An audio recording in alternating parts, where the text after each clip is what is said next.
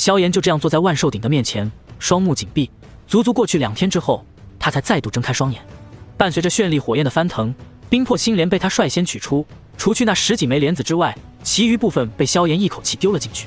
圣心复魂丹的核心材料之名为圣心果，这是一种极为珍贵的药材，原因无他，因为这种药材是生长在斗圣强者的坟头之上的，也就是说，只有在斗圣强者的尸骨之上，才能孕育出那么几枚圣心果，故而此物的珍贵程度自然是不必多说。此物纵然是比不上菩提心这样的神物，可其价值也要比菩提子还要胜过一些，比起冰魄星莲更是珍贵了许多。不过虽然比冰魄星莲更加珍贵，但药效却是相差不多，最大的区别便是冰魄星莲多出了一份冰寒属性罢了。这一点对于萧炎而言并不算什么难事。紧接着萧炎再度取出各种珍贵的药材，每一样都是极为珍贵的，即便是搜刮了这么多斗尊强者的那界，萧炎如今也仅仅只能凑出这么一副药材。一火翻腾，萧炎神色凝重，无数药材就这样在他的万寿鼎当中翻滚着。不过这火焰翻腾之间，一道更加可怕的能量却是已经在悄然酝酿。同时萧炎这段时间的炼药也是引起了西北大陆的一些不小轰动。单独的7品丹药所引来的丹雷或许并不能引起太多人的关注，毕竟7品丹药的丹雷往往与天雷无异，可8品丹药所引动的彩色丹雷却是足以令人震撼了。所幸如今的魔兽山脉已经彻底归于炎盟所掌管，白寒本身也是魔兽山脉的王者，加上西北大陆的强者数量稀少，所以并没有什么人前来打扰萧炎炼丹。然而没有强者打扰并不意味着就完全保密了。当彩色丹雷出现的那一刻，有着8品丹药出世的消息便是已经开始朝着西北大陆的方向开始蔓延过去了。8品丹药无疑是动人心魄的宝物，可依旧没有人敢对这些8品丹药动心，因为很多人都清楚如今炎盟的实力到底有多么强大。如今的炎盟有了天蛇府的加入，比起那些西北大陆真正的顶尖势力已经丝毫不差，这些人自然不愿轻易得罪。而且很多人都猜测过萧炎的老师是丹塔当中的某位巨头人物，万一这段时间里的丹雷是那位丹塔的巨头所炼制的呢？一想到这个可怕的身份，便是很多斗尊强者都是不敢有着丝毫的得罪了。同为斗尊，身份实力差距也是很大的，如果这位真的是丹塔的巨头，人家只需振臂一呼，摇来的斗尊强者或许会比整个西北大陆的斗尊都多。所以萧炎这段时间的炼丹虽然紧迫，但却也是相对平静的。不过在这平静之下，却是隐隐有着暗流涌动。冰霜帝国的山脉深处，一血红长袍与一蔚蓝长袍在此刻已经是相对而坐，彼此眼中都是闪烁着危险的光芒。四哥，最近那个西北大陆的绝世天才真是越来越嚣张了。九天尊魔与双眼微微眯起，听说他15岁就拥有了斩杀斗宗的实力，如此天赋简直是强的有些骇人听闻。我还听说这萧炎的老师或许是丹塔的某个老东西，他所创立的这个炎盟或许会成为我魂殿将来针对西北大陆计划的一个阻力啊。听到魔语的惊叹，雪河也是微微点了点头，一双血红色的眉毛微微跳动，却是有着寒光闪烁。不仅如此，我总感觉这个萧炎有些诡异。诡异是肯定诡异的，15岁就能斩杀斗宗强者，这能不诡异吗？魔语苦笑一声，眼中有着一种极度的怒火。他15岁的时候好像连大斗师都不是吧？这世界上怎么会有如此逆天的家伙？倘若不是顾忌这萧炎的身后有着某个大人物，他此刻已经前往加玛帝国将这该死的小子灭杀了。没有别的原因，纯粹是看不得别人比他优秀。不，我说的可不只是这小子的天赋。血河却是轻轻摇了摇头，我总感觉这个萧炎或许与药尘有着一些关系。他话音落下，魔语的身体便是微微一颤，看向血河的目光多了一丝不可置信与贪婪。你是说之前出现过的那道天境灵魂波动？不过这也仅仅只是一个猜测而已。血河嘴角露出一抹邪异的笑容，虽然仅仅只有一丝可能，但也是宁可错杀不能放过，更何况这炎盟的存在将来必然会阻碍到我魂殿的计划。说到这里，他的目光也是看向了一旁的魔语。之前我等一直忙着联系西北大陆的其他势力，倒是抽不出太多的空子，如今大方向已经定好，倒是也可以抽出空来对付一下这个羽翼未丰的小家伙了。那失明宗和鬼影门不是刚刚投靠了我们吗？倒是刚好可以用他们2人来试探一下这个炎盟。说到这里，雪河和魔语都是略微有些期待。如果那小子的老师真的是药尘那个老家伙的话，那我们可就是大功一笔了。如果是当年的药尊者药尘，而且还是恢复了天境实力的药尘，那这笔功劳对于他们2人而言也是很有价值的。就算不是，这小子最好真的有着某位丹塔巨头给他撑腰，否则一样要死。魔语眼中露出一抹寒芒，雪河眼中也是同样如此。他们都很想杀了这个叫做萧炎的绝世天才，没有其他原因，就是因为此人天赋太高，前途太广。以萧炎目前的种种表现来看，他未来成为斗圣的几率绝对是要比雪河和魔羽都要大许多的。单单是这一点，便是令两人心生嫉妒。当然，丹塔的几位巨头也不是他们可以无视的。身为魂殿之人，他们虽然不怎么惧怕丹塔，甚至与丹塔为敌，但是若是与一位丹塔巨头结下不死不休的仇怨，依旧是件很麻烦的事情。因为他们不仅是斗圣之下最强大的一群人，而且还是斗气大陆最顶尖的一群炼药师。纵然他们没有斗圣的实力，可论起难缠程度，却并不亚于一位半圣强者。所以，对于这萧炎，便是雪河和魔羽也不敢随手杀了。不过无妨，那失明宗和鬼影门都是加起来也有着3位斗尊强者，对付一个刚刚建立的炎盟也是足够了。若是这小子没有那传说中的背景，解。9天之后，天空之上一片雷鸣，9种颜色所凝聚出的可怕雷云遮天蔽日，直接令整个魔兽山脉中央的众多魔兽都瑟瑟发抖起来。此刻，即便是白寒这位7阶巅峰层次的魔兽都感到心惊胆战。9色丹雷，只差一步就要成为9品的顶尖丹药才能引发的可怕丹雷。一道丹雷落下，5星斗尊以下的强者都要瞬间陨落。就算是真正的9星斗尊强者，想要将这道雷劫完整的抗下，也不是一件容易的事情。望着那浩荡无比的雷劫，萧炎的脸上也终于是露出了一抹凝重之色。老师，接下来就看你的了，必要时刻我会出手帮忙的。萧炎看了一眼一旁的药老，药老此刻的神色则是更加的凝重。虽然他如今有着天境中期的灵魂力量，但毕竟仅仅只是一个灵魂体，那具斗圣肉身仅仅只是和他有了一丝契合度，距离可以真正的使用还差得远呢。所以面对这道9色丹雷，药老这次是真的不敢大意了。雷霆对灵魂本就有着些许的克制效果，若是一个不慎，怕是又要伤到灵魂本源了。不过若是这道丹雷抗不下来，复活大计可就终成一场空了。到时候他就只能跟天火尊者一样，用生骨融血丹复活了。想到这里，药老也是不再犹豫，下一刻森白的火焰便是已经从他的体表凝聚，然后朝着天空之上狠狠爆射而去。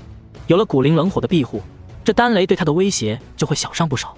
不过很快，仅仅一记9色丹雷，便是令药老面色微变，灵魂都是略微暗淡了一分。虽然暗淡了一些，但与这肉身的契合度又多了一丝。药老只感觉灵魂都是一阵酥麻，当下心头一恨，再度扛着9色丹雷不断冲击了过去。轰隆隆，天雷滚滚，9种色彩的雷霆落下，响彻整个魔兽山脉。药老的灵魂与那斗圣遗体融合在一起，不断地抵抗着那一道道9色雷霆。不知过了多久之后，当足足80道9色丹雷被抗下，萧炎炼丹的那座山峰在此刻都早已化作了粉末，而药老的灵魂在此刻却是同样变得虚幻暗淡了许多。正是此时，原本9色的雷云却是骤然变得漆黑一片，令本就虚弱疲惫的药老脸色微微一变。黑魔雷，望着那骤然出现在天空之上的漆黑雷云，药老双眼露出一抹苦笑之色。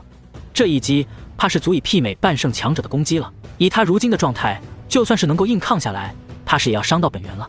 不管了，只要抗下这一击，复活便不是遥远的事情了。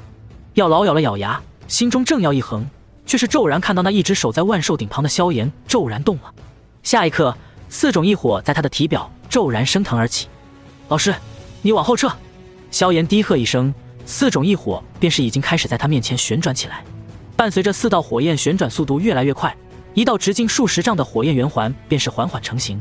火焰圆环通体呈现4种诡异的颜色，在其圆环的内部，则是宛如黑洞一般的纯粹黑色。骤然看去，竟然连周围的光线都仿佛被吞噬了一般。这是……一旁的药老看到这一幕，双目当中不由得露出一抹惊异的神色。在那火焰组成的圆环当中，他似乎是看到了一种轮回的味道。在这圆环形成的那一瞬间，萧炎的脸色便是已经变得苍白了不少。虽说他如今的灵力已经达到了通天境，但其实论起量也不过是堪比斗气大陆的斗宗前中期而已。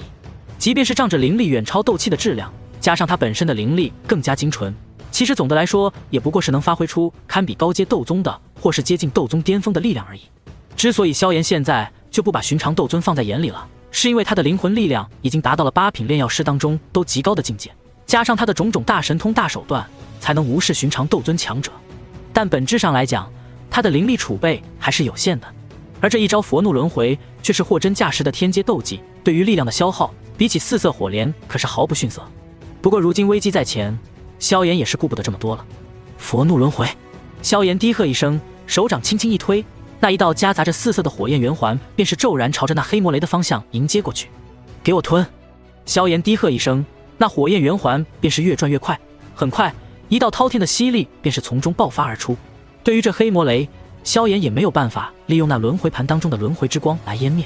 说到底，他现在仅仅只是一名通天境初期，即便是再有如何逆天的手段，可那黑魔雷也终究是堪比半圣级别的攻击。哪怕仅仅只是堪比出入半圣级别的强者攻击，那可怕的威力也远远超过寻常斗尊巅峰。所以无论是萧炎还是药老都是不能硬抗。药老硬抗或许也能抗下，但代价便是伤及到本源了。而萧炎若是硬抗，那估计要灰飞烟灭了。好在他手中还有着数不清的手段。轰！火焰圆环在天空当中疯狂的旋转，恐怖的吸力释放，令其周围的空间都在缓缓坍塌消亡。这一幕令药老和白寒都是瞳孔微微一缩。这种可以吞噬万物、消亡万物的可怕威能，实在是令人心寒。哪怕是药老的见识，也是十分的忌惮。在3人的目光当中，那火焰圆环就仿佛挑衅一般的冲向天空，直奔黑魔雷而去。轰隆！那黑魔雷也似是感受到了这一火圆环的挑衅，当即也是直接震碎了周遭的空间，化作一道电光，狠狠地劈了下来。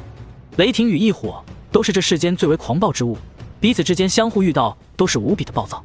然而在药老和白寒震撼的目光当中，那黑魔雷在骤然劈进火焰圆环之后，却是突兀的没有了动静，就仿佛直接消失了一般。这样的一幕令药老都是心生震惊，这可是堪比半圣强者一击的黑魔雷啊！萧炎这都能化解了。还没等他反应过来，那火焰圆环却是微微一颤，紧接着便是骤然爆裂开来，化作无数火苗四处飞散。同一时刻，那站在原地的萧炎也是体内传来一声闷响，一口鲜血被他直接喷出。萧炎的气息在这一刻也是瞬间萎靡起来，脸色苍白如纸。你怎么样？在萧炎喷出鲜血的那一刻，药老的灵魂便是已经骤然出现在了萧炎身边，十分急迫地扶住萧炎那摇摇欲坠的身体。对于这个少年，即便是不知道他为何如此厚待自己，可这些年的行为早就让老将他当做了自己的孩子一般。无妨。萧炎嘴角沾满血迹，却是忍不住咧嘴一笑，连忙从那戒当中取出一枚冰魄星莲子和一枚6品的疗伤丹药服下，就是遭受了一些反噬而已。所幸这黑魔雷倒是抗下了。丹药下肚，萧炎的脸色这才恢复了一些血色，望着药老笑着说道：此时正是你我最为虚弱的时候，还是赶紧闭关恢复实力吧。等你我2人完全恢复之后，便是开始准备复活之时了。以灵魂之体硬抗一道9色丹雷的雷劫，即便是药老那天境中期的灵魂，此刻都是颇为的虚弱。好在之前的众多丹雷虽然消耗了他大量的灵魂力量，却并未伤及到太多的灵魂本源。有了萧炎的太一地魂诀，只需几日的时间便是可以恢复如初了。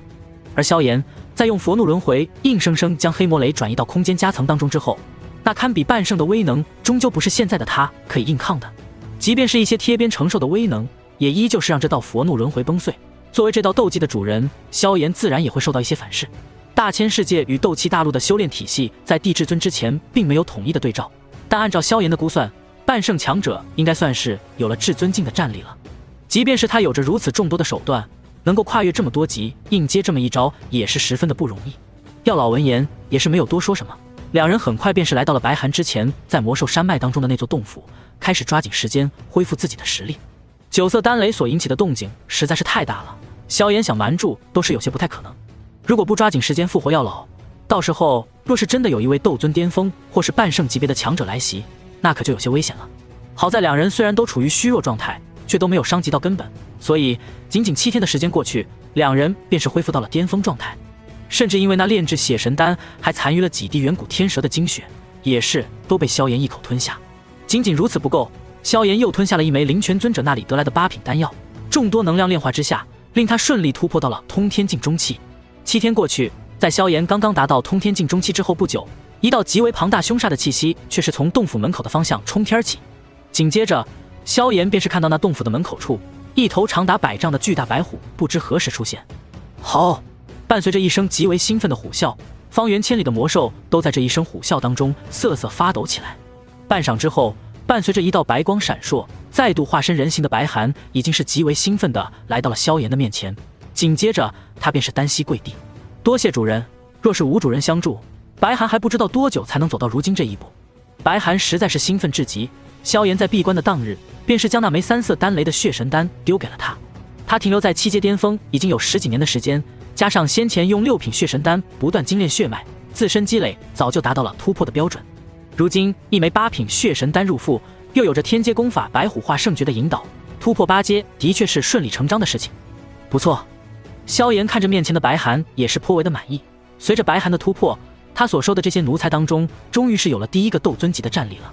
而且借助着玄冥白虎那可怕的一种血脉，白寒虽然刚刚踏入8阶，却是足以与2星斗尊纠缠很久。等回到炎盟总部，便是可以让你妹妹也服用血神丹了。萧炎心情显然是很不错，手指轻轻一点，白虎化圣诀的下半部也是落入到了白寒的额头当中。而那白寒在得到了下半部的白虎化圣诀之后，身体更是激动的颤抖，当场就给萧炎磕了一个。有了这完整的白虎化圣诀，你们兄妹在修炼到9阶之前都不会遇到太大的阻碍了。不过想要突破9阶的血脉桎梏，还是有着不小的困难的。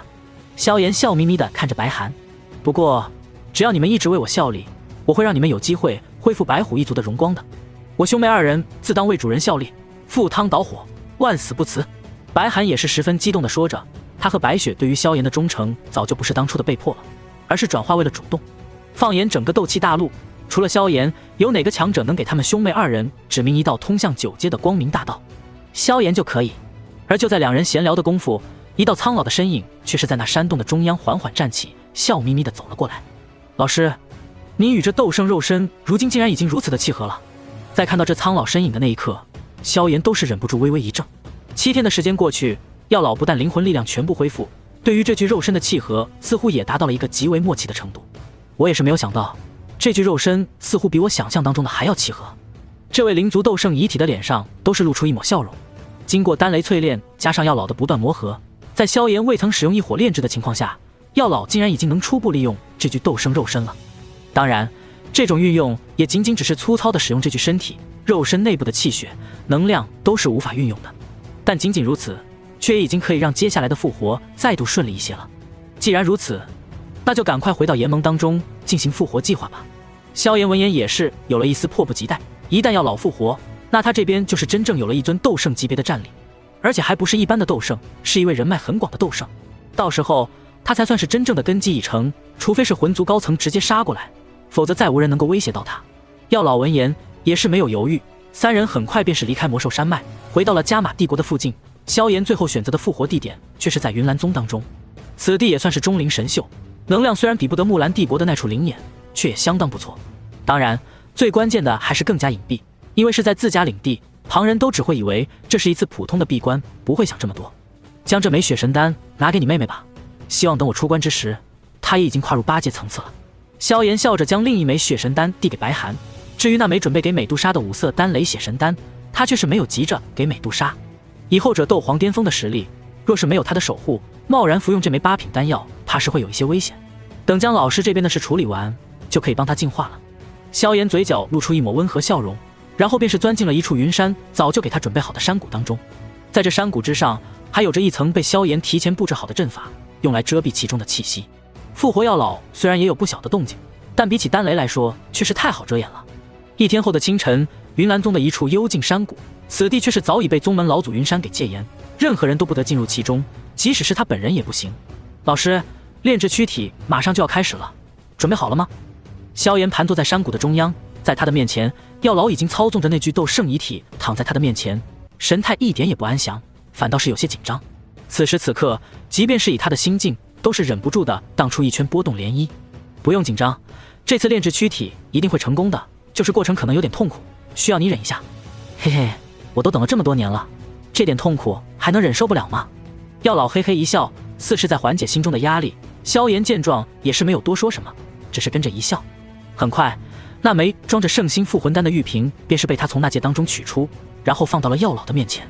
而对于这些步骤，药老自然也是极为熟络，灵魂主动离开斗圣遗体，并未有什么迟疑，便是伸手接过玉瓶，然后心头一动，一缕灵魂便是掠飞而出，盘旋在萧炎身旁。萧炎一手抓着这缕灵魂，然后便是将这缕灵魂拍进了这具斗圣遗体当中。老师，我先炼制躯体，一旦成功，你便进入其中，完成融合一步。萧炎神色越发的凝重起来，手掌一翻，一个大号的玉瓶便是已经出现在他的手中。去！萧炎低喝一声，玉瓶打开，一道道远古天蛇的精血如同一丝丝水流一般，开始落在那斗圣遗体之上。轰隆隆！在这远古天蛇精血落在那斗圣遗体上的那一刻，一道道可怕的能量波动便是已经不断的传来，令周围的空间都开始震荡不已，甚至隐隐有着裂痕出现。那斗圣遗体当中本来就残留了些许的斗圣精血，如今又与这远古天蛇的精血所相冲，彼此引发的冲突都是足以堪比斗宗强者交手，顿时令空间都动荡不已。一层层能量涟漪撞在萧炎身上，萧炎却是神色不变，混沌熔炉在体表缓缓悬浮，将这些能量轻易抵挡，甚至有着小部分能量被转化给了萧炎利用。见到这一幕，药老也是微微皱眉，磅礴的灵魂能量迅速覆盖整个山谷，将这些能量涟漪彻底的屏蔽。到了此处，萧炎才张口一吐，一道绚丽火焰便是被他直接喷出，然后落在这斗圣躯体之上。一尊斗圣强者的躯体，加上远古天蛇的精血，那都不能算是凡物，换作是一火榜排名前10往后的一火，怕是需要1年半载才能对这2样形成真正的影响。所幸萧炎的地炎种子已经融合了足足4种异火，加上他火焰大道的加持，如今的地炎种子怕是快要接近虚2的金地焚天炎这一层次了。也唯有这种层次的火焰，才能真正的对斗圣级别的东西产生影响，才能在较短的时间内炼制面前的这尊斗圣身体。滋滋，在远古天蛇血的侵蚀之下，这道斗圣遗体体表都是开始冒出了层层的白烟，然后在萧炎的目光当中再度转变成了各种色彩。不过看得出来，两者之间似乎很不融洽，时常会发生一些小冲突。不过这些小冲突所引起的能量涟漪却是一点也不小。好在有着异火的不停炼化，才让这些血肉能量以及骨骼都开始缓缓地融合起来，开始慢慢煅烧吧。对于此番行动，萧炎和药老都是早有准备，因此，虽然那斗圣遗体当中不断释放着庞大的能量，萧炎却是丝毫不慌，而是张口一吐，混沌熔炉直接从他的体内飞出，将这具斗圣遗体包裹，无尽的绚丽火焰不停地煅烧着这道遗体。炼制一名斗圣强者的躯体，就连各种宝物都是比前世还要高了整整一个级别，所以哪怕萧炎的异火十分强大，可这种煅烧却依旧持续了足足3天3夜的时间。3天3夜的不停，将异火功率调到一个极高的层次，换作旁人，哪怕是斗尊强者，此刻都要将斗气消耗干净了。好在萧炎有着混沌熔炉，混沌熔炉旋转之间，不但在不停地将这尊斗圣遗体给淬炼得无比凝实，而且也将其中残余的能量波动转化为萧炎的力量，让萧炎获得了极强的续航能力。如此足足3天之后，当萧炎将混沌熔炉缓缓收起的时候，那具斗圣遗体在此刻却是已经变了个模样。只见其体表之上的一切血肉精血都已经完全消失不见，就连内脏都是完全消失，空气当中只剩下了一道通体晶莹如玉的白骨，只是这白骨的骨骼当中却是有着一种浓郁到极致的生机在演化。这种生机似是吸上一口便是足以让人原地复活一般。3天的时间当中，萧炎已经将斗圣遗体的血肉、远古天蛇的精血以及一切统统炼化为一道道磅礴的生命本源，灌注在这白骨当中，只等药老在其中复活，这些生命本源便是会再度化作血肉能量，而再度转换之后的这些东西便是将完全属于药老所有。老师，感受着火候已经到了，萧炎也是不再犹豫，目光看向一旁的药老，神色凝重。药老也是颇为激动的点了点头，以他的眼力自然知道是时候了，于是乎他也是不再犹豫，很快便是将那枚圣心复魂丹取出，任由那丹药发出阵阵涟漪，药老依旧将之直接吞入魂体当中。下一刻，他的灵魂便是直接化作一道光芒，最后直接钻进这白骨的眉心当中。是，伴随着药老的灵魂进入其中，原本平静的骨骸骤然颤动起来，只见那空洞的眼眶深处竟然有着灵光闪动，紧接着恐怖的生机便是从其骨骼当中骤然迸发，一道道血肉开始从骨骼表面迅速生出，然后便是被一火再度煅烧熔炼。好，药老发出痛苦的嘶吼。老师，顶住了！萧炎神色凝重，一道道绚丽火焰不停地煅烧着，而那些刚刚生成的血肉组织却是再度被烧成灰烬。只是斗圣强者的毕生精华加上小号的圣心复魂丹所孕育的生机太过恐怖了，任由萧炎的火焰如此可怕，也依旧阻挡不住那些血肉的生长速度。如此再度煅烧了足足3天的时间之后，那血肉却是早已形成轮廓，甚至在其表面已经有了皮肤生成。良久之后，萧炎缓缓站起身，只留下一道混沌熔炉残留着剩余的高温，缓缓帮助接下来的融合。到了这一步，萧炎的嘴角也是缓缓地露出一抹笑容。不知道融合了这具身体之后，药老复活之后的实力到底能够达到什么层次？这位灵族斗圣生前可是3星斗圣的修为，药老借助这具身体复活，就算无法达到3星斗圣，想必达到2星绝对是没有问题的。想到这里，萧炎眼中也是略微的有些期待了起来。不过想要完全的掌控这道斗圣躯体，药老怕是也需要很长一段时间。但无论如何，最终的结果，等他再度睁开双眼，浴火重生的时候，他就不再是当年的药尊者药尘了，而是药圣药尘。在药老进入那种与躯体融合的状态之后，萧炎也是不再多想，而是盘腿坐下，开始再度修炼起来。前世的时候，一具半圣级别的躯体都是足以让药老花费足足半个月的时间才掌控，这一次却是一尊至少达到2星斗圣级别的躯体，相当于让药老在复活的同时也直接突破到斗圣了。因此这次复活所需要的时间必然是不短的。此番炼制躯体对他的消耗也是颇大，不过好处却是也残留了许多。想到这里，萧炎手掌一翻，一个小号的混沌熔炉也是出现在他的手中。在这方混沌熔炉当中，一道氤氲缭绕的彩色光团也是在其中缓缓地漂浮着。这是炼制躯体所残留的一些斗圣精华，虽然只是一些边角料，但对于斗尊强者而言，怕是都会觉得珍贵无比。不过寻常人想要将这些精华吸收，却也不是一件容易的事情。好在这些东西对于萧炎而言却并非什么难事。只见他心念一动，混沌熔炉当中瞬间火焰升腾，开始不停地炼化着这火焰熔炉当中的庞大能量。吃，在那可怕的高温之下，这些残留的精华也是被迅速炼化，转化为了一道道庞大精纯的能量汇入萧炎的体内。萧炎体内的气海当中，炎神法身在这一刻也是张开嘴巴，大口吞吸着这些能量。随着萧炎实力的不断提升，这道法身也越来越像是一道真正的至尊法身了。而当这道至尊法身真正凝练成功的时候，就是萧炎再度登临斗气大陆巅峰强者行列的时候。3天之后，当萧炎再度睁开双眼的时候，虽然没有冲天的波动传开，但萧炎身上的气息无疑是再度雄浑了许多。通天境后期了，萧炎嘴角没有任何的笑意，反倒是有些烦恼了。在这之前，他的境界提升虽然需要极为庞大的能量，可却并不算难得。而到了这一步之后，他便是要真正的朝着至尊之路迈入了。以他对于灵力那可怕的精纯要求，以及至尊小三难对于灵力的恐怖消耗，怕是需要不知道多少能量才能迈入这一步。这将是一个极为可怕的消耗，特别是萧炎的灵力精纯程度远超常人，如果真的扩展开来说，或许足以堪比其他强者成为斗圣的消耗。看来等老师复活之后，我也是该真正的前往中州了。萧炎咧嘴一笑，如今的西北大陆实在是没有太多的资源可以支持他后续的修炼速度更快几分了。闲来无事，倒是可以将青莲宝座给重新炼制一番。萧炎屈指一弹，曾经装着青莲地心火的那道青莲台便是出现在他的面前。混沌熔炉很快就再度扩大，将这一道青玉莲台给包裹进去。这道青玉莲台虽然是堪比冰魄星莲一个层次的天才地宝，可面对如今的地炎雏形，却也没有太多的反抗之力。仅仅一炷香的时间，便是被萧炎融化成了一团翡翠色的液体。见此情形，萧炎却是微微一笑，挥手之间，大量的金属、矿石、天才地宝都落入到了混沌熔炉当中。在地炎雏形的煅烧之下，这些火焰很快就被融化、精炼，最后化作一道道液体或是粉末。这时，萧炎再度甩出了足足10几枚莲子，这些莲子当中既有地心火莲子，也有冰魄星莲的莲子。这些莲子落入其中之后，也很快被再度煅烧，化作一道道或是赤红或是冰蓝的液体。冰火星莲子，凝！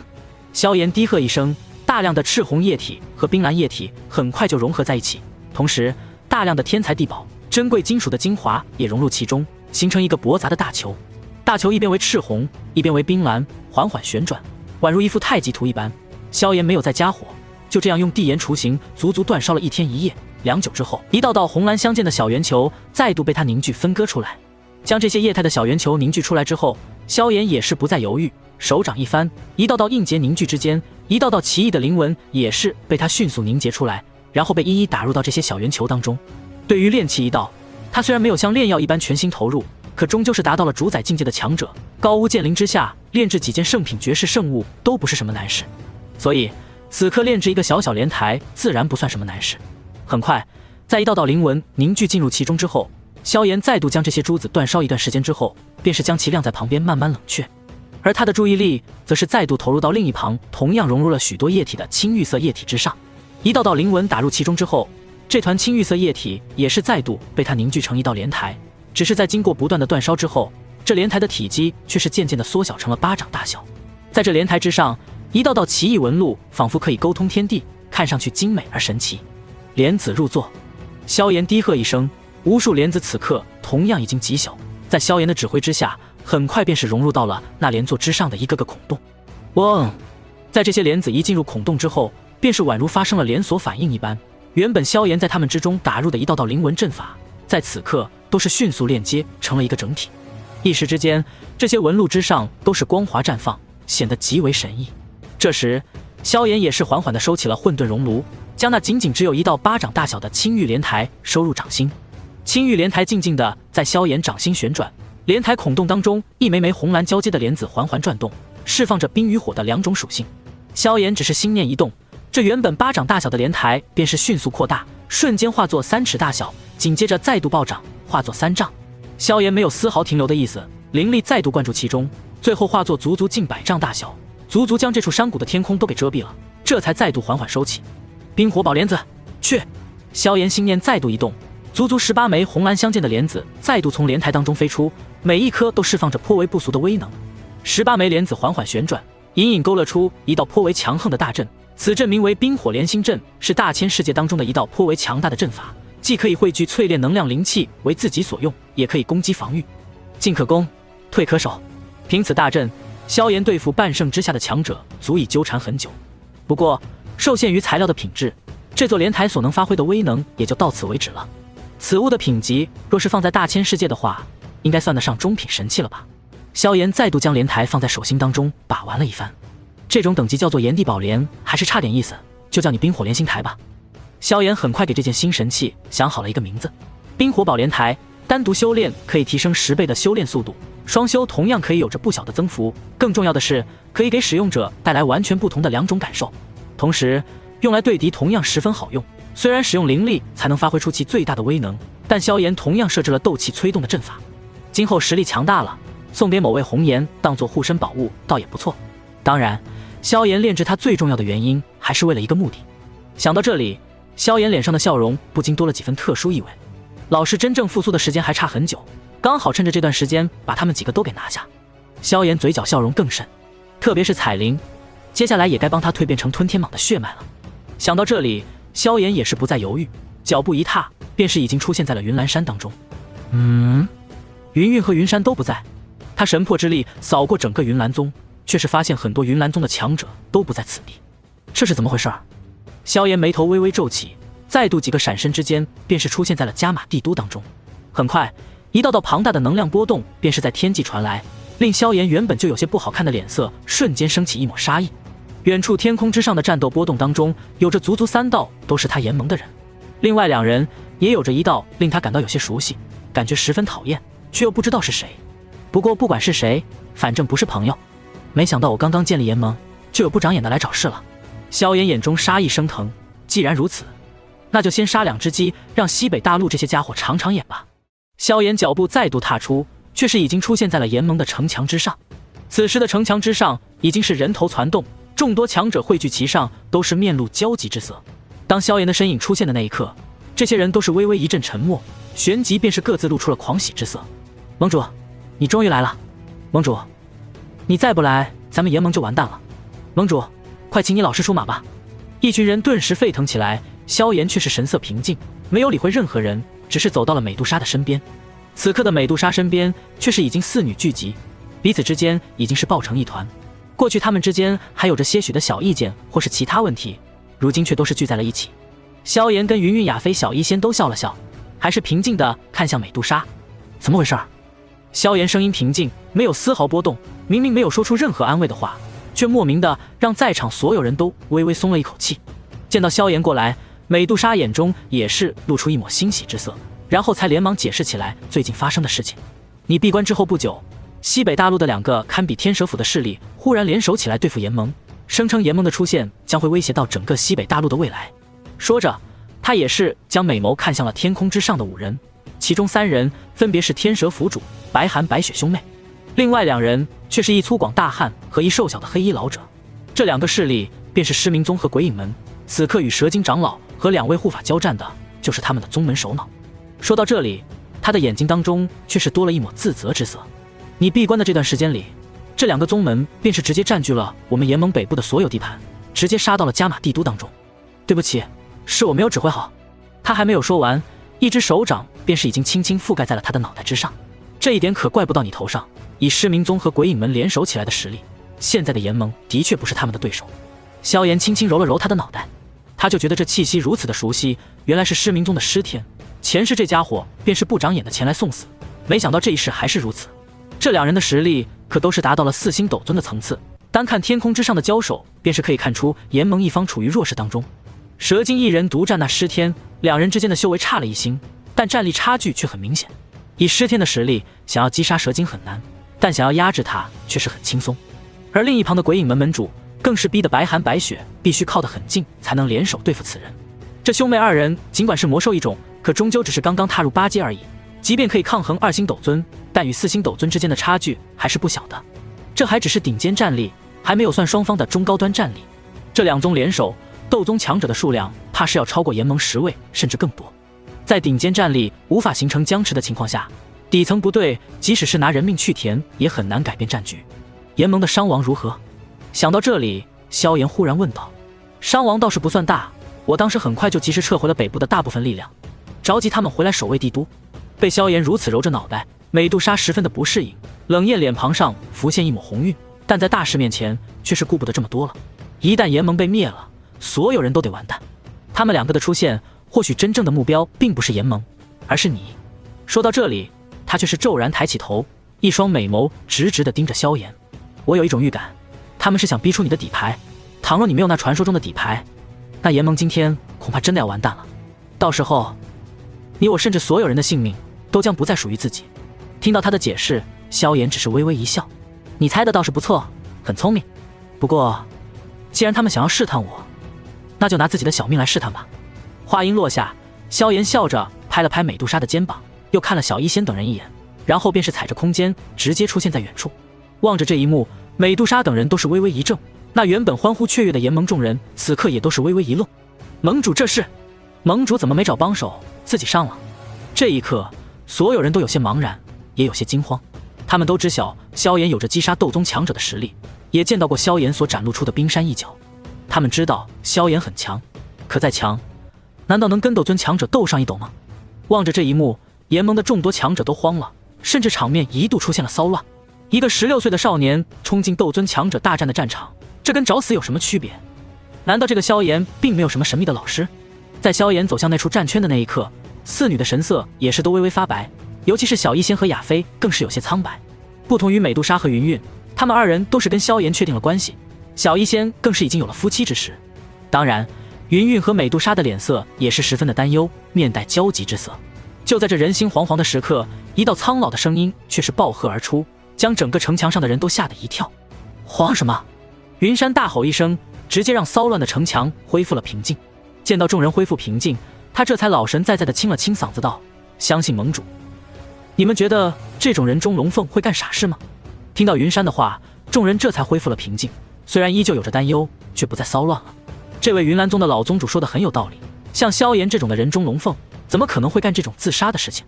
他能如此的从容，一定是有他的底牌。老师，萧炎他真的不会有事吗？云云在这一刻却是回头看着自己的老师。当然，云山斩钉截铁地说着，还不忘调侃一下云云。玉儿，看来你对萧炎少主还是颇为关心的嘛。哎，你个老不正经的东西，这种时候还开这种玩笑。云云瞬间脸一红，瞪了云山一眼。云山嘿嘿一笑，心中却是在默默祈祷：主人，你可别冲动啊，你要是死了，我也得跟着完了。他是真正见过萧炎出手的，知道萧炎的确很可怕，但他还是不敢确定萧炎真的有斗尊级别的战力。他只知道萧炎若是死了，他的魂印也会在瞬间爆开，到时候他所有的奴仆都得跟着死。而在这万众瞩目的时刻里，萧炎却是已经走到了战场当中，磅礴的能量涟漪冲击在他的身上，却是未曾对他造成丝毫的伤害。看到这一幕，原本剧烈厮杀是几人也是都缓缓停手。萧炎，你出关了。蛇精看到萧炎的那一刻，才微微松了一口气。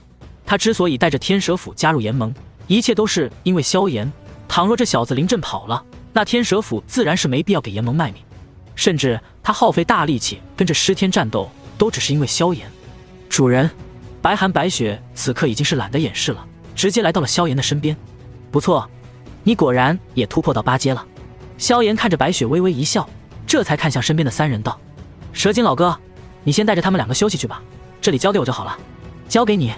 蛇精微微一怔，这才将目光郑重地看向对面的两人。这两人可都是4星斗尊，莫非你师门派人来帮你了？蛇精心中也是有着期待，如果萧炎的背景是真的，那以他老师的地位，叫个高级斗尊来当帮手，应当是十分轻松的一件事。若是如此，摆平这两个家伙地区是十分轻松。帮手，萧炎微微一怔，却也不愿过多解释，只是笑着道：“算是吧。”闻言，蛇精也是不再多想，当即便是带着白寒白雪退去。他心中如此，白寒白雪却是不同。此刻他们兄妹二人看待那两位斗尊的目光，已经是在看待两个死人了。你就是那个传说中的绝世天才萧炎。在三人离开的刹那，一个阴冷苍老的声音已经是在萧炎不远处响起。只见那鬼影门的门主此刻正阴恻恻地盯着萧炎：“小子，你虽然是绝世天才，却也不是我们的对手，快把你家大人叫来，否则今日你就跟你的炎盟一起陪葬吧。”尸天粗犷的声音响起，正一脸不屑地盯着萧炎。绝世天才，今后的确有可能超越自己，可以他如今的年龄，在自己的面前也仅仅只是一个蝼蚁而已。让我家大人出手，你们两个或许还不配。萧炎面带笑容地看着两人：“对付你们两个，我自己就够了。”他的话音落下，不但是尸天和鬼影门主微微一怔，就连远处的炎盟众人都是脸色大变。不是，盟主他真上啊，他怎么敢的？这一刻，炎盟的众人都慌了。同一时刻，那尸天在此刻也是忍不住哈哈大笑起来。小小后生竟敢口出狂言，看来你那位传说中的老师并非真实啊。说到这里，尸天的眼中露出一抹贪婪与兴奋之色。放心，我不会杀了你的，我会封印你的斗气，让你一辈子无法达到斗尊，然后成为我师明宗的炼药奴隶。说罢，他目光还贪婪地看向了炎盟的城墙之上。不过我倒是没想到，你炎盟竟然还有着这么多美人。既然如此，我也一并笑纳了。哈哈。他的话音刚刚落下，便是看到远处萧炎身形一颤，下一刻，一道炽热的高温已经是出现在了的附近。本来想给你们一个当狗的机会的，可你偏偏非要找死。阴冷的声音宛如九幽地狱的恶魔，在尸天的耳边响起。既然如此，那就只能把你的脑袋拧下来了。怎么可能？他的速度怎么可能会这么快？尸天忍不住瞳孔一缩，周身磅礴斗气迅速凝聚在体表，形成一套坚硬的铠甲，然后便是感受到胸口处宛如惊雷炸响的一拳。咚！炽热的拳头夹杂着恐怖的高温，直接落在他的胸口。那刚刚凝聚出来的斗气铠甲几乎是被瞬间击溃。紧接着，在所有人惊骇的目光当中，尸天那高大的身躯便是如同炮弹一般被瞬间击飞，最后将一座山峰撞倒之后，依旧在地面留下了一个巨大的深坑。望着这一幕，几乎所有人都沉默了。天空之上，鬼影门门主瞪大了眼睛，跟见鬼一样看着萧炎，而蛇精则是一脸懵逼地看着这一幕。不是，原来他不只是速度快的吓人啊！蛇精眨了眨眼，他过去一直以为萧炎只是速度堪比斗尊强者，甚至比自己都要快上一些。可今天见到萧炎出手，他才忽然明白，原来萧炎的实力也是强的可怕。盟主，他把一个4星斗尊给打飞了。这一刻，炎盟城墙之上，一群炎盟强者都是一脸茫然地看着这一幕。不是，你能击杀斗宗也就算了，你怎么连斗尊都能吊打了？这一刻，所有人都是有些脑子转不过来了。击杀斗宗和击败斗尊，甚至击杀斗尊，这可完全不是一回事啊！要知道，萧炎今年满打满算才16岁，16岁的年纪，别人有些还在修炼斗之气呢。您老人家杀个斗王，我们认了；杀了斗皇，我们惊了；杀了斗宗，我们忍了。可是你今天这是要干什么？真要宰2个斗尊强者才肯罢休吗？这可是斗尊啊！此刻，萧炎的众多红颜们也是微微张大了小嘴。哪怕是最熟悉萧炎的小医仙，在看到这一幕之后，依旧是忍不住有些呆滞。少爷威武！一个稚嫩的声音响起，众人却是看到青灵正一脸兴奋地给萧炎呐喊助威。萧炎，打爆他的狗头！在青灵的身边，紫妍也是挥舞着小拳头。2个小丫头的嚎叫顿时打破了城墙之上的寂静，紧接着迎来的便是一片排山倒海一般的欢呼。盟主威武！盟主威武！此刻的炎盟，所有人都沸腾了。不管他们如何想不明白萧炎为何能够将一位斗尊强者打成这样，但结果却是肯定的，那就是这位盟主的实力的确是可以吊打一位4星斗尊的，有这一点就够了。这意味着他们已经抱上了一个了不得的大腿。父亲，我看您之前似乎还是有些低估小妍子了。萧鼎、萧厉此刻也是站在萧战的身边，望着这一幕也是有些沉默，唯有萧战站在原地，微微颤抖着嘴唇，说出了一句话：我儿萧炎怕是有斗帝之姿啊。天空之上，感受着身后的一片沸腾，萧炎却只是微微一笑，然后不由得微微活动了一下筋骨。他已经好久没有打个痛快了，今日这尸天送上门来，倒是刚好送上来一个人肉沙包。以萧炎如今通天境后期的实力，单论基础力量，大致也就相当于3星斗尊左右。当然，这仅仅只是基础力量而已，毕竟他手中有着各种神通，越级而战，简直是如同吃饭喝水一般。不过，一个小小的尸天，显然还不够他施展一些神通。他要借着这个机会，好好舒展一下筋骨。好，在萧炎活动筋骨的同时，那原本一片碎裂的山峰脚下，尸天的身影却是再度冲天起。与此同时，一道带着阴暗属性的庞大剑气也是骤然从萧炎身边爆射而来。鬼影门主对萧炎发动了袭击，一位4星斗尊的剑气几乎是在瞬间撕裂了空间，狠狠地往萧炎脑门上戳了过去。雕虫小技，找死！萧炎冷笑一声，手掌一翻，玄重尺出现在掌心当中，紧接着便是一道足足数十丈的火焰尺芒骤然挥出。火焰尺芒所过之处，大片的空间直接被焚烧的漆黑一片。那鬼影门主的剑芒在触碰到火焰尺芒之后一触即溃，然后直接被焚烧干净。望着这一幕，鬼影门主脸色大变，连忙再度挥动数十道剑芒，才将这道尺芒给消耗殆尽。此子的实力绝对在我之上。鬼影门主心头一颤，很快便是化作一道鬼影出现在了尸天的身边。此子实力绝对在你我之上，咱俩必须联手才有保命的把握。鬼影门主看着尸天，却是被后者直接推开。什么保命的把握？一个10几岁的毛头小子，绝对是借助什么秘宝秘法才能发挥出这样的战力。我就不信他能一直维持着这样的战斗力了。尸天怒吼一声，手中印结变化，磅礴的能量在他身后凝聚成了一道足足100丈的巨大狮子。这狮子浑身漆黑，散发着宛如幽冥一般的阴冷气息，看上去颇有威势。呵呵，拿出你全部的底牌，今天可要让我打个痛快。对于尸天这副模样，萧炎却是丝毫的不在意。前世的时候，这家伙可是被自己直接一掌击杀了，这一世可不能让这家伙死得这么痛快。狂妄的小子，今天本宗主一定要活撕了你！尸天眼中透露着凶残的光芒，印结变化，那一头漆黑狮子便是化作一道流光融入他的体内。很快，他的身上便是凝聚出了一道阴冷漆黑的狮头战甲。狮鸣魔甲，这一身漆黑战甲覆盖在身上之后，尸天气息明显强了几分，似乎足以与5星斗尊相抗衡一段时间了。小子，给我死！只见他低吼一声，便是化作一道阴冷光芒撕裂空间，朝着萧炎厮杀过来。原来你就这点手段！望着这一幕，萧炎却是不由得笑着摇了摇头。只见下一刻，他的身形便是消失在了原地。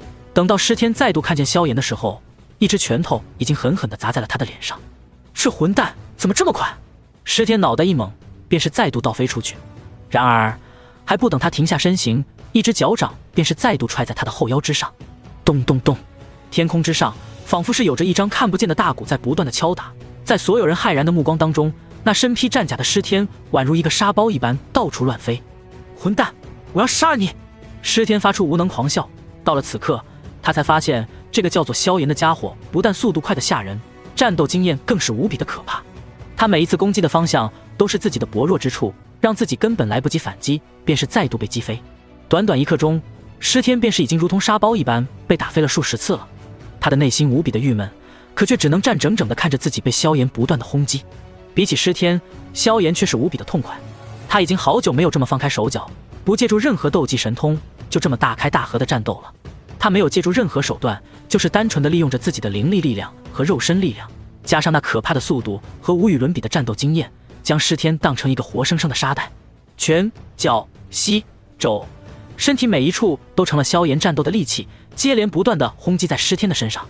3星斗尊在不施展任何斗技之下的全力一击，对于施展斗技后接近5星斗尊的尸天而言，并没有太大的伤害。但是若是10次、100次的全力一击呢？一炷香的时间后，一道惨叫终于是从天际响起。我认输，饶命！尸天发出凄惨的叫声，他实在是不想跟着萧炎打下去了，因为这足足一炷香的时间里，他一次还手的机会都没有，完全被当成了沙包往死里打。他体表的那层尸鸣魔甲都被萧炎打碎了，嫣红的血液不断的从体内流出。认输？听到这句话，萧炎却是忍不住笑了。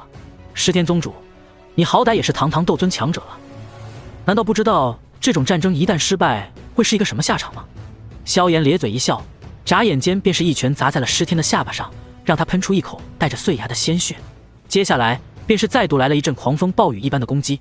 等到萧炎停下手来的时候，尸天已经被打得不成人形，浑身血肉糜烂，经脉骨骼寸寸碎裂，胸骨都是他陷了下去，只剩下一颗脑袋还算完整，一脸绝望地看着萧炎。抱歉，我本来可以给你个痛快的，让你白挨了这么多拳。萧炎一手扣住尸天的脑袋，一脸的舒爽。好久没有打得如此痛快了，作为报答，我就给你一个痛快吧。萧炎咧嘴一笑，正要将尸天的脑袋给拧下来，一道漆黑如墨的巨大斗气掌印却是凭空出现，瞬间撕裂了周围空间。黑天尊，救我！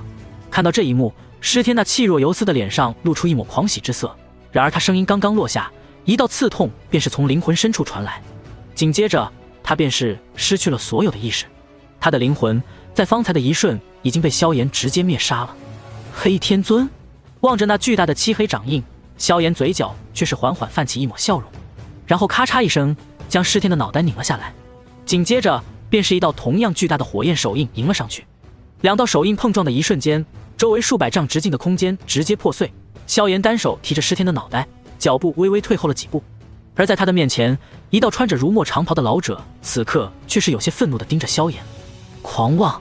黑天尊看着萧炎手里瞪大双眼的尸天，眼中的怒意十分明显。这尸天也是他奉魔与天尊的命令，好不容易拉拢到魂殿一方的，没想到这萧炎却是说杀就杀了。狂妄！对于黑天尊的怒斥，萧炎却仅仅只是冷笑一声：“老东西，我就知道这背后有你们魂殿的指使。不过你以为你一个小小的6星斗尊便是能够拿我怎样？”话音落下，萧炎掌心一翻，一道4色火莲不知何时已经凝聚成型。萧炎没有丝毫的犹豫，望着那黑天尊便是直接丢了过去。吃，4色火莲划过空间，瞬间在天空之上留下一道漆黑的痕迹，然后朝着黑天尊的方向爆射而去，速度之快令黑天尊都是有些闪躲不及。不好，这火莲有诡异！黑天尊脸色微变，连忙低喝道：“老白，还不快快出手帮忙！”话音落下，另一道白色身影却是已经出现在他的身边，正是魂殿的另一天尊白天尊。这黑白天尊乃是一对孪生兄弟，便是如同金银二老一般，通常都是形影不离的。双方联手之下爆发的战力，其实足以堪比7星斗尊。不过无论他们是几星斗尊，萧炎都不在乎。以他如今对于佛怒火莲的掌控程度，一记4色火莲下去，半圣之下没人能够无视。或许那些实力达到斗尊9转的可以施展手段不伤到自己，但只要未曾达到斗尊巅峰，想要硬抗下佛怒火莲，多少得付出一些代价。只见黑白天尊神色凝重，一黑一白两道磅礴斗气在空气中迅速凝结，最后在天空当中凝聚成了一道足有100丈大小的黑白图案。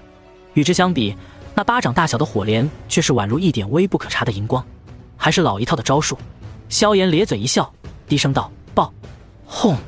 这一刻，整个天空仿佛骤然塌陷了一般，在所有人惊骇的目光当中，直径数百丈的空间直接化作了虚无，一条条绵延1000丈的裂缝如同树根一般蔓延在天空之上。可怕的高温和能量波动令方圆百里的云朵直接蒸发，大地都仿佛在微微震颤。一道释放着无尽光和热的巨大蘑菇云升腾而起，亮瞎了所有人的眼睛。良久之后，当这片蘑菇云散去之后，两道苍老狼狈的身影也是狼狈逃出，一脸惊恐地看着萧炎。怎么可能？你这般年纪，怎么可能有如此实力？黑白天尊此刻都是满脸的不可置信。方才那一招，他们兄弟2人联手抵抗都是受了不轻的伤势，若是单独一人抵抗，此刻怕是已经有了陨落之危。这一招已经堪比9星斗尊的全力一击了，没有什么不可能把鬼影门主留下，否则你们2个便一起留在这里吧。萧炎冷笑一声，翻手之间，一道4色火莲再度凝聚在掌心之间。看到这枚火莲的那一刹，黑白天尊神色大变，条件反射一般的退后到了鬼影门主的身边。萧炎，我们承认你很强，不过你想要在我兄弟2人眼皮子底下击杀鬼影门主，怕是想得太好了一些。黑白天尊冷笑一声，抓住鬼影门主的肩膀，便是破开空间，似是想要飞速离去。是吗？闻言，萧炎嘴角却是露出一抹冷笑。既然战斗的瘾已经在尸天身上发泄完了，那对付着鬼影门主就没必要这么麻烦了。只见他手中的火莲忽然升腾起来，仅仅一眨眼，便是化作了一杆丈许的火焰长矛。炎神之矛！萧炎低喝一声，如同投标枪一般，将这火焰长矛骤然投出。吃！火焰长矛带着可怕的高温，迅速穿越空间。虽然威能不如4色火莲那般恐怖，但速度却是更快了几分。于是乎，在黑白天尊破开的空间即将合拢的时候，那火焰长矛射了进去。啊！伴随着一声惨叫，黑白天尊惊恐而愤怒的声音从中传来：“萧炎，你竟敢如此无视我魂殿！你给我等着！话音落下，那空间已经是完全合拢，黑白天尊已经逃遁而去。见此情况，萧炎也没有立刻追杀，而是手掌一挥，混沌熔炉直接将那10天的尸体吞噬焚烧，化作一道道精纯灵力补充他的消耗。直接斩了黑白天尊和杀了10天鬼影门主性质是不一样的，若是直接宰了这2个家伙，恐怕魂殿真正的强者都会到来。在药老没有顺利复活之前，还是不要把魂殿逼急了的好。等到药老顺利复活之后，那就是他真正的反杀时刻了。做完这一切，萧炎才提着10天的脑袋，笑眯眯地回到炎盟的城墙之上，望着那踏空归来的萧炎，原本热闹的城墙在这一刻却是再度寂静起来。这一刻，萧炎的身形宛如神灵，深深地烙印在每个人的心头。知道看见那张年轻的过分的脸庞，他们才想起来，这个少年似乎刚刚16岁而已。16岁，活生生的将一位4星斗尊打死。16岁发出的一招斗技是如此的惊天动地，甚至让2位更加强大的斗尊强者联手都受伤。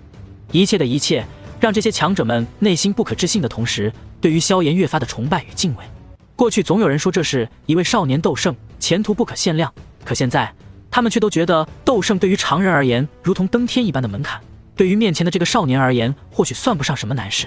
这已经不是一位少年斗圣了，这是一位少年斗帝。有朝一日，这个少年或许有机会触摸到那个所有人心中的传说境界，而若是踏足了那个境界，他们这些今天加入炎盟的强者都将跟着鸡犬飞升。想到这里，所有人的目光都是狂热了起来。扑通一声，云山率先单膝跪地，双手抱拳，冲着萧炎的方向高喝起来：盟主万岁！紧接着，所有人都仿佛产生了连锁反应一般，纷纷单膝跪地，对着萧炎便是高声喊了起来：盟主万岁！望着这一幕，仅仅站在原地的众女和肖战等人在此刻都是脸上露出一抹尴尬之色。我是不是也该给我这儿子跪一个了？肖战有些不适应的摸了摸脑袋。诸位，事情已经了解了。萧炎笑容依旧平和，脸上没有丝毫因为斩杀一位斗尊强者而露出丝毫狂妄的神色，就仿佛他只是随手杀了一条狗一样。这一幕令众人对于萧炎越发的敬畏起来。萧炎见状也没有多说什么，只是安抚了众人一番，这才颁布了接下来的命令：白寒、白雪，你们2人现在就跟随我炎盟大军前往之前被2宗占领的地盘，但凡有人敢阻拦者，一律击杀。刚好弄几具斗宗强者的尸体挂在我炎盟的城墙上当个装饰品。萧炎笑意从容，却是令所有人都打了个冷战。是，主人。白寒、白雪此刻都是不再装了，而是直接将称呼改回了主人。以萧炎如今的实力，已经没有太多隐匿的必要了。很快，白寒、白雪便是带领着炎盟大量的强者杀向了那些被2宗所占领的地盘。失去了最为关键的2位斗尊强者坐镇，失明宗和鬼影门的强者就算是联手起来，也不是这2人的对手。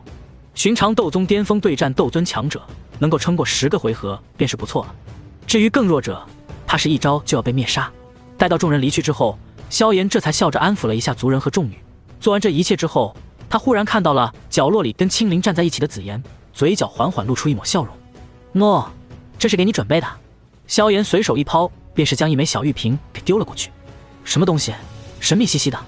紫妍小眉毛微微一挑，打开了玉瓶，伴随着一阵奇异的丹香传来，她乌黑大眼睛瞬间瞪得溜圆。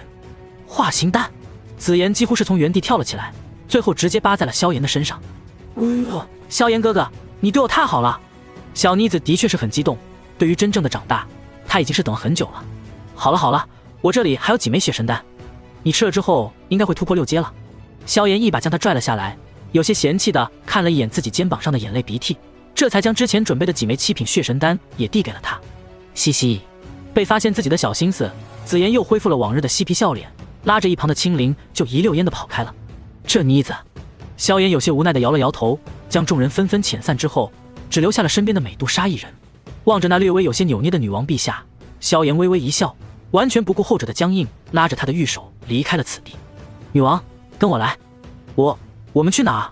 被萧炎牵着玉手，美杜莎那绝美脸蛋上露出颇为不适应的表情，一条修长魅惑的淡紫色蛇尾顶端微微抖动了2下。她也想不明白，平时狠辣果断的自己，怎么一碰上萧炎就被这么轻松拿捏了。换做别的男人敢对她这么做，恐怕早就被她一剑击杀了。是因为炎盟的事情，因为小医仙，因为他对自己实在太好了，还是因为……先逛逛，然后帮你完成血脉蜕变。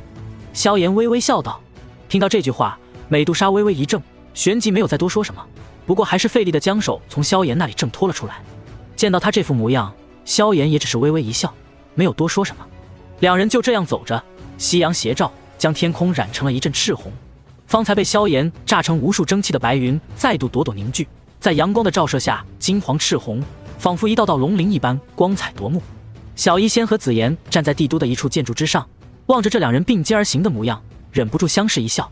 看样子大姐是要被他真正的拿捏了。小医仙轻轻摇了摇头，有些兴奋的同时又有些黯淡。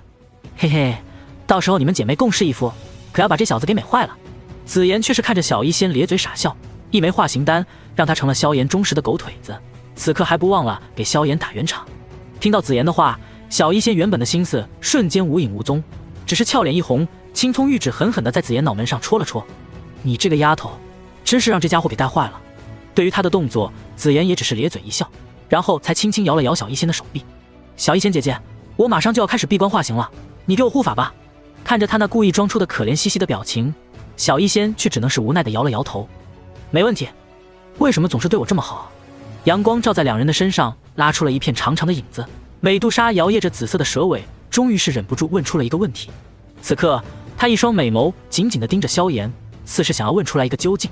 花费这么大的代价，几乎是搭上了半个联盟，就算是萧炎对这联盟真的不是很在乎，可值得吗？就为了泡一条美女蛇？望着他那紧紧凝视着自己的眼神，萧炎却是笑着摇了摇头。没有那么多为什么，时间长了你慢慢就懂了。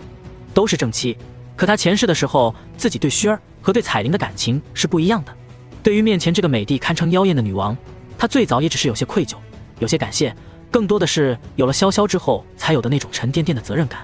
当然，自己不在西北大陆的那些年里，的确是他一手撑起了整个联盟，扛起了这么大一摊子事。所以萧炎今天给他的一切一点都不多，只能说是补偿一下自己前世的一些歉意罢了。至于后面的无尽岁月，两人却已经是真正的老夫老妻了，自然谈不上这么多东西。如果真要感谢我，就给我生个孩子吧。萧炎忽然笑呵呵地说了一句，令原本就有些茫然的美杜莎顿时直接愣住了。片刻之后，她才从这句话当中反应过来，雪白脸蛋之上露出一抹红晕，一双狭长美眸却是多了几分犀利。盟主大人，请自重。自重？萧炎古怪地看了他一眼，却是令美杜莎心跳微微加速。我都做到这一步了，我还跟你自重什么？一边说着，萧炎的脸庞已经快要贴到了美杜莎的面前。女王陛下，都到了这一步了，你不会觉得我对你的目的很单纯吧？看着那张近在咫尺的坏笑脸庞，美杜莎却发现自己似乎拿面前这个家伙一点办法都没有。玩文的自己似乎没有这个家伙的脸皮厚，玩武的似乎也远远不是他的对手。最可怜的是，自己对这个家伙总是提不起反感，这才是让他最害怕的地方。身为沙漠当中驰骋疆场、杀人无数的女王，竟然对一个男人永远难以提起一丝杀心，还有比什么是比这更加可怕的呢？见到他这副警惕又无力的模样，萧炎忍不住笑了起来，却是话锋一转，变了一个风格。我给你讲个故事吧。萧炎看了他一眼，嘴角泛起一抹笑容。什么故事？眼见萧炎不再调笑自己，美杜莎微微松了一口气，却是有些好奇这个少年到底能讲出什么故事。见他这副模样，萧炎却是笑容更甚。从前有一个小女孩诞生在了一个古老的国度当中，在她出生的那一天，整个国度都在沸腾，因为这个女孩不是普通的女孩，她是这个国度的未来，是这个国度的希望，是这个国度未来的王者。所以在她出生的那一天起，整个国度最珍贵的资源就倾注到了她的身上，最好的丹药、最好的灵魂、最好的教导，统统都施加到了这个女孩的身上。这个女孩本来就有着国内最顶尖的血脉，有着良好的天赋，又有着大量的资源教导培养，所以从出生以来就成长迅速，年纪轻轻就已经是国内的翘楚人物了。说到这里，萧炎望着那神色有些呆滞的美杜莎，说出了一句令他身体一颤的话。可是他不开心。是的，他很不开心，因为从小到大，所有人对他的态度只有期待、尊敬和严厉。作为这个国家未来的领导者，未来的最强者，他从3岁开始就被各种老师用最严格的方式去培养。6岁时，他就被训练着杀人了。往后10余年，寒来暑往，他的每一天都是被安排好的。成年之后，他被安排到了国家的各大部族，参与对其他国家的一切战争。在一场场的战争当中，他杀了更多的人，堪称无数。他带领着部族赢得了一次又一次的胜利，他的实力在一次次战斗当中不断强大，最终超过了这个国度的所有人。他终于成了这个国家的最强者，成了无数强者崇拜尊敬的对象，成了无数子民心中的神灵。人们尊重他，崇拜他，将他当成心中的信仰。可是从来没有人在意过他的内心，没有人知道，在那一场场战斗当中，他也曾受过无数的伤，只能在夜里慢慢疗养。通过一场场的战斗，通过实力的不断提升，他终于成了全国的信仰，成了所有人都认可的首领。这个时候，终于没有人能够管住他了。他以为自己自由了，他以为自己可以想做些可以干的事情了。可是当他登上那个位置的那一刻，他才发现自己错得离谱。那个位置带给了他至高无上的权力，带给他无尽的荣光，可也带给了他无尽的束缚。没有人能够再管着他了，而是他去管着所有人。可他却悲哀地发现，这不过是另一个牢笼。因为这一刻，整个国家的责任都落在了他一个人的头上，整个国家的荣辱兴亡、前途所在，都在他一人一念之间。从这一刻开始，他的人生已经不是为自己而活，而是要为这个国家而活。为了这个国家，他必须强大，必须杀伐果断。他的威名传播到了周围的诸多国度，所有人都知道，那个国家出现了一个了不起的女王，杀人如麻，心狠手辣。这是一个强大的女人，她的名字叫做美杜莎女王。提起她的名字，很多强者就会闻风丧胆。萧炎望着那已经待在原地双眼迷茫的绝代美人，有些怜惜地揉了揉她的脑袋。但是没有人知道，女王的内心也会有脆弱和柔软的时候，只是她不能表现出来。滴答，一滴晶莹的眼泪不知何时从那双狭长的美眸当中滴落。萧炎低下头，看到的是一双水雾升腾的眸子。人们只知道羡慕王的风光，却从来不知道王的重担。萧炎看着他笑道：我只是希望你今后也可以为了自己而活。一边说着，萧炎已经很自然地将女王陛下揽入自己的怀中。拿下！某位不愿意透露姓名的炎帝美滋滋地想着，这一世他算是初步真正靠着自己的手段征服这个蛇人族的女王了。能够拿出这种绝代美人的身心，的确是一种征服感爆棚的事情。你的确是让我有些心动了，心动的我都想杀了你。美杜莎趴在萧炎怀里，语气温柔缠绵，说的话却是让萧炎心跳加速。这女人哪怕是在这种环境里都喜欢说两句狠话。萧炎咧嘴一笑，直接霸道地勾起这位女王雪白的下巴。那可得看女王陛下有没有这个实力了。说罢便是霸道地低下头去。日落西山，太阳已经快要消失在了天际线之下，可在这大地之上，两道影子却是渐渐融合在一起。夜深人静，明月已经高高悬挂。蛇人族王城一座幽静的密室当中，美杜莎依旧俏脸微红，此刻却是盘着蛇尾坐在一道青玉莲台之上，狭长美眸有些好奇地看着萧炎。待会儿我会传授你一套帮助你进化的顶级功法，你仔细参悟明白之后，便是可以开始修炼了。萧炎看着那盘坐在冰火莲心台之上的蛇尾美人，心中记忆凝聚，最后化作一道光点汇聚在指尖，然后轻轻点在后者那光洁的额头之上。刹那间，大量信息涌入美杜莎的脑海当中。这般庞大的信息冲击，饶是以美杜莎的实力都感到大脑微微刺痛，忍不住黛眉微蹙。九彩吞天诀，九彩一族的开辟者，第一位将吞天蟒血脉开发到极致的妖帝创造的功法，后世但凡拥有吞天蟒血脉之人都可以修行此功法。修炼九彩吞天诀之后，可以不断的通过功法精炼自身血脉，从而不断的提升实力。不过此功法只有进化完全的吞天蟒一族才能更好的修炼，寻常吞天蟒血脉需要先将自身进化成真正的吞天蟒一族才可以。不过在这功法的下方倒是也附带有如何进化蜕变之法，只是需要一些高阶蛇类魔兽的精血，而且蜕变的过程会十分的痛苦。详细浏览完脑海当中的信息之后，美杜莎的眼睛也是缓缓睁开，她的眼中没有丝毫因为蜕变过程会十分痛苦而感到的惊慌，只是有着惊人的震撼。这道功法的价值实在是太昂贵了，虽然不知道这道功法到底是什么品级，但他能够知道整个蛇人族最为玄奥的功法斗技都是不足此功法的边边角角。他忍不住看了一眼萧炎，想要张口说些什么，却是被萧炎的眼神给制止了。给你了，你就修炼着，说什么报答之情，今后你自己看着办就是。萧炎眨了眨眼睛，令美杜莎顿时又有些脸红了。他自然是知晓萧炎所说的报答之恩都是怎么个报答法，可他也不知道该说些什么好了。从今天下午的时候，他的心就真正的挂在萧炎身上了。这种挂念会随着时间的沉淀越来越深厚，最后变得不可分割。无论如何，他算是真正承认了萧炎。好好参悟吧，等你正式开始修炼了，我会给你护法的。萧炎忍不住捏了捏他的脸蛋，看着高冷的女王在自己面前略带几分羞涩的模样，心中成就感极大。这个家伙，我真是欠他太多了。美杜莎闻言也是无奈地摇了摇头。好在她虽然有些羞涩，但终究是蛇人族的女王，在萧炎放开她之后，很快就恢复了内心的平静，然后便是闭上了双眼，开始静静地参悟起来这所谓的九彩吞天诀。萧炎也是盘膝坐在一旁，静静地看着这闭上眼睛的老婆，一会儿之后，也是缓缓地闭上眼睛，开始修炼起来。九彩吞天诀是九彩妖帝所创的功法，这位九彩妖帝可并非是斗气大陆的强者，而是大千世界的一位仙品天至尊，同时也是九彩吞天蟒的始祖。这等强者所开辟出来的功法，想要修炼自然是十分困难的，不过一旦练成了，那实力自然也是惊人的。至于美杜莎究竟能不能练成，萧炎心中从未有过怀疑。眼前这个在自己面前终于有了几分羞涩的妖艳美人，虽然在自己的面前露出了几分小女孩般的柔软，但归根结底，她还是那个蛇人族的女王，冷酷和强大才是她的代名词。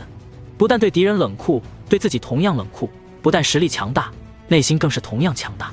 幽静的密室当中没有了任何的声音，只剩下两人轻微的呼吸声回荡。如此足足过了7天之后，美杜莎终于缓缓睁开了那双狭长的美眸，似是察觉到了他的动静，萧炎也是缓缓地睁开双眼。我感觉我应该可以修炼那血脉蜕变之法了。美杜莎看着萧炎轻声道，既然你觉得可以了，那就开始修炼吧。萧炎没有说太多，只是给他了一个肯定的回答。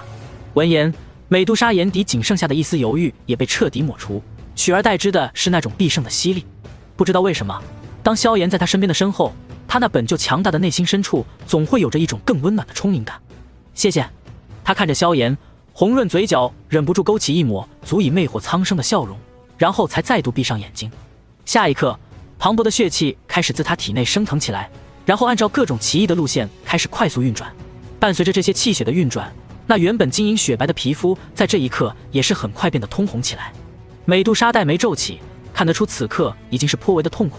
望着这一幕，萧炎却是有些无奈地叹了口气。进化、蜕变本就是跨越一个大层次的大造化，想要得到这样的大跃迁、大进步，就必须要承受足够的代价，要么是漫长的岁月，要么是短暂却强烈的痛苦。上天是公平的，你想要在短时间内得到别人一辈子都得不到的东西，就要在短时间内承受别人一辈子才能承受的痛苦。萧炎可以给他提供最好的功法、最好的丹药，却唯独不能替他承受这份痛苦，因为这是走向强者之路所必须经历的东西。但他相信面前这个女人，前世用青莲地心火净化那种粗劣而危险的极端方法，她都能成功，更何况是这一世呢？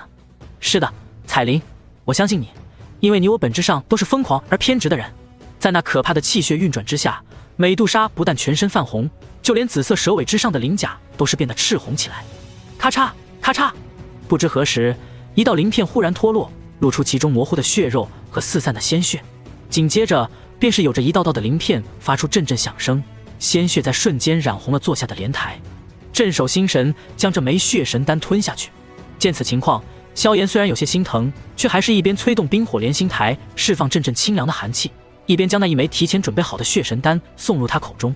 有了冰火莲心台释放的一些清凉气息，美杜莎脸色略微好看了一些，但很快便是再度痛苦起来，因为血神丹当中那无比庞大的能量已经在他体内肆虐游走起来。血神丹是萧炎用了不少的远古天蛇精血所炼制出来的丹药，品级更是达到了5品丹雷的层次，其中所蕴含的能量，即便是对斗尊强者而言都不是一个小的数目，更何况是对于现在的美杜莎。很快，那庞大的力量已经蔓延到了她的皮肤之上，庞大的力量甚至将她的皮肤都撑开了一道道裂缝，大量鲜血从她身上流淌，几乎让她染成了一道血人。即便是有着九彩吞天诀，即便是有着冰火莲心台，即便是血神丹已经被萧炎提前加入很多缓解这个过程的辅药，但蜕变依旧是一件十分痛苦的事情。萧炎在这般的痛苦当中，这位女王却是微微睁开了双眼，任由血液已经浸染了发丝，脸上的皮肤都已经开裂，她只是强行挤出一丝笑容。我现在这副模样是不是很丑？话音落下，一只手掌已经轻轻搭在她的肩膀上。不丑，你在我心里永远是那个美艳的女王。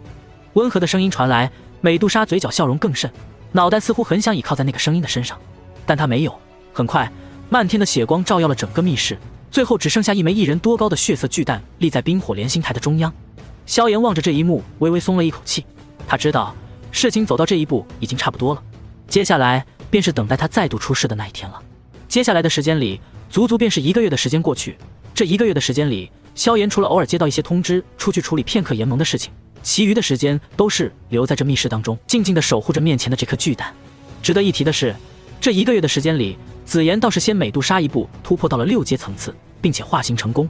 身体长大之后的紫妍显然是有些显摆了起来，不但在青灵面前炫耀了一下自己这崭新的高挑身体，更是跑到了小医仙面前，骄傲地挺起胸膛。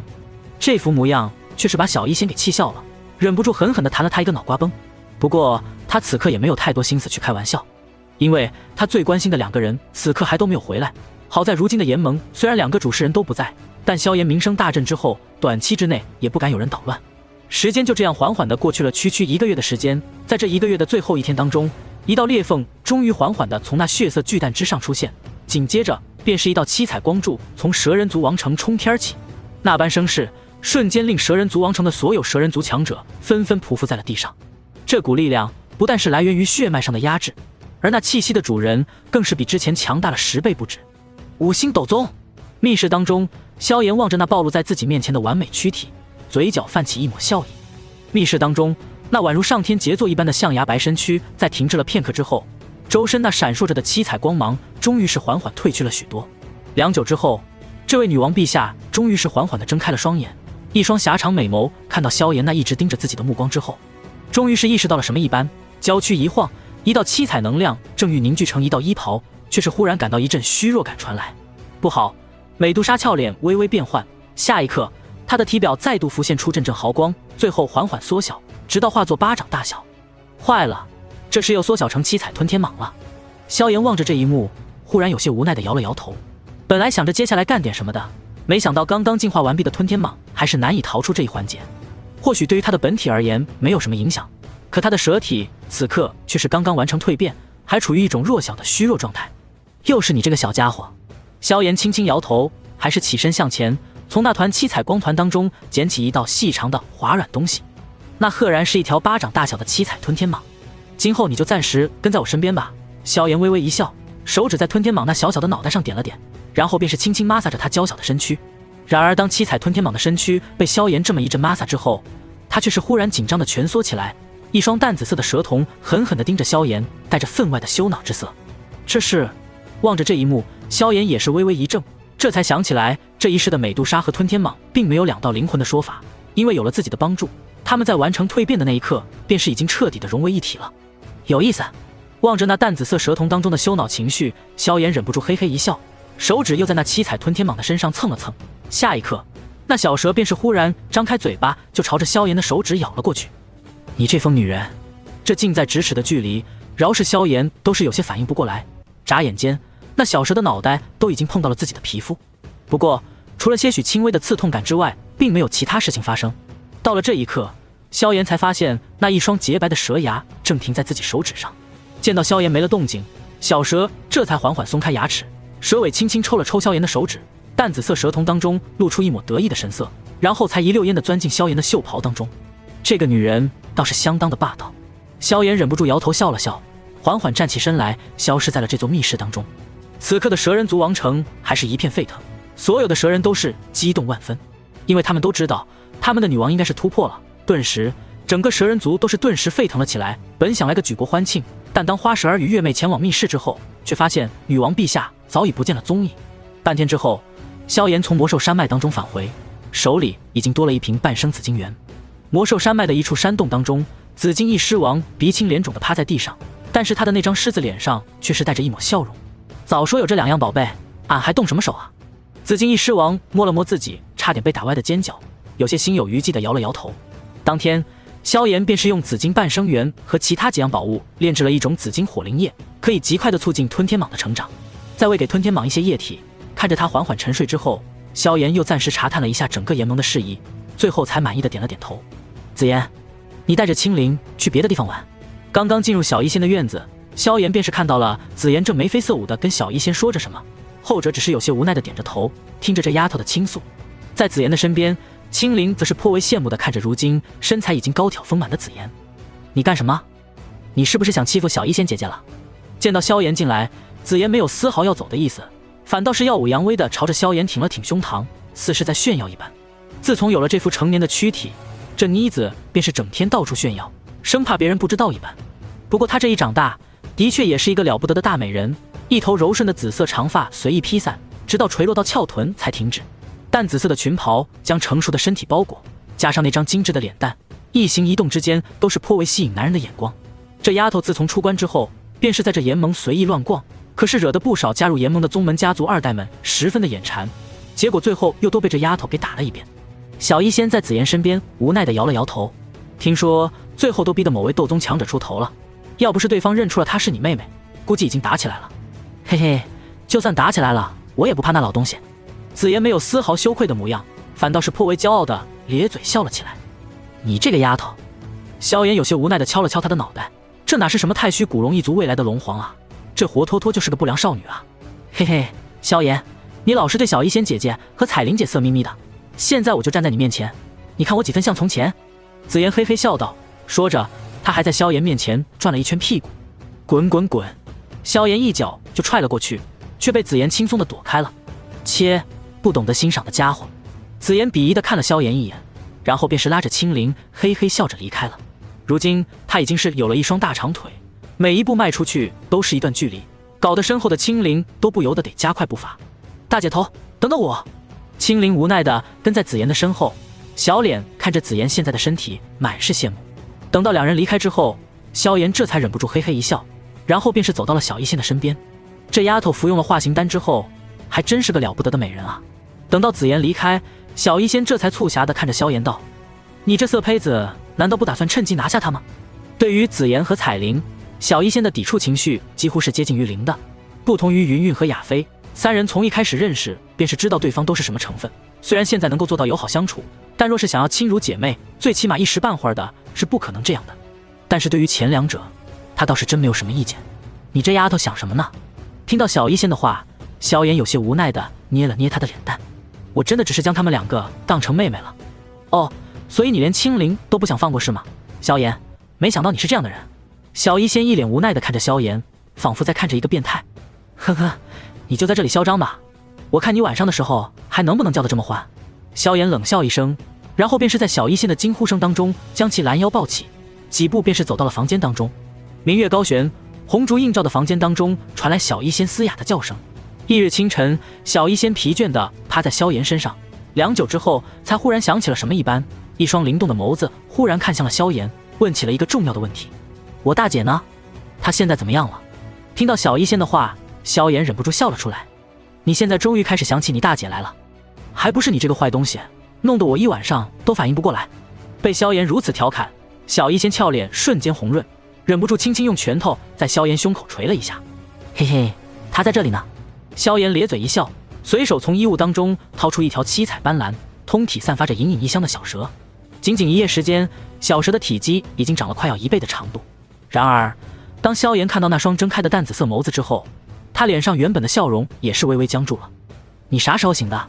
萧炎有些尴尬地看了一眼七彩小蛇，一旁的小医仙更是意识到了什么一般，惊叫一声，连忙将身体缩进了被窝当中。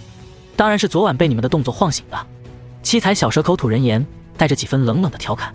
良久之后，萧炎和小医仙才穿好了衣物，最后才相互对视一眼，有些尴尬地看向那条盘在桌子上的七彩小蛇。这是我炼制的紫金火灵液，记得按时给你大姐喂饭。萧炎掏出一枚玉瓶，他想过灵魂合一之后的吞天蟒成长速度会比前世快上很多，但还是没有想到会这么快。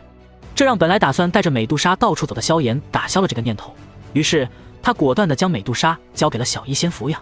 哼，看样子是要去幽会那2个狐狸精了。对于萧炎这副托孤的模样，七彩小蛇却是再度冷笑一声。一旁的小医仙听见之后，原本还笑盈盈的小脸也是瞬间拉了下来，一双玉手瞬间插上了小腰。原来是要幽会那2个狐狸精了。好你个萧炎！这2姐妹一唱一和，硬是给萧炎说的出现了片刻的僵硬。不过萧炎终究是萧炎，很快就是从这2女的恐吓当中反应了过来，当即便是有些不满了。你们怎么能说出这种话的？我是要去炎盟巡查一番，看看炎盟的强者有哪些修行方面的疑惑，好再提升一下炎盟的实力。没想到你们竟然会这么想我，我做这么多不还都是为了给你们一个稳定的环境，一个温暖的家吗？萧炎脸庞都是隐隐发红，似乎是真的有些恼怒了一般，令原本还有些牢骚的2女忽然不说话了。哼，这2天我都在丹堂过夜了，你们自己在家里吃吧，不用给我留饭了。萧炎怒哼一声，头也不回地离开了房间。萧炎，小医仙张了张嘴，有些惊慌失措地看着萧炎的身影，显然是有些吓到了。不必过去了，这家伙肯定是去找那2个狐狸精了。望着这一幕，美杜莎却是淡定地摇了摇头，制止了小医仙的动作。啊，大姐，他这不像是演的吧？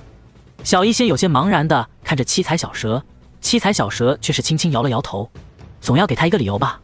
他淡紫色的蛇瞳望着萧炎消失的方向，却是没有多说什么。无论萧炎怎么做，他说的话的确是对的，那就是这家伙真的是为了让他们过得更好一些才创建的这个所谓的联盟。亚菲姐，米特尔家族的族长房间里，萧炎一步一步地将亚菲逼进角落当中。我传给你的那一套功法，你修炼的怎么样了？萧炎笑眯眯地看着亚菲，后者却是脸上越发的红润。你这色胚子到底是从哪里搞来的这种下三滥的功法？亚菲靠在墙上，望着那离自己越来越近的萧炎，忍不住轻轻啐一口。下三滥的功法，这一次萧炎都要替西天战皇鸣不平了。那可是大地内经啊，放在大千世界都是顶尖的功法了，只有一些超级古老势力的核心功法才能略胜一筹。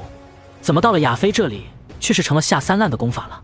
如此邪异的功法，上面的姿势又是如此的羞人，不是下三滥是什么？亚菲红着脸说道：“那你练了没？”“练了。”好一个口是心非的女人，一边用着还一边骂着。萧炎有些哭笑不得地看着亚菲，后者沉吟片刻之后，却像是鼓起了勇气一般，一双玉臂忽然环住了萧炎的脖子。没办法，谁让我想要多陪你走得更远一些呢？一边说着，方才的娇羞在此刻却是已经转换为了魅惑。望着那张欲拒还迎的妩媚脸庞，萧炎心头也是升起了几分火热之色。既然你如此想要陪我走得更远，那我就牺牲一下自己的色相，助你修行。话音落下，冰火连心台便是已经从萧炎那界当中飞出，眨眼间已经化作了丈许大小的宝塔。这是什么？看到这座神奇的莲台，亚菲也是忍不住略微一顿，停止了手上的动作，有些好奇地盯着这座莲台。此物乃是我炼制的一件双修至宝，在这上面双修，效率会大大增加。萧炎咧嘴一笑，令亚菲脸庞更红了。真是个不正经的家伙，也不知道你老师到底是个什么人物，竟然会教给你这么多不正经的东西。亚菲说话之间，却是已经被萧炎抱了上去。什么乱七八糟的，我只是想让你陪我的时间更久一些，最好是永远。萧炎嘴巴一开一合，亚菲却是已经真正的情动了。月色升起，春色撩人。第二天一早，当米特尔家族的众人再度看到族长之时，却发现族长脸上虽然透着一丝疲惫，但身上的气质却是变得越发的妩媚动人了。那种举手投足间散发的魅惑，令很多男人都忍不住默默地咽了一口口水。不过当他们察觉到亚菲身上的气息之时，却是更加的震撼无比。因为亚菲身上的气息就在那么一夜之间，从一个斗师直接跳到了大斗师的程度，而且看其雄浑程度，怕是在大斗师当中也是名列前茅了。亚菲坐在一处凉亭当中，回想起昨夜的疯狂，还是忍不住有些发颤。一夜之间足足提升了13星的修为，不过13次真是有些要人命啊。还好萧炎在离去之前留下了一些消肿化瘀的膏药。接下来的几天，萧炎还是游走在亚菲和小医仙之间。由于他如今的修为超过亚菲太多，加上冰火宝莲台的辅助和双方的情分，也是令亚菲的修为快速提升，短短半个月的时间便是已经达到了斗灵层次。这一幕看得海波东是连连点头，却是令云山有些着急了。主人，你看是不是有空该去趟云岚宗了？炎神殿当中，云山有些期待又担忧地看着萧炎。萧炎最近经常前往米特尔家族的事情，可是被海波东一顿猛吹，这让云山忽然有了一种深深的危机感。米特尔家族包括海波东这个老东西，这些年在萧炎的扶持之下可谓是蒸蒸日上，看着架势用不了多久，海波东怕是就要突破斗宗了。到时候这老东西可就真要骑在他云山的头上拉屎了。甚至联盟成立之后，就连嘉刑天都顺利地突破到了斗宗层次。虽然自己的积极工作得到了萧炎的肯定，但云山依旧觉得这样很不稳妥。最好的解决方法还是让云韵跟上萧炎才行。要去云岚宗？萧炎瞥了一眼云山，沉默片刻之后，也是微微点了点头。也罢，这么长时间了，也是时候该拿下云韵了。想起那个女人前世带给自己的第一抹启蒙，萧炎也是有些心动。云韵这个女人本质上与纳兰嫣然是颇为相似的，她跟美杜莎、薰儿都并不是一类的人。本质上说，他们是一群天真的人，之所以称之为天真，就是因为他们对于很多事情都还抱有幻想。一如当年的纳兰嫣然，天真的带着自己的大小姐脾气，就跑到萧炎的面前退婚了，完全不顾萧家的感受。那时的她是个天真的大小姐，完全依照自己的性子来做事，即便是觉得做的不对，也只是因为自己良心有些过不去而已。也如同当年的云韵，面对宗门与萧炎的死仇，竟然天真的希望双方能够和解。这样的事情若是放在早期的美杜莎身上，她必然会流着泪干掉萧炎，而后期的她或许会为了萧炎放弃整个蛇人族。而若是放在薰儿身上，他一定会为了萧炎背离整个古族。唯有云云既不想宗门难办，也不想萧炎难受，她的内心才是一个真正软弱的女孩。但是萧炎无法放下她。魔兽山脉的种种经历，塔尔戈沙漠的2次出手，与云岚宗生死大战当中放了自己最后一条生路。这个女人在自己的身上付出的感情真的很多，同时承担的痛苦也同样很多，所以萧炎也从来没有完全放下过她。片刻之后，云岚宗的一处山涧当中，萧炎与云韵站在一棵大树之下，望着面前这个似乎比自己小了很多的少年，云韵双手微微纠缠在一起。韵儿，盟主对你的心意你应该是知道的，这么好的男人错过了，你这辈子都要悔青了肠子。虽然盟主有好几个女人，但是他对你的感情肯定是真的。以盟主的手段，真要是看中姿色你这样的女人，他也不会缺的。他都将咱们云岚宗失传已久的祖传功法找回来了，这是大恩，咱们云岚宗的未来可就交到你手里了。云山的话在云韵脑海当中回荡，令他忍不住抬头看了一眼萧炎，然后又低下头去。想什么呢？不会打算抹脖子自尽了吧？淡淡的笑声从耳畔传来，云韵身体却是莫名的僵硬了一下。他怎么知道我的想法的？云韵还真有那么一瞬间想着要不要找个地缝钻进去，又或者干脆抹脖子算了，这样也算是对得起宗门，也对得起纳兰嫣然了。看着他这副错愕的模样，萧炎就有些头疼。这个软弱的女人总以为自杀就能逃避所有问题吗？一边想着，他已经直接伸手捏住了那雪白的下巴。你要干什么？云韵可怜巴巴地看着萧炎，一副受气包的表情。他发现自从萧炎回来之后，自己在这个家伙的面前就老是被欺负，甚至连反抗都难，无论是身体上的还是心灵上的。干什么？萧炎看着这张明明雍容大气，却夹杂着几分委屈受气的脸庞，嘴角不由得泛起了一抹坏笑。我带你去个地方。说罢，便是拉着一只玉手准备离开。你，云韵张了张嘴，还是没有反抗，任由萧炎拉着自己离开。只是就在两人腾空飞起的时候，山涧当中的某处山崖洞穴当中，一道身影却是令两人都微微一愣。嫣然。看到那道身穿月白长袍的身影之后，云韵的身体骤然僵住了。老师，山洞当中的少女美眸泛红，看着自己的老师和曾经的未婚夫手牵手的模样，声音夹杂着几分哭腔。所以我也是你们游戏的一环吗？怎么会这样巧？望着那山洞双眼泛红的少女，萧炎也是略微感到有些头疼。他也是太过大意了一些，因为是在云岚宗的地盘上，甚至没有刻意用灵魂扫过这片山涧。谁能想到刚好纳兰嫣然就在这里修炼着。在他身边，云韵此刻已经是极为的紧张。萧炎看了一眼这个女人，心中再度有些无奈的叹了口气，然后便是开玩笑一般的朝着纳兰嫣然笑道：要不你也一起？你滚啊！纳兰嫣然终于是哭出了声，一双美眸愤恨地看着萧炎，连带着云韵都在他的视线当中变得模糊。我再也不想见到你们了。好嘞。萧炎倒是没有废话，拉着云韵就赶紧离开了。再不走，他真怕云韵也跟纳兰嫣然一样忽然抱头痛哭起来。两人离开之后，纳兰嫣然呆呆地坐在原地，一双泛红的眸子滴答滴答地掉下泪水，仿佛失魂落魄了一般。唉。伴随着淡淡的叹息声，一道苍老的身影不知何时出现在了他的身旁。师祖，我到底做错了什么？为什么他有这么多女人，可偏偏就是对我提不起一点兴趣？望着那来到自己身边的云山，纳兰嫣然忍不住哭着问道。我也不知道为什么。云山忍不住地挠了挠头。从萧炎来到这里之后，他的意识就颇为敏感地观察着这个方向，自然是大致知道此地发生的一些事情。他望着那坐在地上哭成泪人的纳兰嫣然，心中也是有着很大的疑惑。如今的纳兰嫣然经过3年的成长，虽然还有半年多才能到18岁，可是她如今的年纪已经是出具几分大美人的轮廓了。这妮子将来若是长大了，姿色是不会逊色于云韵的。而且她还曾经有着一个萧炎未婚妻的名号，于情于理，萧炎都不该拒绝这个丫头。云山曾经想到过萧炎是不是喜欢老的，但仔细考虑之后却发现也不是那么回事儿。想来想去，他决定不想了。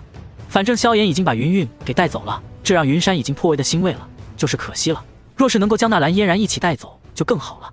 到时候我云岚宗不得直接飞起来，或许只是缘分未到吧。云山憋了半天，最后也只是想出这么一句话安慰纳兰嫣然。只是那坐在地上的纳兰嫣然却是渐渐停止了哭泣，一双眸子忽然变得越发的坚定起来。师祖，我想进入生死门了。纳兰嫣然忽然抬头看着云山。不行，你太弱了。还不等他反应过来，云山已经轻轻摇了摇头。生死门那是云岚宗历代强者的传承之地，不过一旦进入其中也会有着很大的危险。在云山看来完全没有必要。不要想着超越盟主这样的事情了。云山有些无奈地叹了口气，他如今这个年纪所拥有的成就就已经超越了当年的祖师爷了。你能想象他今后到底能够走到哪一步吗？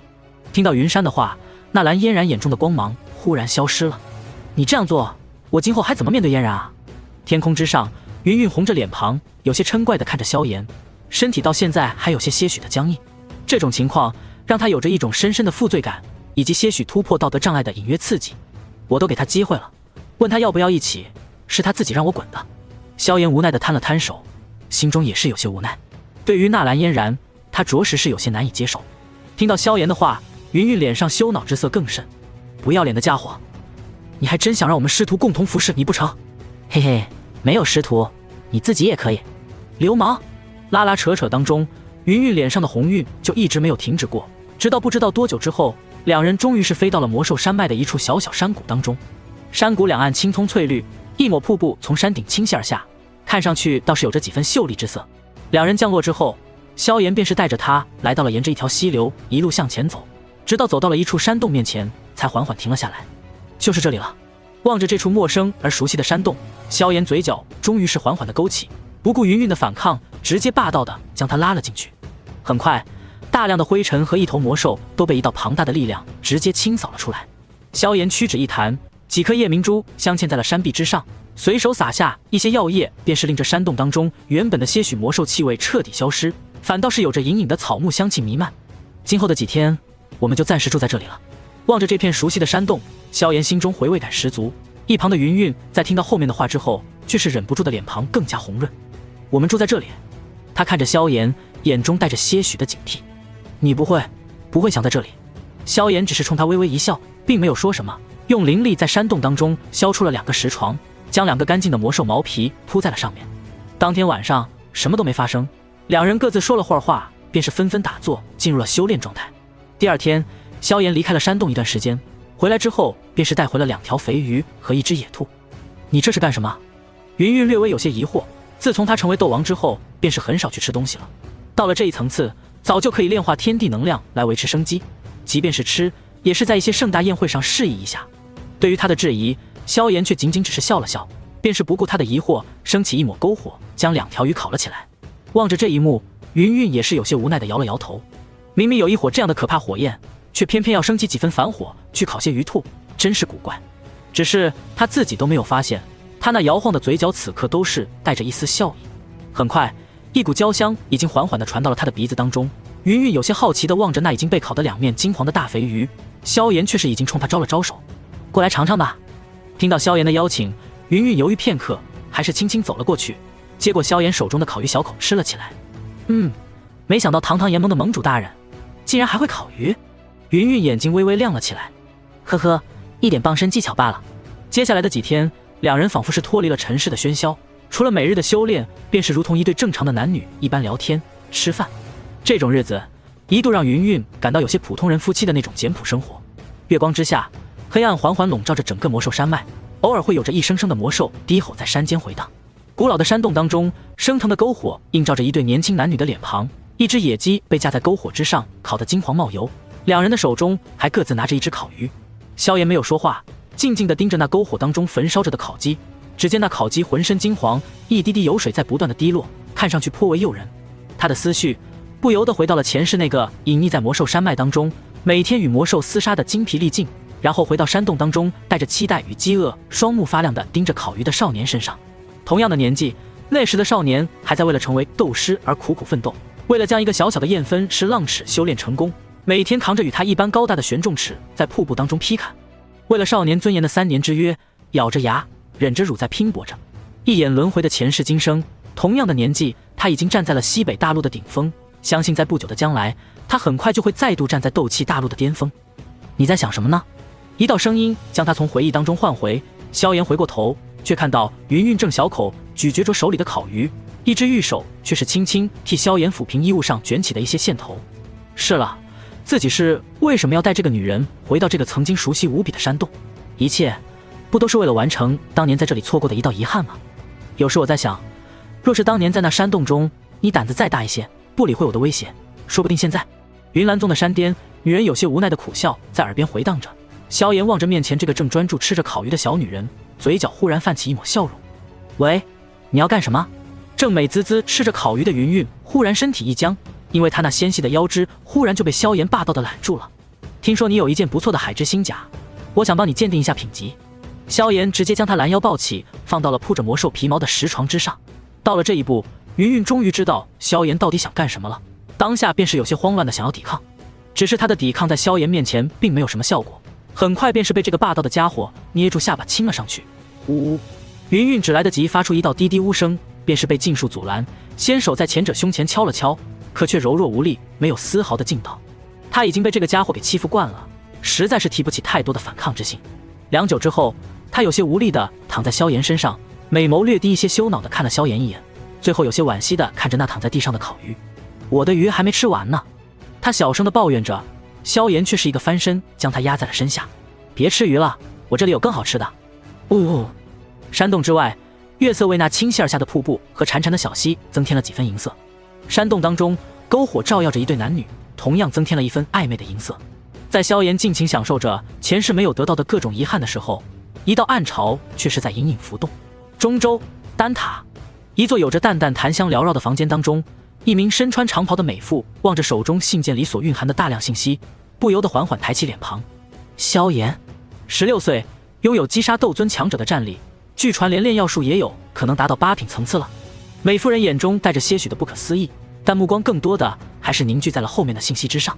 根据西北大陆的说法，这位萧炎背后的老师可以炼制出堪比9色丹雷的丹药，被疑似是丹塔的某个巨头。看到这行字眼，美妇人却是无奈的嗤笑一声，他们丹塔3巨头可没有这样妖孽的一位弟子，这样的弟子别说是现在的丹塔，就是放眼整个丹塔的历史都是前所未有的。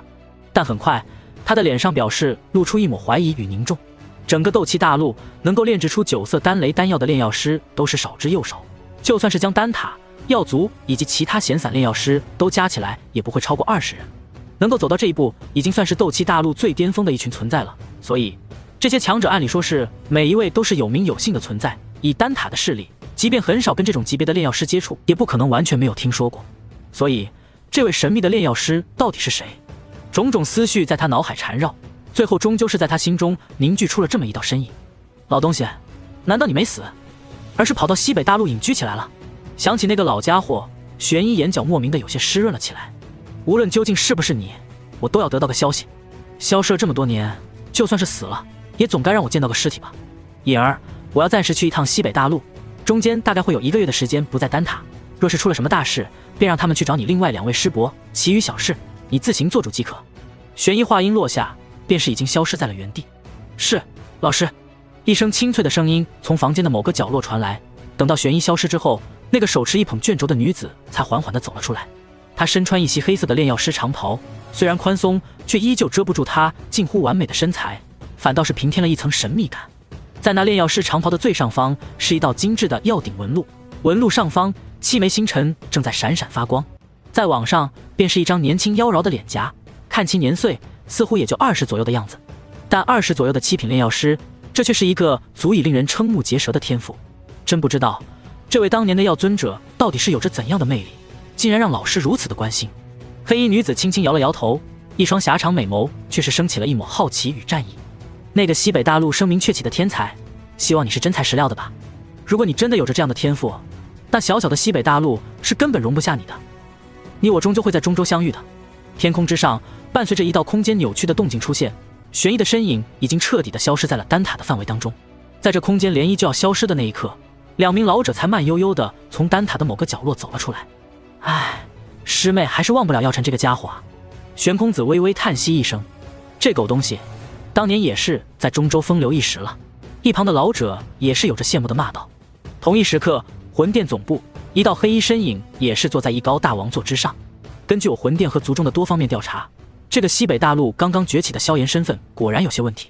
按照族中的调查方向，这萧炎所在的家族恐怕就是当年的萧族余孽，而他身后的那位神秘炼药师绝对不是丹塔的那些老家伙。魂殿殿主魂灭生双目爆发出火热的光芒，此人的身份极有可能就是当年从我魂殿手中逃离的药尊者药尘。如果不是他，那就有可能是萧族残存的某个活着的强者。无论此人是谁，都要调查个清楚。若是跟药尘或是萧族有关系，一定要将之斩杀。就算没有关系，能够顺手抓回一位可以炼制9色丹雷的炼药师，也是大功一件。还有那萧族古玉，此事更是族长亲自过问。想到这里，魂灭生已经看向了身下的老者。古幽，你这次亲自带着西北大陆魂殿所有的势力去调查这个萧炎，没有特殊情况的话，就直接将他和他的老师，包括家族全部抓过来。除了萧炎和他的老师，其他人若是敢反抗，就都杀了。就算是他们2个，也可以灭杀肉身，保留灵魂。魂灭生吩咐道：“是，店主。”一名双眼碧绿、宛如鬼魂一般的老者缓缓走出宫声道：“魂殿2天尊，古幽圣者。”去吧。魂灭生挥了挥手，等到古幽圣者离去之后，他思虑片刻，还是有些不放心。大天尊，你也跟着去。魂灭生的声音跨越遥远距离传到另一边。是，店主。一道声音也是紧跟着响起。感受到对面传来的那道波动之后，魂灭生才满意地露出一抹笑容。不管你是药尘还是其他人，只要你不是斗圣，此番便是不可能逃脱我魂殿的掌控。神秘炼药师萧族古玉萧炎，魂灭生想到最后的少年，仍旧是有些忍不住地深吸一口气。16岁就能击杀2名斗尊强者，逼得黑白天尊都要落荒而逃，这等天赋，便是族长年轻的时候都做不到吧？如此天才，最好是种下魂印，为我族所用。若是不能，最好提前灭杀，否则或许会成为下一个焚炎老祖，或是净莲妖圣，也不一定啊。萧炎这一世所表现出的天赋，实在是令他这位魂殿殿主都有些震惊，甚至就连魂天帝此刻都是有些注意到了。古族古界的中央位置，古族族长古元身穿一道麻布粗衣，面前的则是几个老者。族长，是时候该将小姐接回来了。是啊，若是再晚太久，怕是会耽搁小姐的修行。几名古族的长老都看着古元，古元也是略微点了点头。不错，是时候把那丫头给带回来了。不过那妮子现在好像有些不愿意回来的样子。说到这里，古元忽然有些头疼的抚了抚眉心。族长，小姐现在不愿意回来的原因，可是因为那个叫做萧炎的小子。这时人群当中已经有长老站了出来。听到这长老的话，古元沉默片刻，也是无奈的点了点头。这个叫做萧炎的小子着实是有些古怪和可怕了。根据我族的情报，那小子今年才16岁的年龄，竟然可以将魂族的黑白天尊打得落荒而逃，实在是太过夸张了。另一名长老站了出来，也是满嘴的槽点。16岁拥有这般战绩，就算是神品血脉的小姐也不可能做到这一步，就算是族长年轻的时候也不可能做到这一步。这般年纪能有如此强大的战力，实在是太夸张了。如此天赋，想要成为斗圣并非不是什么不可能的事情，甚至就算成了斗圣，也会是斗圣当中的强者。古族很多强者的心思都是有些变化了，他们不在乎所谓的天才，因为他们漫长的历史当中已经见过了太多的强者，哪怕是前世的萧炎那种天赋，在他们眼中也只能算是一代人里比较杰出的。可是这一世的萧炎所展现的天赋已经不能用天才来形容了，因为翻遍古族的历史都是找不出这么一位。唯一或许有希望媲美的，或许就是古族的开创者那位古帝了。可那也是有希望，他们也不知道古帝16岁的时候能不能做到这一步，但在他们下意识里也是觉得这不是一件很可能的事情。既然小姐对这萧炎有意思，那不妨派人将这萧炎请到我族当中看一看，看看这位萧族后生身上到底有什么古怪。我觉得此子或许参悟了古地狱的一些奥秘。古元身边一位长老摸着胡子开口道，此话一出，顿时令古族的几位斗圣都是双眼放光。是啊，这萧炎能够在这个年纪做到这一步，一定是掌握了一些古地狱的秘密，否则任凭你天赋如何的出众，也不可能在这个年纪达到这个成就啊。想到这里，其他人都是纷纷点头。族长，既然要将小姐都接回来了，那就不妨将这位萧族后生一起接回来看看。若是他知道古地狱的秘密，那可是价值无量啊。顺便考察考察这后生到底配不配得上小姐。在这些古族长老眼里，萧炎的天赋已经惊艳到让他们不敢轻视的程度，至少现在的他们觉得萧炎成圣的希望很大，也就意味着小姐若是嫁给这种人，倒也算不得委屈。在众人的不断建议当中，古元最终也是微微点了点头。既然如此，那就派古青阳亲自走一趟吧。听到古元的话，其他强者沉思片刻之后也是纷纷点头。古青阳，古族这一代血脉之力仅次于薰儿的天骄，性格温和但办事利落，识大体顾大局，是古族重点培养的一位继承人之一，甚至可以说，如果不是薰儿，他就是古族这一代的领军人物了。他如今的年纪也不过25、26，却是已经有了8星斗尊的实力，加上族中的全力培养，其真实战力比起9星斗尊丝毫不差。派这么一位天骄去请萧炎，也算是古族十分重视了。不过，仅仅青阳过去，我还是有些不放心。古元忽然微微皱起眉头道：“这个叫做萧炎的小家伙，如此的锋芒毕露，想必也已经引起了魂族那边的注视。我就怕魂族的强者也会出手啊。”听到古元的话，原本还笑盈盈的众多长老神色都是纷纷变得严肃起来，不约而同的将目光看向了古元。若是魂族之人也出手了，抢走那萧炎还算不得什么，就怕他们丧心病狂之下将古青阳和轩儿也给迫害了。若是如此，那古族可就要后继无人了。以魂族那群疯子的性格，也未必做不出这样的事情。这样吧，古山长老，你亲自跟着青阳一起去，不过不用露面，只需要暗中保护即可。黑燕王，从即日起，我族对魂族的监控要再度加强，切记不能让魂族的任何一位斗圣强者离开我们的监控范围。古元又给黑鹰王下了道命令，这才放心下来。很快，一名身穿青衣、面容俊朗的高大青年男子也是离开了古界，而他的目标同样是那西北大陆。16岁就能击败黑白天尊萧炎，青年男子古青阳回忆着这个名字，眼中同样有着些许的好奇与期待。若是如此，我倒真是想见见你是如何做到这一步的。话音落下，他的身形已经消失在了古界入口。不，仿佛红酒瓶子打开的声音在古老的山洞当中回荡。云云身体微微颤抖，眼角还带着些许泪痕，俏脸通红的躺在萧炎身上。我要死了！他有些无力的低哼了一声，萧炎却是没有说话，只是拨开那如墨的青丝，欣赏着这张雍容绝美的脸蛋。一夜之间，萧炎终于完成了自己前世错过的一场艳遇，并且狠狠地补了回来。想到这里，他不禁心情大好，手掌轻轻抚摸着光滑的青丝，嘴角带着一抹笑容。哎，嫣然那边的事情现在可如何是好啊？在他回忆的时候，怀中的女人却是忽然发出一声无奈的哀叹。听到这句话，萧炎原本还不错的心情忽然又被影响到了。别关心你那宝贝徒弟了，你还是好好的关心一下自己吧。说罢，便是再度翻身压了上去。3日之后，两人终于是并肩离开了这座幽静的山谷。云岚宗宗主再度恢复了她的美丽与雍容，只是在这雍容之下，却是多了一分少妇独有的妩媚。可恶的家伙，你这3天可把我给折腾坏了。云云跟在萧炎身边，背后斗气双翼挥动之间，速度快速煽动。嘿嘿，萧炎也不说话，只是直接霸道的将他抓住道：“就问你修为提升没提升吧。”一说起这个，云云原本还算平静的俏脸便是又红了几分。淫贼！想起这几日的荒唐，他便是忍不住低声啐骂了2句。萧炎闻言不但没有任何的不爽，反倒是哈哈大笑了起来。很快，两人便是回到了岩盟当中。亚飞和小医仙见状，也是早已明白到底发生了什么，彼此对视一眼，却也没有多说什么。接下来的日子里，萧炎的生活过得可谓是相当的惬意，除了偶尔拿出一些时间处理一些岩盟的大事，顺便炼制一些灵药，培养一下吞天蟒之外，基本上就是每天夜里溜进几个女子的房间，悄悄双修了。在他的努力之下，3女的修为都是在明显可见的飞速增长着。炎神殿的一处角落当中，萧炎手中火焰翻腾，炽热的高温却是丝毫没有外泄到其他地方，而是不停地烘烤着手中的一团金色液体。金色液体翻腾之间，一道道提前临摹好的灵纹烙印其中，最后勾勒出一道玄奥的大阵，然后缓缓凝聚成一道直径1尺左右的波鱼。不知过了多久之后，萧炎这才缓缓收起手中的火焰，望着那闪烁着阵阵金光又夹杂着一些异火光芒的波鱼，嘴角泛起一抹笑容。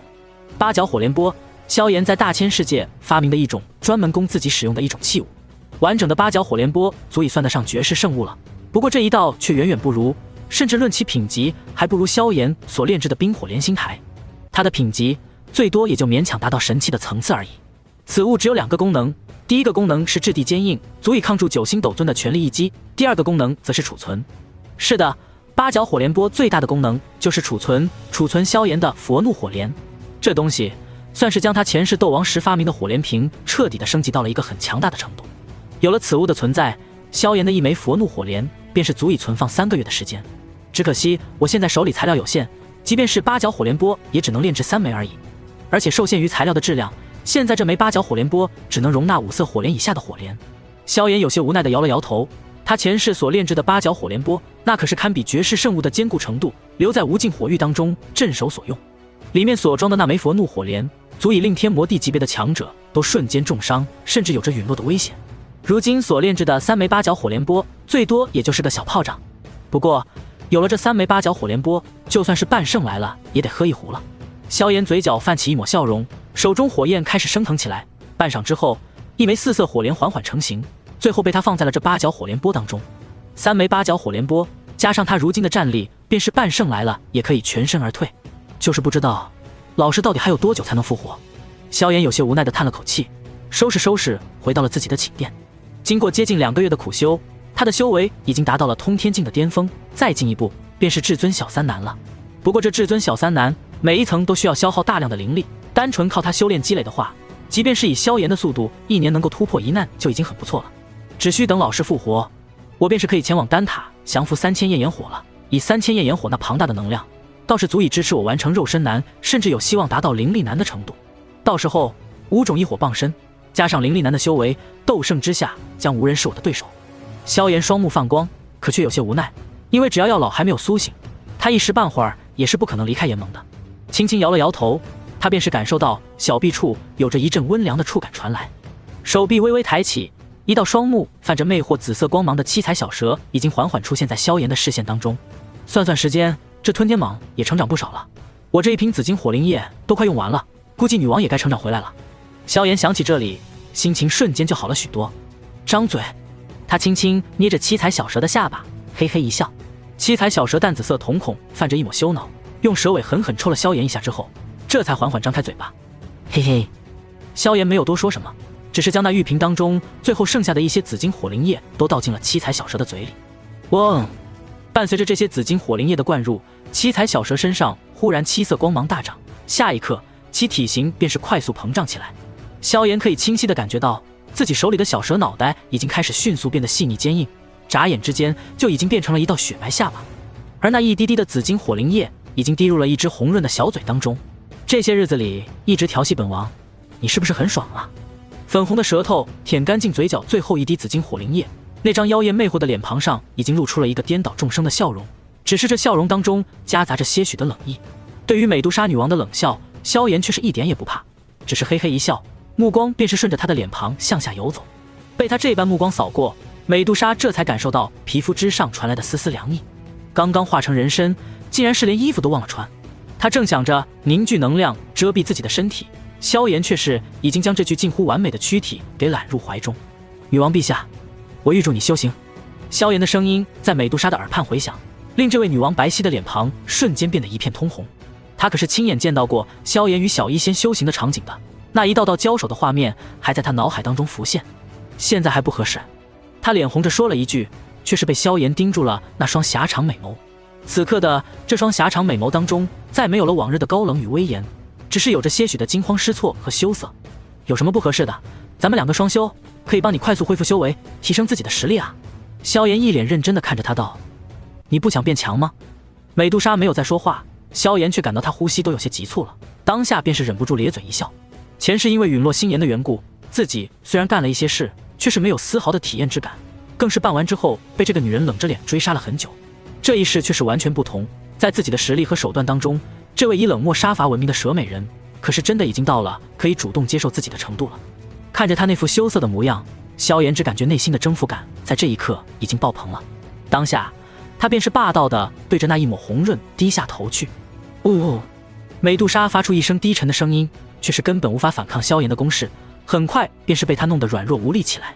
萧炎循循善诱，教导女王接下来该怎么做。直到这时，女王才发现自己的腰肢下方竟然还是一段蛇尾。等一下，我先把蛇尾变成人腿。她红着脸想要暂时逃离，确实被萧炎更霸道的扑了过来。不用，我要的就是蛇尾。女王，别光顾着喊，专心些，我们在修行。本王要在上面一夜无眠。良久之后，萧炎看着已经进化成双腿模样的美杜莎女王，后者此刻已经是无力的躺在他的怀中。望着这一幕，萧炎只是微微一笑，片刻之后才轻轻揉了揉她的脑袋。以后不想再叫你女王了，还是叫你彩铃更好一些。你觉得这个名字怎么样？被萧炎如此宠溺模样的揉着脑袋，美杜莎眉头微微皱起，似乎是颇为的不满。半晌之后才轻轻点了点头，算是默认了萧炎给自己起的这个名字。看到他这副故作不满的模样，萧炎却只是微微一笑。夫妻多年，他太清楚这个女人的性子了，越是感到欢喜的事情，他反倒是越不想被你看出来。不过无所谓，看他此刻那欢快摇摆着的玉足，才能真正看出这个女人此刻的情绪。这若是前半夜的蛇尾，此刻估计也已经欢快地摇动起来了。西北大陆魂殿分殿，一向嚣张霸道的血河尊者和魔羽尊者，此刻却是有些恭敬地站在一旁。在两人的对面，黑白天尊的神色则是更加的恭敬，而在他们的下方还有着足足4道魂殿尊者的身影，而在他们的上方位置，则是有着2名老者一坐一站。你们是说，那萧炎真的有着一招击杀4星斗尊的实力？魂殿大天尊看着黑白天尊，虽然早就知道这个消息了，但他还是忍不住想要确认一下。是的，大天尊，而且我能够感受到他的那道可怕攻击当中，似乎带着一种类似于我族核心秘法的灵魂攻击手段。黑白天尊恭敬说道。当日他们2人带着鬼影门门主逃离之时，那萧炎一道火焰长矛竟然是直接贯穿了鬼影门主的胸口。紧接着，在2人惊骇的目光当中，那鬼影门主便是直接失去了生机，这让2人感到十分的惊惧。要知道，斗尊强者的生命力是何等的顽强，即便是肉身被毁灭，灵魂也依旧可以存活很长一段时间，直到灵魂力量彻底消散，或是灵魂大限到来。可这萧炎的一枪磨灭的却不仅仅只是鬼影门主的胸口，更是仿佛直接将其灵魂湮灭了一般。这般攻击手段，即便是对灵魂之道颇为擅长的魂族都难以做到，真是个令人好奇的小子。王座之上，大天尊如同鬼火一般的双眼微微眯起，良久之后才缓缓站起身。无论如何，先将这小子抓起来，再好好研究。魂殿众人听我命令，出发。同一时刻，一道中年美妇的身影也是出现在了西北大陆的天空之上，她脚下光芒闪动，正在以一个可怕的速度朝着炎盟的方向赶去。另一边，身穿青衣的俊朗男子古青阳也是缓缓出现在西北大陆的天空之上。古山长老，我们还是先去看看这个萧炎，再顺道将薰儿接回去吧。古青阳站在天空之上，轻声笑道：“没有问题，老夫倒是也对这个叫做萧炎的小家伙很好奇呢。”在他的身边，一名宛如老农一般的魁梧老者笑呵呵地说道。话音落下，2人的身影也是消失在天空之上。云岚宗的山谷当中，一道苍老的躯体正静静地躺在一处石台之上。这是一个面容略带几分仙风道骨，年轻时看起来应该很帅的老者。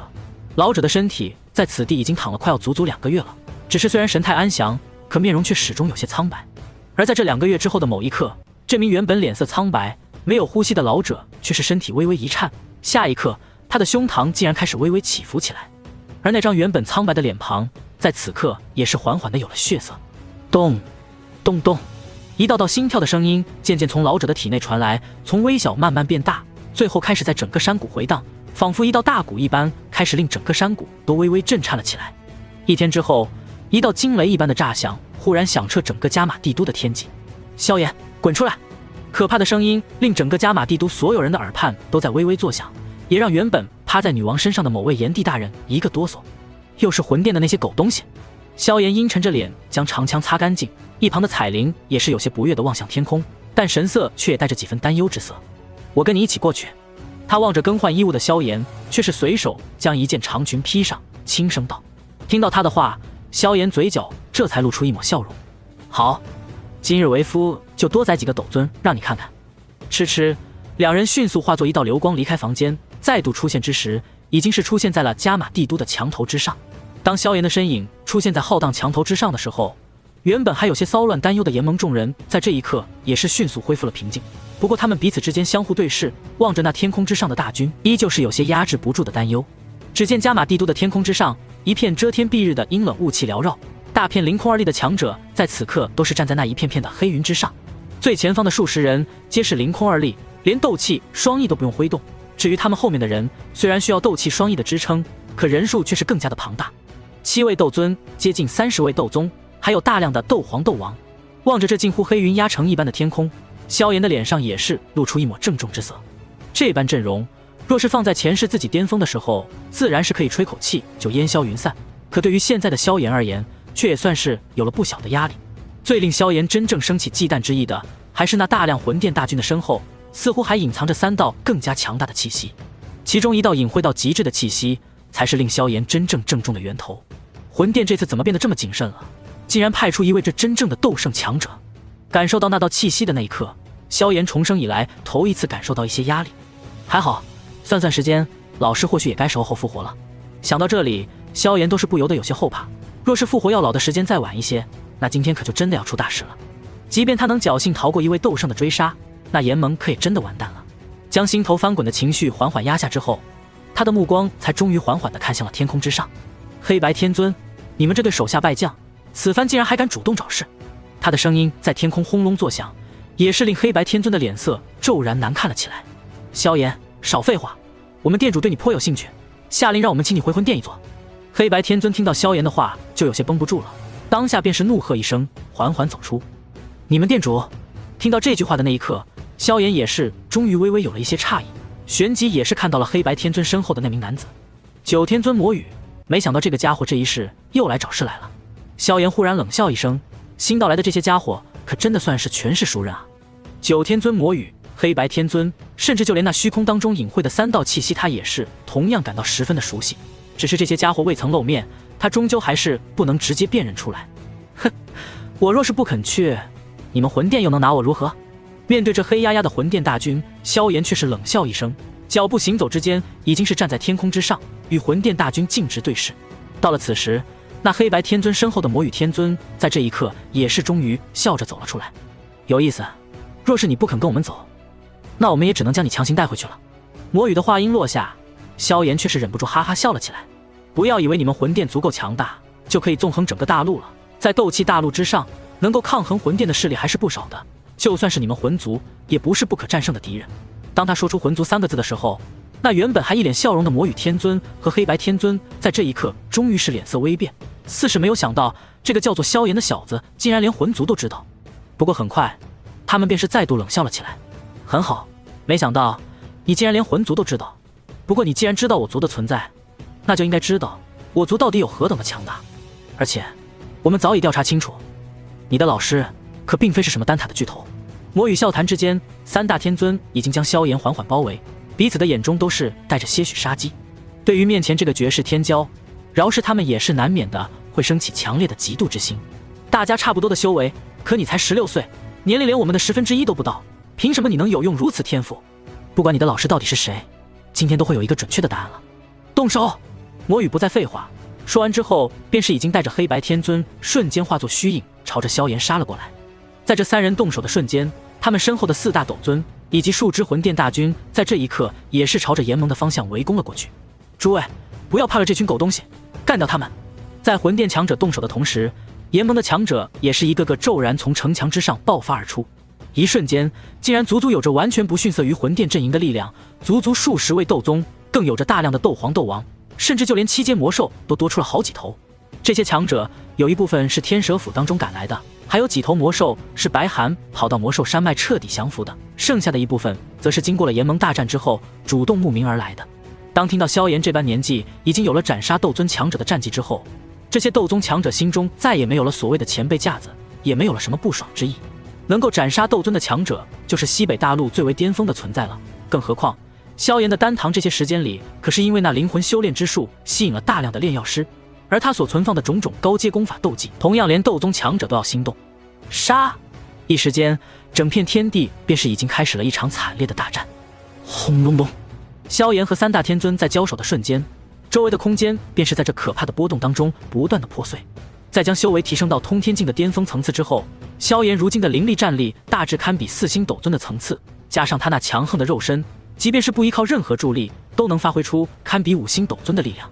若是寻常的5星斗尊，遇到这三大天尊的围攻，肯定是凶多吉少。但萧炎那可怕的战斗经验，却是令他虽然落于下风，却依旧可以以一敌三。这样的一幕，令魔羽天尊和黑白天尊都是瞳孔一缩。另一边，白寒白雪已经各自寻找了一位魂殿斗尊厮杀起来，双方的修为大致相当，一时难分胜负。唯一有些吃力的，却是天蛇府老府主蛇精那边。此刻他正以1敌2，同时对付2名魂殿斗尊。这2人一个修为达到3星，一个修为达到2星。蛇精虽然近期再度突破，但同时对付这么2人，依旧是有些吃力。就在这时，一道闪烁着金色光芒的蛇形长剑却是骤然撕裂空间，令那名2星斗尊措手不及之间，手臂甚至被划伤了个口子。何方宵小，竟敢偷袭本尊！那魂殿斗尊一时有些怒意，而在其身后的空间却是走出了一身穿青袍的俊美男子。此人正是天蛇府的现任府主蛇红。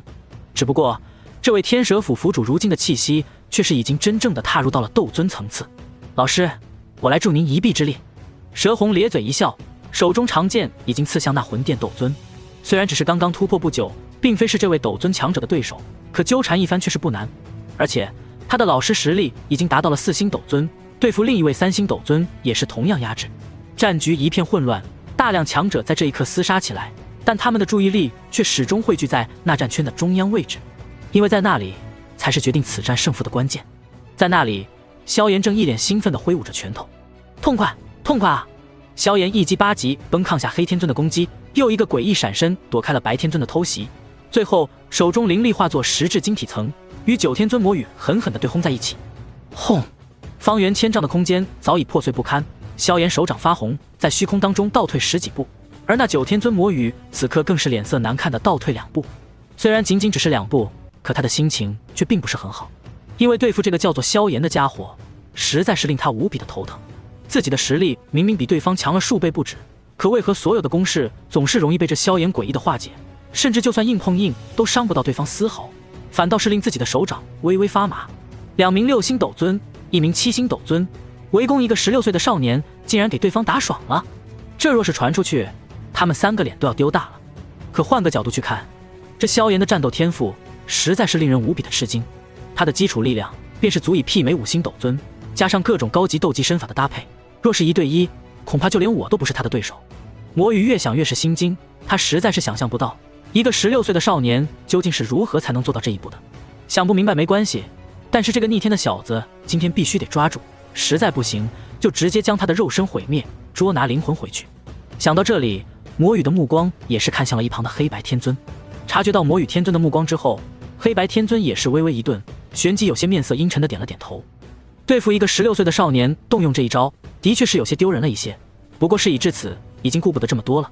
他们可不同于魔羽，他们是亲眼见证过萧炎那可怕的火莲斗技的，他们深知此刻的萧炎甚至是在跟他们闹着玩，一旦他动用了那可怕的火莲斗技，怕是被动的就是他们了。联手吧。黑白天尊点了点头，脚步挥动之间，已经是与魔羽呈3角形将萧炎包围。下一刻，铺天盖地的黑色能量便是在这一刻汹涌翻滚起来，几乎是在瞬间，几乎将整个天地都浸染成了一片漆黑。在这一漆黑天地出现的瞬间，远处的天空之上便是有着几道隐晦的气息，有着隐约的波动。这是黑魂界。一处隐蔽的角落当中，古青阳的身影站在那里，目光颇为郑重地看着这一幕。黑魂界是魂殿当中极为出名的一套合击斗技，此刻有着2名6星斗尊和1名7星斗尊联手，那威力绝对是连8星斗尊都要暂避锋芒。即便是古青阳这个古族天骄，手中有着种种高阶斗技护体，也依旧要费不少心思才能破解。看样子魂殿是要动真格的了。古山长老，你我是否要出手？古青阳看了一旁的老者一眼，老者却是笑眯眯地摇了摇头。看着吧，此地所观战的可不止你我2人。闻言，古青阳双目微微眯起。您是说此地还有魂殿的其他强者？呵呵，强者的确很多，不过可不只是魂殿的。古山笑眯眯地捋了捋胡子，目光却是颇为凝重地看向一个方向。没想到魂殿为了这个萧炎，竟然派出了一位斗圣强者。在那个方向，大天尊也是神色略微阴沉地看着古山的方向，显然他也是察觉到了这一点。大天尊，怎么了？古幽看着大天尊阴沉的老脸，一旁身穿血色长袍的血河也是有些疑惑。真没想到这一次古族的家伙竟然也来了。大天尊暗道晦气，古族那位强者的气息与他似乎相差的并不多，虽然他并不怕这个家伙，可这家伙若是出手，怕是会造成不小的干扰。还有丹塔的人，他的目光看向另一个方向，更是阴沉了几分。不过还好，虽然都有些阻力，但都可以拦住，只要核心战圈没有问题就行。大天尊的话让古幽和血河都是瞳孔一缩。待会儿我会盯住那名古族的斗圣强者，至于其他人就看你们2个的了。当然，如果魔羽他们3个能够直接抓住这个萧炎，是再好不过的了。大天尊说完，也是不再理会已经缓缓戒备起来的2人，目光再度看向萧炎的战圈。同一时刻，在2方之外的第3处空间当中，玄一那张带着些许岁月痕迹，但依旧美艳的脸庞，在看向萧炎的目光也依旧是带着些许的震撼。这真的是一个16岁的少年能够搞出来的动静吗？玄一此刻有些不太相信这是药尘的弟子了，但无论如何，因为这个少年实在是太出彩了，任何天骄级别的同龄人在他的面前都只有被碾压的份。即便是面对3大天尊的围攻，他也依旧游刃有余。这样的少年，说他是某个斗帝的弟子，玄一都是相信的。但无论如何，他今天都要问个明白，所以他身上的气息已经开始缓缓的不再压制，一旦萧炎出现危险，他便是准备出手相助。而在此刻的战圈中央，铺天盖地的黑色能量已经开始迅速凝聚成一道道漆黑庞大的黑色锁链，一道道漆黑庞大的锁链束缚之间，很快就将萧炎周围的天地都包裹进入其中。一瞬间，萧炎便是陷入到了一个完全由锁链构成的世界当中。萧炎，束手就擒，你还能留下肉身，如若不然，我等便只能毁掉你的肉身，将你的灵魂拘拿回去了。黑魂界当中，无数黑雾几乎是在瞬间凝聚成一张庞大的脸庞，正是魔与天尊的脸庞模样。他此刻正一脸冷笑地看着萧炎，信念一动，便是有着无数庞大的锁链朝着萧炎围攻过去。然而，对于魔与天尊这所谓的威胁，萧炎却只是淡淡一笑。就凭这小小黑魂界，就想困住我？魔与，你还是那般的废物啊！话音落下，不等魔与天尊脸上露出恼怒之色，一道道绚丽的火焰已经出现在了萧炎的脚下。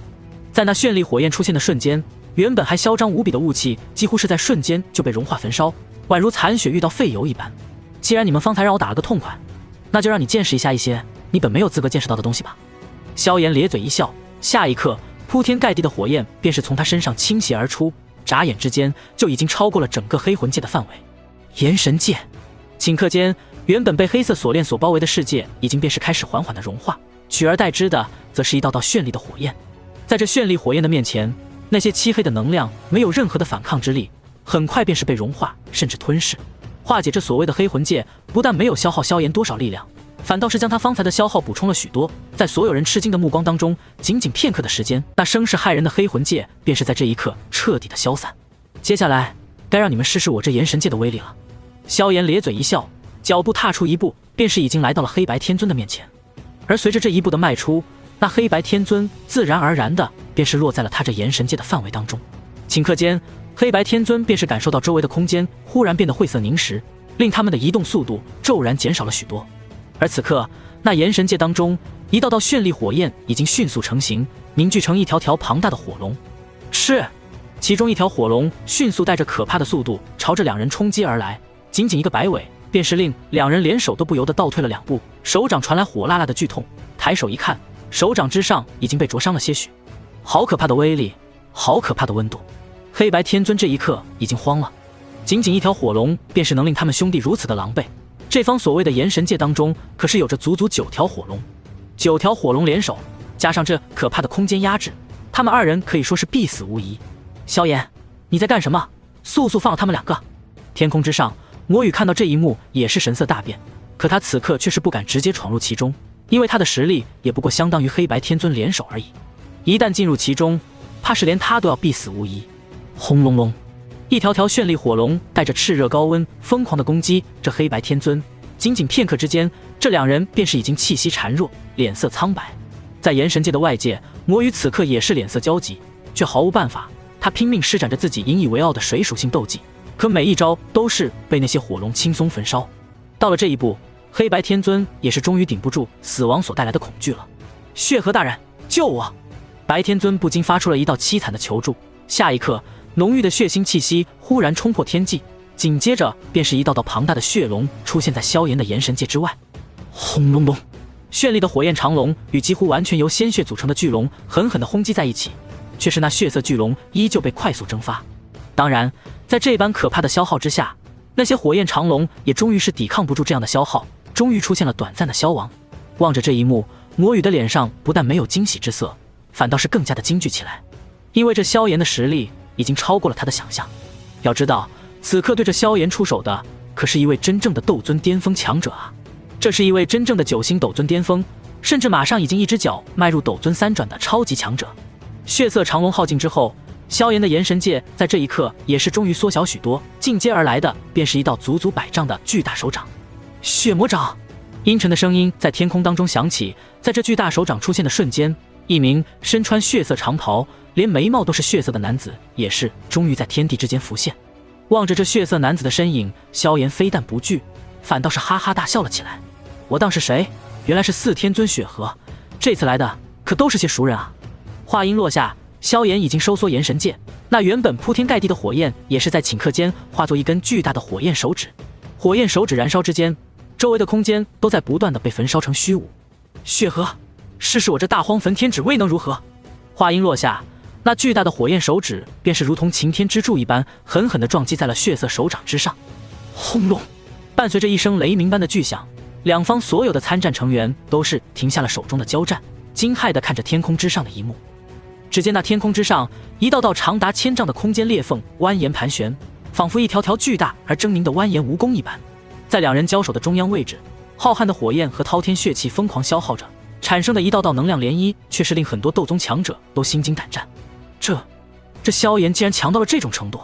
天空之上，古青阳望着这一幕，忍不住咽了一口唾沫。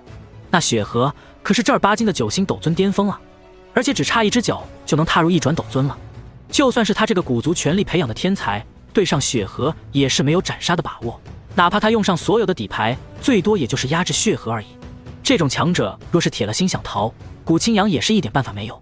但是他能有把握压制血河，是因为他本身已经有了8星斗尊的修为，而且根基扎实，又有各种天阶斗技作为底牌。可萧炎呢？萧炎方才的表现分明是基础力量连一个6星斗尊都不如，就是这样的基础力量，却是能够横跨4星甚至还要多的修为去对战血河这位魂殿4天尊。如此算来，这萧炎的战力应该与他相差不大了。但是有一点却是很关键的，那就是这萧炎的年纪可是比他小了10岁不止的。在他的身旁，那位古山长老此刻也是一脸凝重，看向萧炎的目光同样充满了惊艳与赞叹。如此年龄便是可以与那血河都打得有来有回，此子将来的成就绝对会极为的恐怖。无论这小家伙到底是不是药尘的弟子，今日之后我都要代表丹塔好好拉拢他一番。另一处空间当中，玄一却是神色郑重地看着萧炎，因为萧炎所表现出的潜力实在是将他都给震撼到了。好可怕的小子！不过这等天骄若是能够为我族所用，我族将来怕是要出现一个极为了不得的战力啊！魂殿的方位当中，大天尊一双老眼已经是带着几分贪婪与炽热。别管你是什么人，只要被种下了魂印，将来生死便是要受到魂殿操控，除非你不想活了，否则便是要乖乖为魂殿效力。否则以魂殿手下这群强者的出身，他们怎么可能会如此的听话？古佑，等会儿若是血河他们都拿不下这萧炎，你就亲自出手拿下他。大天尊低声说了一句，古幽也是微微点头，一双老眼同样跳动着碧绿的光芒。轰隆隆，漫天的火焰与血气彼此交织，几乎将整片天地都染成了2种颜色。而在这2种颜色当中，一道血色长袍的身影却是直接穿过这无尽的火焰和血海，瞬间来到了萧炎的面前。小子，能够在这般年纪与我对战，你的确是很强，不过现在你还远远不是我的对手。血河的身影骤然出现在萧炎的面前，周身血腥之气翻涌，眼中带着浓郁的杀机。这萧炎的一火对于他的血气是有着颇为强悍的克制作用的。方才的一击对轰看似是平手，实际上若是持续消耗下去，怕是这萧炎要略占上风了。对于这一点，唯有交战中心的血河和萧炎最为清楚，因此这血河心中对于萧炎的杀机越发的明显。是吗？对于血河的话语，萧炎却仅仅只是冷笑一声，手掌之上火焰翻腾，然后便是与这血河狠狠地轰击在了一起。咚！又是一阵洪钟大吕一般的对碰，萧炎的身体不受控制的倒退了足足数十步，而血河却仅仅只是倒退了1步而已。此刻的双方战场，众多强者早已停下了手中的交战，而是彼此默契地保持了一个安全的距离，最后同时将目光看向这片战场。震撼、精彩，都是从他们的目光当中流露出来，但更多的却是对于强者的渴望。萧炎的实力竟然强到了这个程度。蛇精目光呆滞地看着天空之上与血河交战的萧炎，最后深深地咽了一口唾沫。与他们一样的是炎盟所有的强者，他们已经无比的高估萧炎的真正实力了。可当看到萧炎与一位9星斗尊巅峰强者对战的时候，他们才真的看到了这位炎盟之主真正的实力。16岁跟一个9星斗尊巅峰打得有来有回，这让炎盟的所有强者都有了一种一把年纪活到狗身上的感觉。但同时的，他们此刻也是升起了无尽的自豪与骄傲。能够跟随如此天骄，简直就是他们的荣幸啊！盟主，盟主！不知道是哪个神秘的老头喊了一声，炎盟一方的气势在这一刻瞬间到达了高潮。每一个炎盟的成员都是面色潮红的喊着萧炎的名字，就连彩铃、小医仙等人都是神色激动，望着萧炎的目光仿佛带着星星。呵呵，你们可不要高兴得太早。望着这兴奋无比的炎盟强者，血河眼中露出一抹不悦之色。9星斗尊巅峰的修为夹杂着浩荡声音传到了所有人的耳朵当中。萧炎，你能依靠天阶斗技跟老夫大战几个回合，的确是很了不起。不过，你的修为终究是差了一大截。你以为你能在我的手中撑多久？他的话宛如一泼冷水一般浇在了严盟所有人的心头。到了这一刻，众人的心头才终于想起，这萧炎虽然能够硬抗血河天尊，但双方的实力终究是有着不小的差距。若是真的打起持久战来，萧炎早晚都会被活活的耗死。然而，就在这士气即将低落的时候，一道炽热的高温却是再度让整个战场的温度都升高了起来。在所有人的目光当中，萧炎的身上开始有着一道道绚丽无比的火焰疯狂的燃烧，然后压缩。在所有人惊骇的目光当中，一道完全由绚丽火焰组成的人影出现在了萧炎的身边。而后，这道火焰人影便是不断的胀大，最后足足化作一道身高10丈的火焰巨人虚影。火焰巨人就这样站在萧炎的身后，他的身上有着火焰凝聚成的铠甲，铠甲之上一道道火焰纹路凝聚成了一道道玄奥的符文，隐隐之间仿佛契合着天地大道。他的五官赫然是与萧炎一模一样，只是比起那时常挂着一抹笑容的萧炎，这尊火焰巨人却是宝相庄严，一张脸庞不苟言笑，似是有着无尽的威严在其中。翻滚的火海在他的脚下流动，一言一行之间仿佛可以操纵整个天地的火焰。他仅仅只是站在那里，就仿佛是火焰当中的神灵一般。望着这一幕，不仅是血河的眉头微微皱起，眼中隐隐有着一丝不安，就连远处观战的2位斗圣强者此刻都是瞳孔微微一缩。他们可以清楚地感知到，那道宛如神灵一般的火焰巨人虽然还没有可以威胁到他们的力量，可在冥冥之间却令他们都有了一种想要膜拜的冲动。虽然这种冲动无比的细小，可却是能够切实察觉出来的。这到底是什么东西？这一刻，在场的所有顶尖强者心中都是有着一抹说不清道不明的感受。他们最共同的感受就是，这道火焰巨人似乎是一种完全超越他们这个层次的存在。本想着一招解决你的，不过看样子老师那边还需要1炷香左右才能复活。感受着云岚宗那边若隐若现的庞大气息，萧炎有些无奈地摇了摇头，旋即冲着血河咧嘴一笑：“恭喜你，作为第一个让我使用元神变的人，血河，你就算是死了也要倍感荣幸了。”萧炎一边笑着，一边走向血河的方向。随着他的步伐一步一步的迈出，那足足10丈高大的火焰巨人却是缓缓缩小，而萧炎的气息却是在一步一步的强大起来。4星斗尊、5星斗尊、6星斗尊、7星斗尊。当那火焰巨人完全融合到萧炎的体内的时候，萧炎的气息已经完全可以与正常的8星斗尊媲美了。炎神变是他将天火3玄变推演之后所不断推演出的一个更加可怕的绝世神通。一旦催动，真身与至尊法身完全融合，战力凝聚到极致，单体作战能力将达到巅峰。他的炎神法身如今虽然仅仅只是一个雏形，可毕竟是可以媲美甚至超越10大原始法身的存在。当这个雏形彻底融入到萧炎体内的那一刻，才是萧炎的战力完全发挥出来的时候。唯一有些美中不足的就是，萧炎如今的异火还是不够强大，虽然是4种异火融合，但终究只是异火榜排名10名靠后的异火。倘若他此刻有着一道净莲妖火，那萧炎的实力甚至可以直接暴涨到可以斩杀斗圣的程度。当然，若是有了净莲妖火，他的实力怕是早已达到至尊境界了。无论如何，此刻的萧炎才算是重生以来真正的彻底爆发自己的战力。当炎神法身融入体内的那一刻，半圣之下便是无人能够威胁到了他了。哼，吹牛谁都会，萧炎，让我看看你真正的实力吧。血河天尊冷笑一声，滔天血海在其背后隐隐浮现。对此，萧炎并没有多说什么，只是咧嘴一笑。下一刻，他周围的空间便是已经完全崩溃，而他的身形已经消失得无影无踪。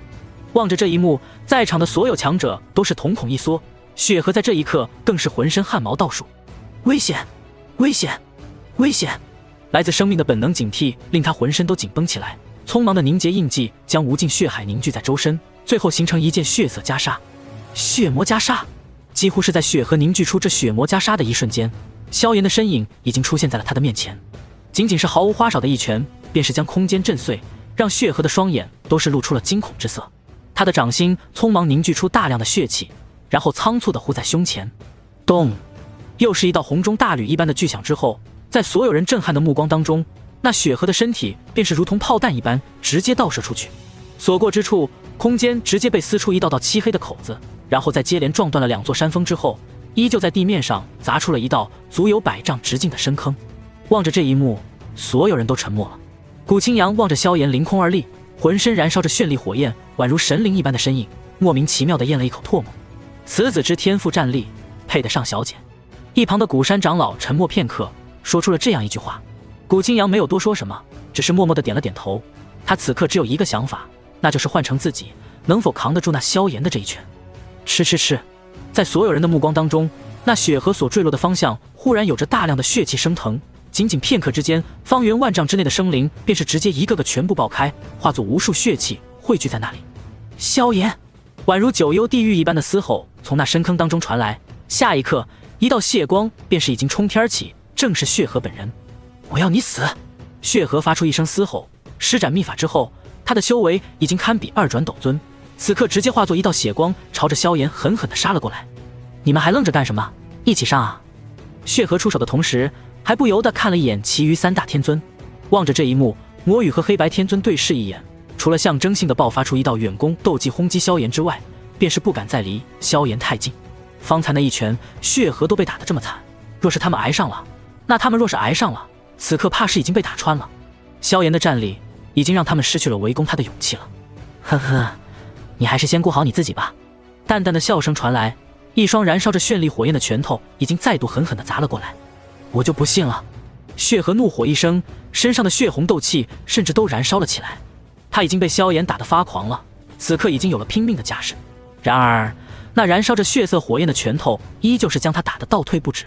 然后在他的脚步还没有落下之前，萧炎的身影已经是再度出现，拳肘膝脚连连不断，在所有人震撼的目光当中，血河宛如一个活靶子一般，被萧炎从联盟的城墙位置一路横推，短短片刻的时间，已经被连续轰击数百次，打出了足足1000丈的距离。此刻的萧炎，无论是力量还是战斗经验，都不是一个血河能够比的。之所以血河能够坚持这么长时间，全都是因为萧炎故意拖延时间。当然，有这么一个靶子供自己去打，萧炎还是很爽的。在这般毫无还手之力的被动之下，血河终于是坚持不住了。他的双臂已经被萧炎轰击得寸寸断裂，胸口之上都有着一个陷进去的深坑。如果不是修炼血属性功法让他生命力顽强，此刻已经是要接近陨落了。更让他感到憋屈的是，在萧炎这连绵不断的攻势之下，他连逃跑的机会都没有，常常是连身影还没有稳住，萧炎的下一拳就已经过来了。如此下去，他的下场最终会跟那尸天一样，被萧炎活生生的打死。想到这里，血河心中的憋屈与求生欲望终于是让他放下了所谓的面子。二天尊，救我！血河发出一道凄厉的吼声。当这道声音发出的瞬间，古青阳和玄一的神色都变了。只见萧炎面前的空间在这一刻骤然凝固，一道苍老如同鬼爪一般的手掌骤然伸出，所过之处空间直接塌陷，然后化作虚无，最后带着无比可怕的力量朝着萧炎的方向抓了过去。是古幽，是古幽这个老东西！所有人此刻看向萧炎的目光都是带着凝重，联盟一方的顶尖强者更是脸色大变。他们能够清晰地感受到，这个老者身上的气息已经完全超越了斗尊这个层次，他已经踏入到了那个境界。半圣也是圣者，哪怕比起真正的斗圣差了很多，可比起斗尊依旧是碾压一般的存在。这一刻，所有人看向萧炎的目光都是带着惊颤。然而在所有人惊颤的目光当中，萧炎却是微微一笑。只见他的手掌变化之间，一道火焰长矛和一道精美火镰已经出现在了萧炎的左右手。古幽，没想到是你！萧炎嘴角带着笑容，脚步后退的同时，手中的火镰已经落在了那苍老手掌当中，而他右手之上的火焰长矛却是在这一刻直接贯穿了血河的胸口。这是……血河的脸上露出惊恐之色。当他胸口被贯穿的那一刻，一道来自灵魂的痛楚却是令他更加惊慌，然后他便是彻底的失去了知觉。炎神之矛，更为可怕的却是灵魂攻击。等到血河发现的时候，他的灵魂已经彻底泯灭了。以萧炎如今仅次于天境的灵魂力量，加上他的攻击手段，灭掉血河的灵魂实在不难。我早就给你准备好这场盛宴了。萧炎冷笑一声，抓住血河的尸体，直接吞入到混沌熔炉当中，开始炼化。大战到此刻，他也是有了不小的消耗，尤其是斩杀血河和施展一道4色火镰，令他也是终于有了一些消耗。只见他速度飞快遁出，在离开此地的瞬间，那道4色火镰已经彻底的爆炸。咚！仿佛大地都在震颤，一道绚丽的蘑菇云再度升起。即便是炎盟的强者已经见识过一次，这一次依旧是十分的震撼。而古青阳和玄一的眼中就是更加震撼了。良久之后，当着蘑菇云消散之后，一名宛如老鬼一般的老者也是终于从空间当中走了出来。你能在老夫的手底下杀了血河，很好。阴冷的声音从古幽的口中发出，他一双绿油油的眼睛盯着萧炎，已经是充满了杀意，但在这浓郁的杀意心底却是隐隐有着忌惮之色，因为他借助4色火镰的那只手掌此刻正隐隐有些颤抖之意。既然如此，那老夫也只能把你的肉身灭了，再将灵魂带回去了。古幽冷笑一声，下一刻，那独属于半圣强者的气势便是彻底在天地之间展开。望着这一幕，原本兴高采烈的炎盟强者们瞬间面如死灰。半圣强者，这在西北大陆已经是难以想象的存在了。然而，当他们看向自己盟主的时候，却发现自家盟主的脸上没有丝毫的畏惧之色，这让炎盟众人忽然心头一动。难不成盟主还有底牌？是的，盟主的底牌是没有尽头的。这一点，炎盟的强者们是深信不疑的。他们已经见证了萧炎所创造的一个个奇迹。蝎壁炎来了，被萧炎干掉了；失明宗来了，被萧炎干掉了；魂殿四大天尊围攻，被萧炎干掉了最强的一位9星斗尊巅峰。难道盟主今天还要干掉一位半圣强者？难道盟主今天要屠圣不成？想到这里，所有人只感觉一腔热血直冲大脑，心脏都快要从胸口跳了出来。然后在所有人的目光当中，炎盟的盟主大人喊出了一句惊天动地的话：玄衣师娘，快来帮我对付古幽老贼！这样一句摸不着头脑的话令炎盟强者都是微微一怔，脑海当中不由得浮现一串问号，以及一丝微微的失落之感。看来盟主现在表现的确就是他最强的实力了，这让众人微微失落的同时也微微松了一口气。倘若萧炎今天真的连这位半圣都宰了，他们怕是都要激动的晕过去了。只是此刻，比起炎盟强者的无语，那一只隐藏在空间当中的中年美妇却是浑身一颤。他真的是……中年美妇脚步迈出，下一刻已经是出现在了萧炎与古幽的面前。你的老师到底是谁？他那张带着些许岁月痕迹却依旧美艳的脸庞，此刻已经是泛起了一抹潮红，一双眼睛正死死地盯着萧炎。望着他那张激动的脸庞，萧炎心中也是无奈的一叹，暗道要老年轻时果然风流。所以在玄一无比期待与激动的目光当中，萧炎缓缓吐出了4个字：家师药尘。伴随着这道声音的响起，不但是那神色激动的玄一陷入了短暂的寂静，就连古幽圣者、魂殿的几大天尊，甚至是远处的古青阳、古山以及魂殿大天尊都是陷入了沉默当中。药尘，你真的是药尘的弟子？片刻之后，玄一的声音响起，红肿的眼眸之下，声音都带着几分的沙哑。师娘，我的确是要尊者药尘的弟子。望着那一脸激动之色的玄一，萧炎都是忍不住叹了一口气。看得出来，这位玄一师娘对于药老的是相当的上心。前世的时候，这两人也是在萧炎成帝之后多年，终于组成了家庭。看他不远万里来到西北大陆，只为了一个疑似药老的消息，便是足以看出他对于药老的关心之切了。油嘴滑舌的小子叫什么师娘？玄一好歹是丹塔3巨头，在经过片刻的激动之后，终于是从萧炎的称呼当中反应过来，当下脸庞之上不由得露出一抹红润，然后便是径直的拦在了萧炎的面前，一张脸庞之上已经是从方才的红润化作了一抹冰寒之意。古幽，你要动他，先从我这里过去了再说。话音落下，一道同样无比强悍的气息从他身上骤然爆发出来。9转斗尊，身为丹塔的3大巨头，他在年轻时便是有着极为不俗的天赋，这些年在丹塔的资源供应和那高超炼药术的加持之下，修为自然是越发的强大。虽然距离半圣还差一些距离，但也仅仅只是差那么最后的一步而已。没想到这萧炎的老师竟然是中州当年那位风头最盛的药尊者。天空之上，古青阳望着这一幕，也是眼神略带几分奇异和惊异。一旁的古山长老更是啧啧称奇，没想到这小家伙竟然是药尘那小子的弟子。不过如此资质，便是给药尘也算是捡到宝贝了。另一旁，魂殿的3大天尊也都是有些吃惊的看着萧炎，他竟然真的是药尘的弟子。之前出现在黑角域的那道天境灵魂，真的是药尘的灵魂。魔羽的目光看向萧炎，眼神却是隐隐有些炽热起来。天境灵魂啊，倘若这药尘完全复活了，此刻必然是已经登场了。此刻没有出场，说明他并没有复活。这个问题在所有人的脑海当中回荡，同样也在玄一和古幽以及众多强者的心中出现。姐姐，没想到这么多年了，你还是忘不掉你那个老姘头。在众人的目光当中，古幽圣者却是咧嘴一笑，滔天气息在这一刻完全爆发开来。看来魂殿的情报部门这些年维持得很不错，没想到那药尘的灵魂体竟然真的躲藏在这里，更是没有想到他竟然收了个如此逆天的弟子。不过今天你们师徒2人怕是都要跟着我魂殿回去了。话音落下，他手掌伸出，顷刻间阴冷的寒意便是遍布整座天空，一道直径100丈的巨大手掌已经是在瞬间凝聚。药尘如今怎么样了？面对这巨大的手掌，玄一的脸上并没有任何的畏惧，只是忍不住回头看向了萧炎。师娘放心，老师现在距离复活已经只在须臾之间了。萧炎的话音落下，玄一的脸庞便是再度红润了些许。真是个油嘴滑舌的小子。他有些脸红的摇了摇头，一回过头来，铺天盖地的火属性能量便是已经彻底的爆发。古佑，别人怕你，老娘可不怕你。说话间，那磅礴的火属性能量已经在他面前疯狂凝聚，眨眼之间，一道高达100丈的巨大塔楼已经出现在所有人的视线当中。师娘，就是这群狗东西，当年害得老师肉身破碎，灵魂都差点魂飞魄散了。师娘，我帮你一起对付这群王八蛋。萧炎见状，也是连忙添油加醋，同时身上气息再度爆发，4道异火在顷刻间凝聚成了4道身高数十丈的火焰巨人。武圣神火法，如今只差一种异火就可施展大成的威力。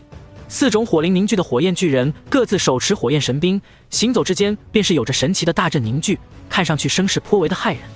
我就知道这些事是你们魂殿干的。听到药老这些年过得如此凄惨，玄一脸上寒意更加凝重，挥手之间，那火焰巨塔便是直接朝着古幽的方向镇压了过去。哼，你们以为2人联手就能拦住老夫了吗？古幽脸上露出一抹讥讽笑容，挥手之间，那具大手掌已经朝着那巨塔轰击过去，同时他另一只手也是没有闲着，再度凝聚出一道手掌，朝着萧炎的方向抓了过去。古幽，就让我试试，我这武圣神火法的威力到底能不能抗住你这半圣的攻击。萧炎也是大笑一声，手中印结变化之间，4道火灵瞬间凝聚成一道大阵，然后快速地拦住了古幽的攻势。轰隆隆，这一刻，加玛帝国的天空就忽然变得如同大海浪涛一般风起云涌，平静的空间开始不断的波动，时不时的碎裂重组。萧炎与玄一联手之间，竟然能令古幽一时之间难以占据绝对的优势。这2人一个是9转斗尊的修为，有着丹塔当中的种种高阶功法斗技，另一个更是神灵重生，虽然修为差了一些，但手段明显更加强大，各种天阶斗技层出不穷，一时之间竟然是硬生生的拦住了一位半圣强者。真是个古怪的小子，他的手中怎么会有这么多的天阶斗技？当萧炎真正爆发战力的时候，魂殿大天尊和古山以及古青阳都是有些看呆了，因为萧炎手中所不断爆发的种种手段，每一招威力都是堪比天阶斗技，有时候就算是古幽也不得不小心防御。也就是萧炎如今修为还低一些，倘若他是9星斗尊的话，此刻的古幽怕是要直接陨落了。在萧炎身边的玄一同样感到无比的惊异，萧炎所展现出的战斗力已经到了让他都感到有些压力的程度了。这种战力，即便是他们想破脑袋也想不出来会在一个16岁的少年身上出现。一时之间风起云涌，3人打得几乎是天崩地裂。而在这样的疯狂战斗当中，那加玛帝都远处的某个方向，在某一刻却是咚的一声闷响。云岚宗、云岚山上，众多云岚宗的低阶弟子，此刻都是在纳兰嫣然的带领之下守护着宗门。以他们斗王都不到的实力，参与这种层次的大战，简直是连炮灰都算不上，只能远远的要看着帝都方位天空之上的强烈波动。在那里，绚丽的火焰、炽热的火焰巨塔，以及铺天盖地的漆黑能量纠缠在一起，每一次碰撞都是令空间崩溃，宛如末世来临。纳兰嫣然站在众多弟子的最前面，望着那声势浩大的战场，紧紧咬着嘴唇。他知道，那个战场的核心是一个曾经将他拒之门外的家伙。我到底做错了什么？纳兰嫣然小脸黯然，也不知道这个家伙为什么总是对自己这般不理不睬。就在他心中百般不解的时候，云岚宗的山门却是咚地晃动了一下，紧接着一道莫名的气息忽然从一处山谷当中缓缓散发了出来。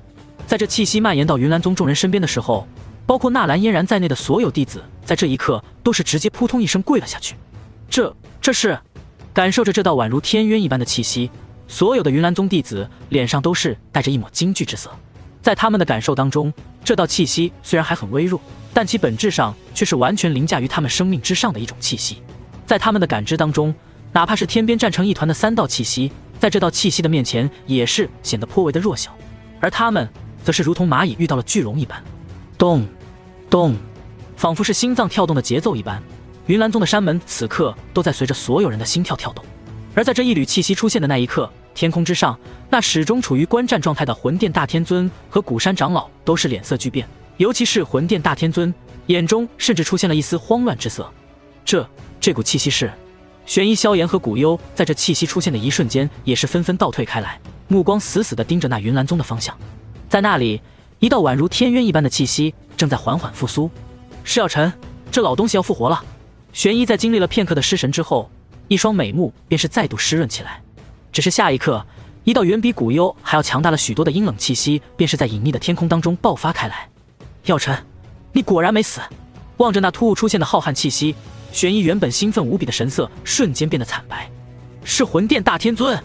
姐姐，没想到这老东西竟然要复活了，而且看其气息，竟然是踏足到了斗圣的领域。魂殿大天尊双目如同鬼火，脚步踏出，便是要前往药老复活的地方。然而，一道同样浩瀚强横的气息却是骤然拦住了他的去路。大天尊，你我还是乖乖的在这里看好戏吧。苍老的笑声回荡，一尊苍老魁梧的身影却是拦在了大天尊的面前。二者仅仅只是气势冲突，便是令整片天空更加动荡，其声势已经不弱于萧炎三人的战斗。此时此刻的战场下方，魂殿与炎盟的众人早已默契的收手，都是满脸惊骇的看着那已经支离破碎的天空。斗圣强者！这一刻，双方的所有强者都根本顾不得了战斗，只能眼神狂热的盯着天空之上的那两道身影。这两位的气息可是真正的斗圣强者啊！这个层次的强者，在过去的西北大陆，只能是存在于传说之中。那宛如天渊的气息，即便是那几位斗尊强者都感到了莫大的压力。很多实力连斗王都不到的人，此刻已经是匍匐在了地面，一双眼睛敬畏而狂热地看着这两人。斗圣，如今斗气大陆最为巅峰的存在，今日竟然因为炎盟的战役出现了。在这两人的面前，仅仅只是浩瀚的气息冲突，便是已经令天空之上的空间宛如碎片一般四处游荡。甚至很多强者能够清晰地感受到，随着这两位老者的出现，天地之间的能量都开始混乱，然后再度重整，隐隐约约在两人的身后形成了模糊的能量潮汐，一举一动令天地变色，有着改天换地的本领。斗圣强者，恐怖如斯！古山，你竟然敢出手阻拦我魂族的大事！见到那古山长老的出手，大天尊的神色终于是变得难看了起来。姐姐，阻拦你们魂族的大事，不是很正常的一件事吗？面对大天尊的冷脸相迎，古山却是怪笑一声，周身斗气涌动之间，那能量潮汐宛如海洋一般，令人心颤，也令大天尊的脸色更加难看。既然如此，那就看看你有没有这个本事了。大天尊冷笑一声，身后的能量骤然掀起千丈波涛，一瞬间天地变色。哈哈，老夫倒要看看你魂殿到底有什么手段。古山也是哈哈大笑一声，手掌挥动之间，同样浩瀚无比的无力在天地间翻涌。望着这一幕，除去萧炎三人之外，其他的众多强者，无论是炎盟一方还是魂殿一方，都是神色慌张的连忙降落到了地面。只见两人挥手指剑，天地能量疯狂的碰撞，周遭的千丈万丈的空间都是在不断的崩裂，附近的山峰宛如一个个小土堆一般被随意荡平，一道道深达100丈的裂缝不断的从大地之上出现，仅仅只是一些残余的能量外泄，都是令几位斗尊强者都无比的忌惮。大地在此刻疯狂的震颤，如果不是两人的位置距离加玛帝都还有很远一段距离，此刻怕是一些余波便是足以摧毁半个加玛帝都了。即便是如此，此刻站在加玛帝都当中，也依旧是感到宛如地震了一般。望着这一幕，在场的所有人都是忍不住的脸色苍白，震撼而惊恐地望着这一幕。咚！在两人交手的同时，那隐藏在云岚宗当中的气息却是越发的明显，那宛如巨龙一般的波动也是越发的强盛了起来。古佑，赶紧将那两个家伙解决了，否则今天就麻烦了。感受到那越发强横的气息，大天尊的脸色终于变得难看了起来。如今的战场勉强呈现出一种隐晦的平衡，可一旦让那药尘复活，那麻烦可就大了。这可是一尊真正斗圣级别的战力，而且在大天尊的感知当中，这道正在缓缓复苏的庞大气息似乎比他还要强横。一旦让药尘复活，他们魂殿的这次行动不但会铩羽而归，更严重的是，魂殿从此会多出来一位斗圣级别的敌人，而且还有可能是一位9品炼药师级别的斗圣。以魂殿之前对于药尘的所作所为，大天尊不认为药尘在复活之后会选择跟魂殿和解。一尊斗圣战力，而且还有着9品炼药师水平的强者，即便是对于魂殿而言，也是一个强劲的敌人了。毕竟就算是在魂殿，甚至在魂族当中，斗圣强者也是依旧可以算是顶尖的存在和战力了。更何况这位斗圣还可以叫来更多的斗圣。他在呼喊古幽的同时，一道隐晦的波动也是传到了三大天尊的那里。在感受到这灵魂波动之后，那三人也是身体微微一颤，旋即彼此对视一眼，很快便是迅速消失在了原地。两个该死的家伙，真以为本圣奈何不了你们了吗？战场当中，古幽圣者得到大天尊的催促之后，也是有些恼火了。面前这两个家伙虽然1对1都不是自己的对手，可他们两个如此不要命的不断催动高阶斗技，联手抵抗自己，而且战斗的还颇为默契，也是令古幽都是一时之间难以拿下两人。感受到药尘那越发庞大的气息，古幽也是不敢再继续耗下去，当下舌尖一咬，一道精血喷出，瞬间化作无比庞大的阴冷能量，最后化作一道巨大的白骨手掌。幽冥鼓掌！古幽低喝一声，显然是动了真火。呵呵，今天老娘就是拼了命，你也别想迈过此地一步。面对古幽的攻击，玄一此刻已经是打得披头散发，一张带着些许岁月痕迹的脸上露出冷笑。同样一狠心，3枚玉瓶直接在他身后爆开。这3个玉瓶当中，每一道玉瓶里都存放着1枚7色丹雷以上的丹药。此刻3枚8品丹药当中，品级极高的丹药同时爆开，所释放的能量也是极为的庞大。丹火焚天，玄一此刻已经是连身上的精血都燃烧了起来，看其模样，似乎是想要生撕了古幽一般。不过，即便是他如此消耗，也依旧难以拖住古幽太久。毕竟2人的实力的确是有着不小的差距。九转斗尊虽然强，可比起半圣还是差了许多。师娘，不用这么拼命，我这里还有一招，足以令这古幽都无比难受。萧炎见到玄一打算直接拼命，当下便是连忙灵魂传音，燃烧精血这样的战斗方法，虽然可以在短期之内大幅度提升战斗力，可后遗症也是极大的。想到这里，萧炎也是不再保留，手掌一翻，3道直径不过1尺左右的波鱼便是出现在了自己的手中。而当那3道波鱼出现的那一刻，古幽的瞳孔终于是忍不住的微微一缩，因为那3道波鱼当中正有着3朵巴掌大小的绚丽火莲。去！萧炎也没有犹豫，信念一动，足3道4色火莲直接飞出8角火莲波。这样的一幕令古幽都是忍不住浑身一个哆嗦，当下甚至想要倒退出去。就在这千钧一发之际，3道身影却是骤然出现在了云岚宗的上空。望着这一幕，原本还在观战的云山和云韵却是在这一刻忽然吓得双腿都有些发软了起来。因为那云岚宗的天空之上出现的正是魔羽和黑白天尊，3尊斗尊级别的强者出现在现在的云岚宗当中，他们只要有一点不好的念头，云岚宗今日就要断代了。嫣然，云韵瞬间紧张了起来。姐姐，药尘，在你复活最关键的时候给你来上一刀，不知道你还能不能再活过来。天空之上，魔羽天尊和黑白天尊的脸上也是露出了一抹阴冷的笑容，只是3人的笑容还没有完全升起，便是已经缓缓凝固了。因为在这3人的面前，一名身穿青衣的俊朗青年已经缓缓地从空间当中走出。3位，很抱歉，你们的计划恐怕是要失败了。望着那笑盈盈的俊朗青年，魔羽的脸色瞬间变得无比难看。古青阳，魔羽3人已经没有了出手的欲望了。古青阳，古族这一代目前为止的第1天骄，他的实力应当是与陨落的雪河相差无几。就在这3人无奈的瞬间，一道可怕的巨响却是在其3人的身后传来。3人包括古青阳在内都是忍不住回头看了过去。只见那天空之上，3道巨大的绚丽蘑菇云在此刻已经是同时升起，将整片天空都是染成了无比绚丽的颜色。当然，那可怕的破坏力在这一刻也是展现得淋漓尽致。这一瞬间的爆炸已经完全不逊色于斗圣强者的出手了。这个萧炎真不知道是个怎样的怪物。望着这一幕，古青阳也是忽然有些无奈的苦笑一声。这一招下来，就是古幽这个半圣也要十分难受了吧？那可是半圣啊！虽然古青阳自信自己今后可以轻易达到，可萧炎才16岁啊！16岁的年纪已经可以威胁到半圣了吗？心中正如此想着，古青阳的神色却是骤然一变，而3大天尊在这一刻更是脸色大变，因为在他们的面前和身后，一道如渊似海的气息正在迅速苏醒，短短片刻便是传遍了整片天地。下一刻，一道无比庞大的光柱瞬间冲天起，整个云岚宗的上空，无比浩瀚的能量在这一刻直接凝聚成一道磅礴的能量海洋。这一刻，云岚宗众多弟子在跪伏的同时，却也感到周围的天地能量忽然到了一个极为粘稠的程度，哪怕仅仅只是在他们周围旋转飘过，都是令他们的修为在这一刻飞速的增长着。大天尊神色大变，玄一则是双目泛红，所有人的目光都是死死地盯着那个方向。唯有萧炎在这一刻嘴角缓缓地泛起一抹笑容，因为萧炎心中明白，这一刻大事已成。这笑容先是一点，旋即便是越发的肆无忌惮，最后转化为了哈哈大笑，回荡在整个天地。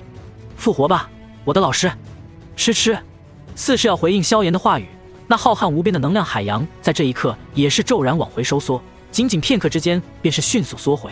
感受着那迅速消失的浓郁能量，云岚宗的弟子们心头都是略微的有些失落，因为他们各自的那飞速攀升的实力已经再度恢复平静。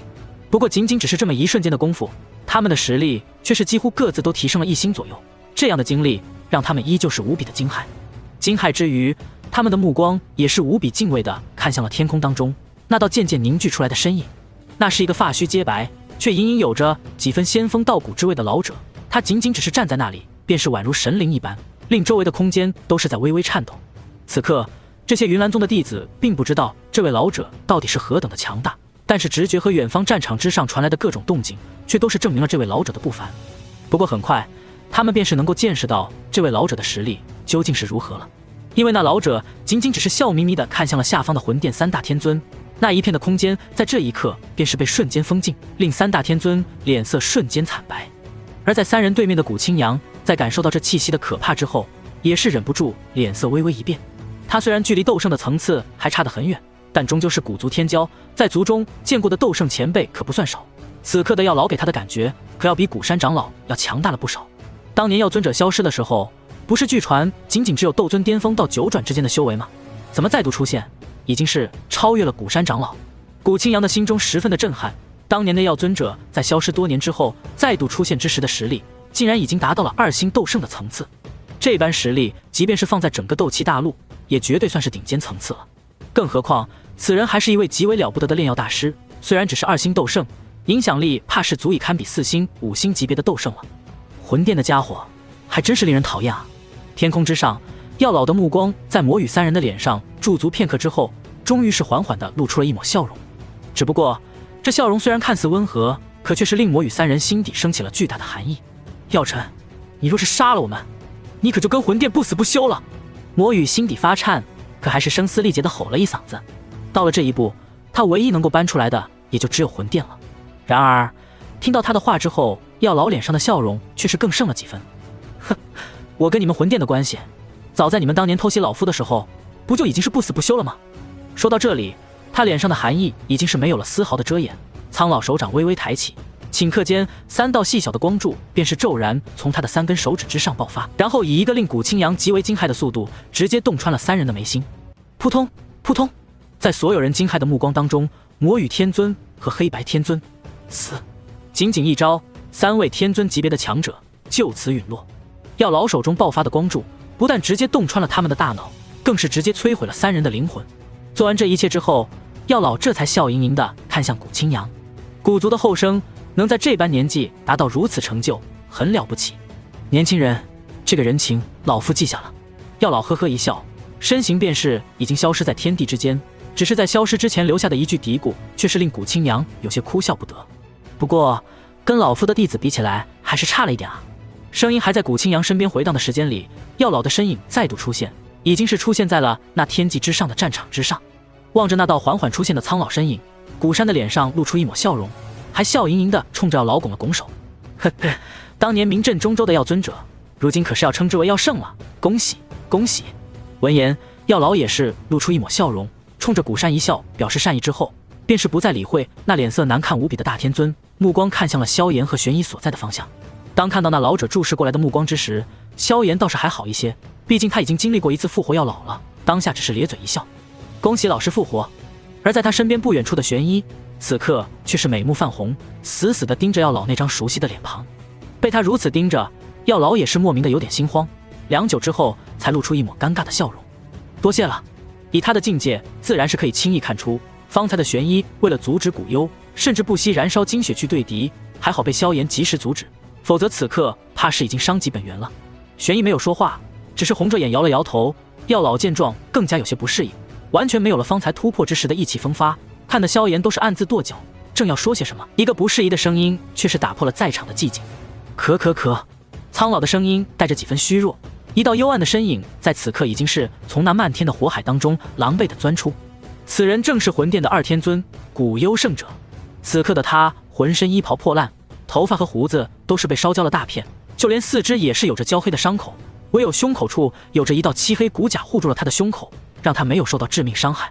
不过虽然如此，那漆黑骨甲此刻却也是出现了道道裂缝，令古幽的嘴角都是溢出了鲜血。3枚4色火莲同时爆发，在萧炎的刻意引导之下，已经无比接近5色火莲，即便是古幽此刻也受了不轻的伤势。萧炎，你这个小杂种！古幽神色阴沉无比，自从踏入半圣之后，他何时被一个小辈如此重伤过？正要开口，却发现萧炎和玄一身边突兀多出来的那道苍老身影。当他的目光看向那老者的脸庞之时，一双碧绿的瞳孔在此刻骤然缩成了针眼大小。药尘，古幽的声音当中略带了几分惊慌，旋即便是化作了无尽的嫉妒，因为他明显能够感受到药老身上那无比可怕的气息，那是真正属于斗圣强者的气息，而且比大天尊还要可怕。这让他感受到无比的震惊和难受。当年药老陨落之时，他的修为便是已经跨入了初级半圣，可是如今这药尘不但复活了，而且实力更是远超自己，这让古幽无比的难受。不过他的难受并没有持续多久，因为在他的注视当中，药老已经是缓缓走出。古幽，这么多年过去了，没想到你还是一个半圣，你果然是个废物。一边说着，药老大手一挥，一道柔和劲力已经将玄一和萧炎推送到了加玛帝都的城墙之上。接下来的事情都交给我好了。药老微微一笑，萧炎却是发现一旁的玄一神色有些不太好看。这么多年来，这位准师娘可是连半圣还未踏入，药老这话说的不是连这位师娘连废物都不如吗？不过天空之上的药老显然是没有感受到这一点，他此刻虽然维持着仙风道骨的人设，可内心却是无比的激动和痛快。爽，这就是斗圣的力量啊！接下来便是轮到本圣人前显圣的时候了。药老嘴角一歪，冲着古山点了点头，古山便是识趣的退到了一旁，跟古清扬汇合在了一起。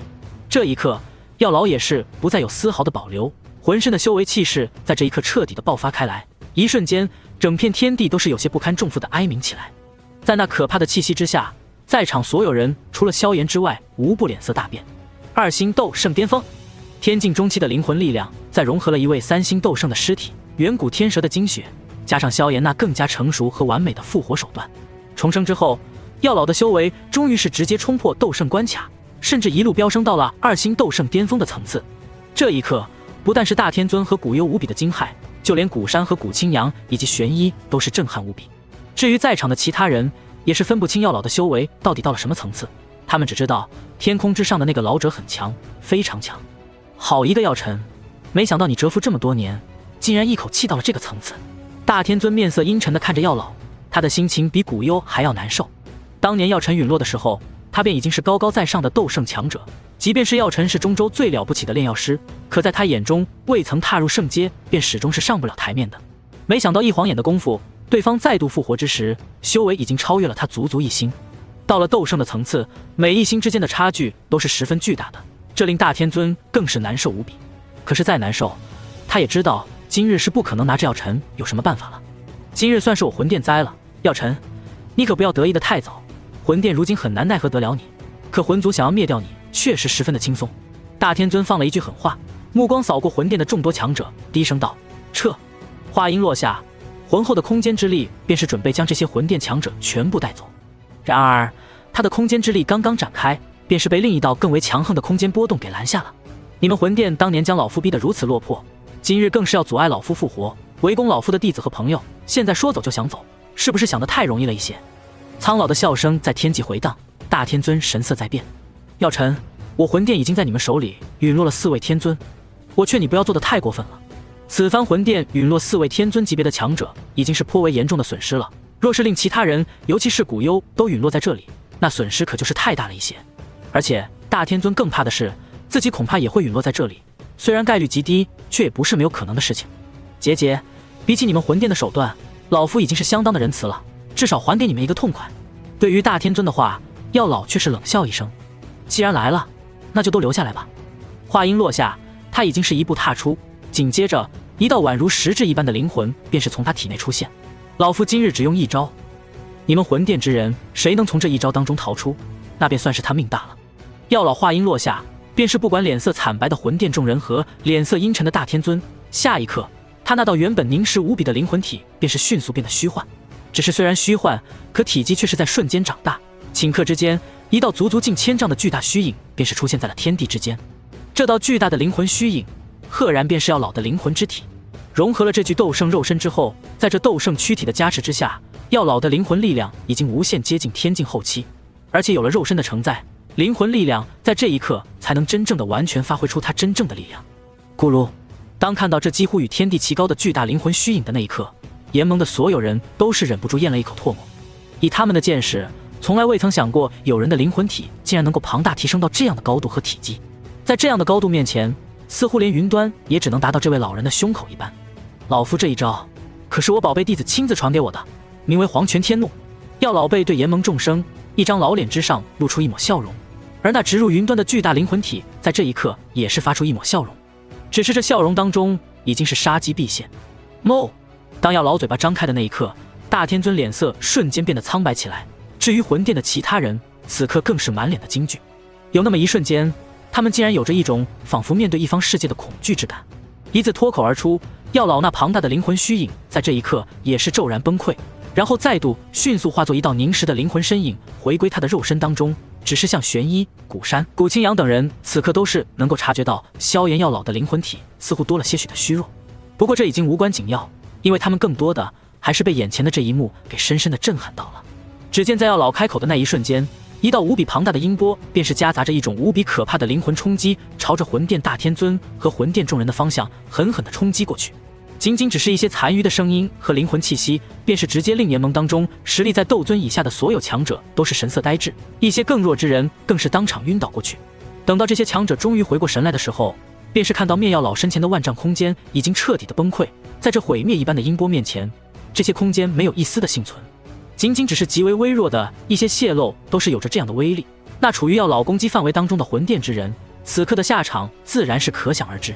在那可怕的音波和灵魂冲击之下，大天尊刚刚升起的一层能量护罩几乎是在瞬间被击碎，紧接着魂殿的所有人都是神色呆滞，包括大天尊本人。等他挣扎着从那种呆滞当中回过神来的时候，一口鲜血已经是难以抑制的从他口中喷出。好可怕的灵魂冲击！大天尊脸色惨白，七窍流血，他惊恐地用自己已经重伤的灵魂之力扫过四周，却只是看到一片血雾和古幽双目无神的尸体。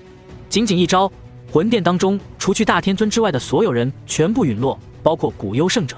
只是比起其他人，这古幽至少肉身没有被毁灭，至于其他人，无论是斗皇、斗宗还是斗尊，在这可怕的音波之下都是直接爆成了一团血雾。至于灵魂，更是直接被冲击成了一片虚无。太可怕了，这药尘实在是太可怕了。大天尊神色惊恐，甚至顾不得身边古幽的尸体，连忙催动秘法，直接燃烧体内精血，最后硬生生的在周身的空间当中撕裂一道口子，猛然钻了进去。药尘，今日之仇，我魂殿一定会还回来的。他有些凄厉和惊惧的声音在空间裂缝当中传来，然后便是彻底没有了身影。方才的一招便是直接令他灵魂受到重创，若不是他的灵魂好歹也是达到了天境，又有着魂族秘法的加持，这大天尊此刻怕是也已经如同古幽一般，只剩下肉身还算完好，灵魂已经彻底崩溃了。今日的交手，他算是彻底怕了。在这种时刻，只要那药尘再度出手追杀，以他此刻的状态，怕是撑不过10招就要陨落。好在药老并没有继续出手，只是面无表情的将古幽的尸体给席卷到手指上的古岩界当中，便是缓缓的收起了所有的威能。在这些威能彻底收回之后，他身上也是不再散发那无比恐怖的气息，而是仿佛一个仙风道骨的老者一般和蔼可亲。一场大战就此结束。加玛帝都不足100里之外的正片天地，此刻都是变得混乱不堪。残留在天空之上的绚丽火海，大片崩碎的万丈空间，混乱无比的天地能量和大地之上的一道道狰狞裂缝，无不显示着这场大战的可怕。但无论如何，这场大战是胜利了，而且是完胜。此战足足一位半圣强者，8位斗尊以及不计其数的魂殿强者陨落在了炎盟手中。整个西北大陆从此都是没有了多少属于魂殿的力量。而之所以造成如此的原因，都是因为那天空之上的老者和那站在城墙之上的年轻男子。良久之后，当炎盟的强者缓缓从方才的震撼当中恢复过来的时候，他们便是忍不住发出了震耳欲聋的欢呼之声。这一战对于他们而言，可不仅仅只是胜利这么简单。一位位斗尊巅峰强者、半圣甚至斗圣级别强者的大战，都深深震撼了他们的心灵。当然，最后的震撼还是属于那天空之上缓缓走下来的老者。这一刻，炎盟的众人都是明白，他们到底抱上了一个怎样的大腿。那可是斗圣啊，这片天地最为巅峰的存在，举手投足之间有着毁天灭地的威能。而且很多经验比较老道的强者更是明白，眼前这位斗圣还不是一般的斗圣，他是多年之前神秘消失的大陆第一炼药师，曾经的药尊者，如今的药圣。这样一位强者的号召力是何等的可怕，更何况有了如今这样一位大靠山也就罢了，他们的盟主在此战当中所表现出的实力同样令人无比的震撼。虽说盟主现在还不如他的老师，可谁都知道，这个年纪便是能够做到这一步的萧炎，将来或许会很容易超越他的老师。炎盟并不是他们想象当中那样会成为西北大陆的顶尖势力之一，炎盟会直接成为西北大陆最强大的势力，没有之一。刚刚掌握这具肉身，对于斗圣层次的空间之力还是不太熟悉，否则今日那家伙可是根本跑不掉。当药老缓缓地降落到城墙之上之后，他一双老眼才有些感激地望着面前的这个弟子。小家伙，多谢你了。药老轻声笑道，他能有今天的成就，都是面前这个弟子一手培养出来的。老师不必客气，都是弟子应该做的。萧炎咧嘴一笑，没有药老前世的栽培，怎么可能有这一世的他？一边笑着，萧炎的目光却是扫过身边的玄一，这才咧嘴笑道：此番大战，若是没有师娘的帮助，我怕是也很难能从那古幽的手中撑太长的时间。听到萧炎的话，玄一却是有些脸红地瞪了他一眼。你这小家伙，调戏起来我们这些老前辈倒是挺顺手的。我跟你老师没有这么多事，今后不要再如此称呼了。他的话音落下，一道笑盈盈的声音却是从耳畔传来。其实你要想当他师娘也没什么的。话音落下，玄一却是骤然抬起头，一脸不可思议地望着面前的老家伙。哼，这些年真的是让你替我操心的。我肉身消失的这段时间里，其实想了很多事。药老望着玄一那通红的眼睛，嘴角泛起一抹歉疚的笑容。这个女人其实为他付出了很多，只是当年的他尚未走出那个心结，倒是辜负了面前的女人。多年过去，当年那个惊艳着整个圣丹城的少女，脸上也已经多出了几分岁月的痕迹。玄一，你愿意给这小子当师娘吗？滴答滴答。这一刻，这位丹塔三巨头之一，斗气大陆最顶尖的女炼药师鼻尖一酸，再也憋不住眼中的泪水，一滴滴眼泪顺着眼角滑落。老东西！玄一一边哭着，嘴角却是泛起了一抹笑容。他等这一天等了太久太久了。中州魂殿总部，一道狼狈的身影从一处空间当中骤然跌落，嘴角带着丝丝的血迹，甚至脸上都是带着几分惊慌。店主，是药尘，真的是药尘！大天尊甚至顾不得自己此刻狼狈的状态，目光惊慌地看向那王座之上的身影。药尘复活了！听到他的话之后，魂灭生微微皱了皱眉头，才有些不悦地说道：慌什么？就算那药尘复活了，再派人将他拿回来不就是？你是怎么搞的？怎么会如此狼狈？此刻的大天尊浑身破烂，气息萎靡，一看就是已经重伤了的模样。我遭到了古山的拦截，没能立刻击杀药尘。他复活了，药尘现在的实力已经达到了2星斗圣巅峰，而且掌握了一门极为恐怖的灵魂斗技。如果我的灵魂没有达到天境，此刻怕是已经陨落在西北大陆了。大天尊惨笑一声，话音落下，那王座上的魂灭生已经出现在了他的面前。你说什么？那药尘已经达到了2星斗圣巅峰？魂灭生的眼睛此刻都是瞪得很大，杀机四起。是的，大天尊苦笑一声，将西北大陆发生的事情说了一个明白，令魂灭生的脸色越发的阴沉。一名2星巅峰的斗圣强者，还是一位9品炼药师，如今的药尘，放眼整个魂殿，除了他这个殿主，怕是没人能够镇得住了。哪怕是魂殿那位副殿主，虽然实力比药尘稍微强一些，可人脉恐怕就要差远了。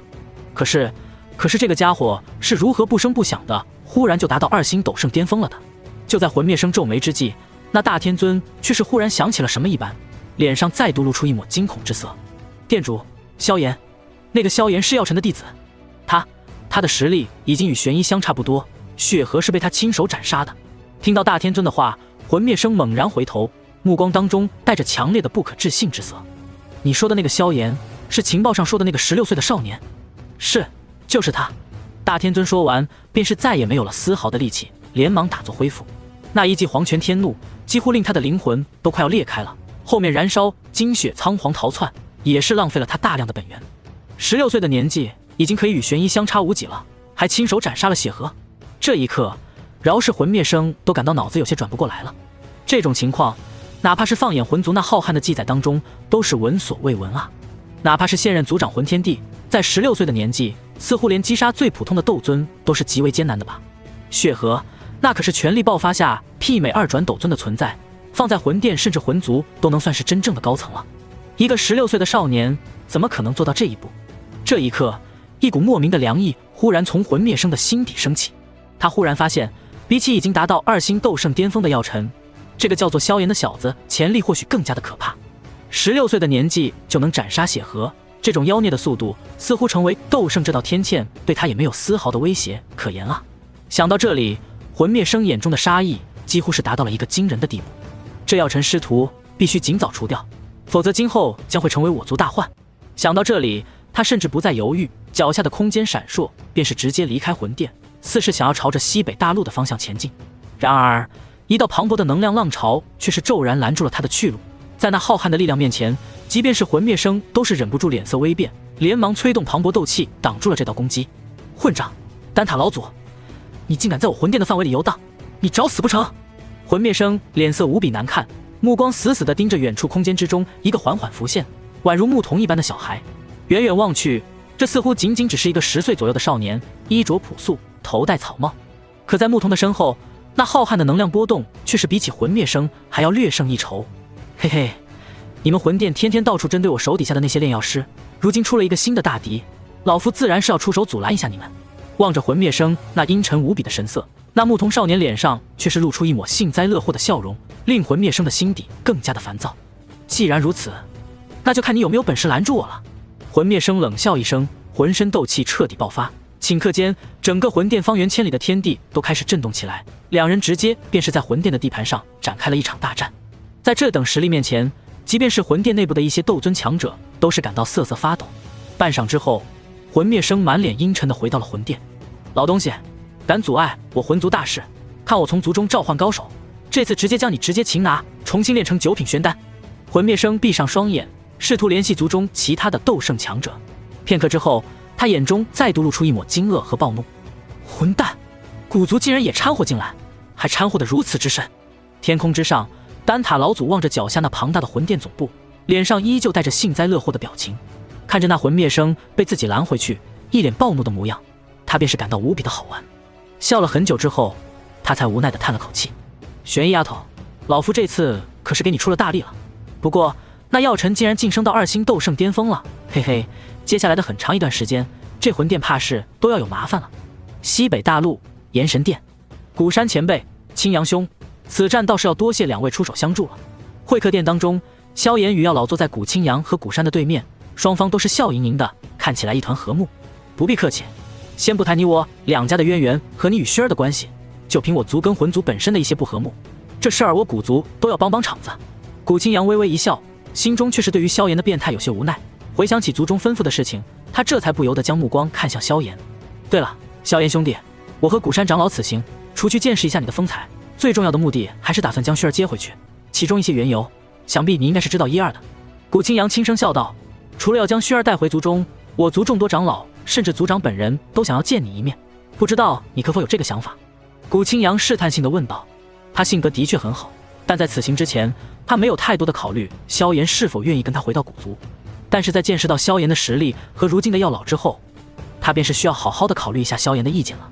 听到古青阳的话，萧炎也是微微一怔，旋即才不由得摇头一笑：是啊，算算时间，薰儿也该回到古族了。青阳兄，古山长老。萧炎笑着看向2人道：承蒙你们古族的厚爱，不过我手上暂时有些事情，还不能现在就赶往古族。不过你们放心，等我将手上的事情处理完之后，我自然会亲自到古族拜访。听到萧炎的话，古青阳只是略微沉默了片刻，然后便是微微点了点头。明白了，你的话我自然会带回族中的。此番他与古山前来，族中本就没有说过要强行将萧炎给带回去的意思，更何况以萧炎这边如今的实力，单单凭借他与古山也根本做不到将人强行带走。2位如果没有什么事的话，可以先前往迦南学院守在薰儿那里，这样也让那妮子更安全一点。见到2人点头，萧炎嘴角也是泛起一抹笑容。如果可以的话，还请2位再在西北大陆暂时待一会儿，最多半个月的时间，等我将联盟的事情处理完了，还是想要去迦南学院跟那妮子告个别的。想起那个还在迦南学院等着自己的女孩，萧炎心中也是微微一动。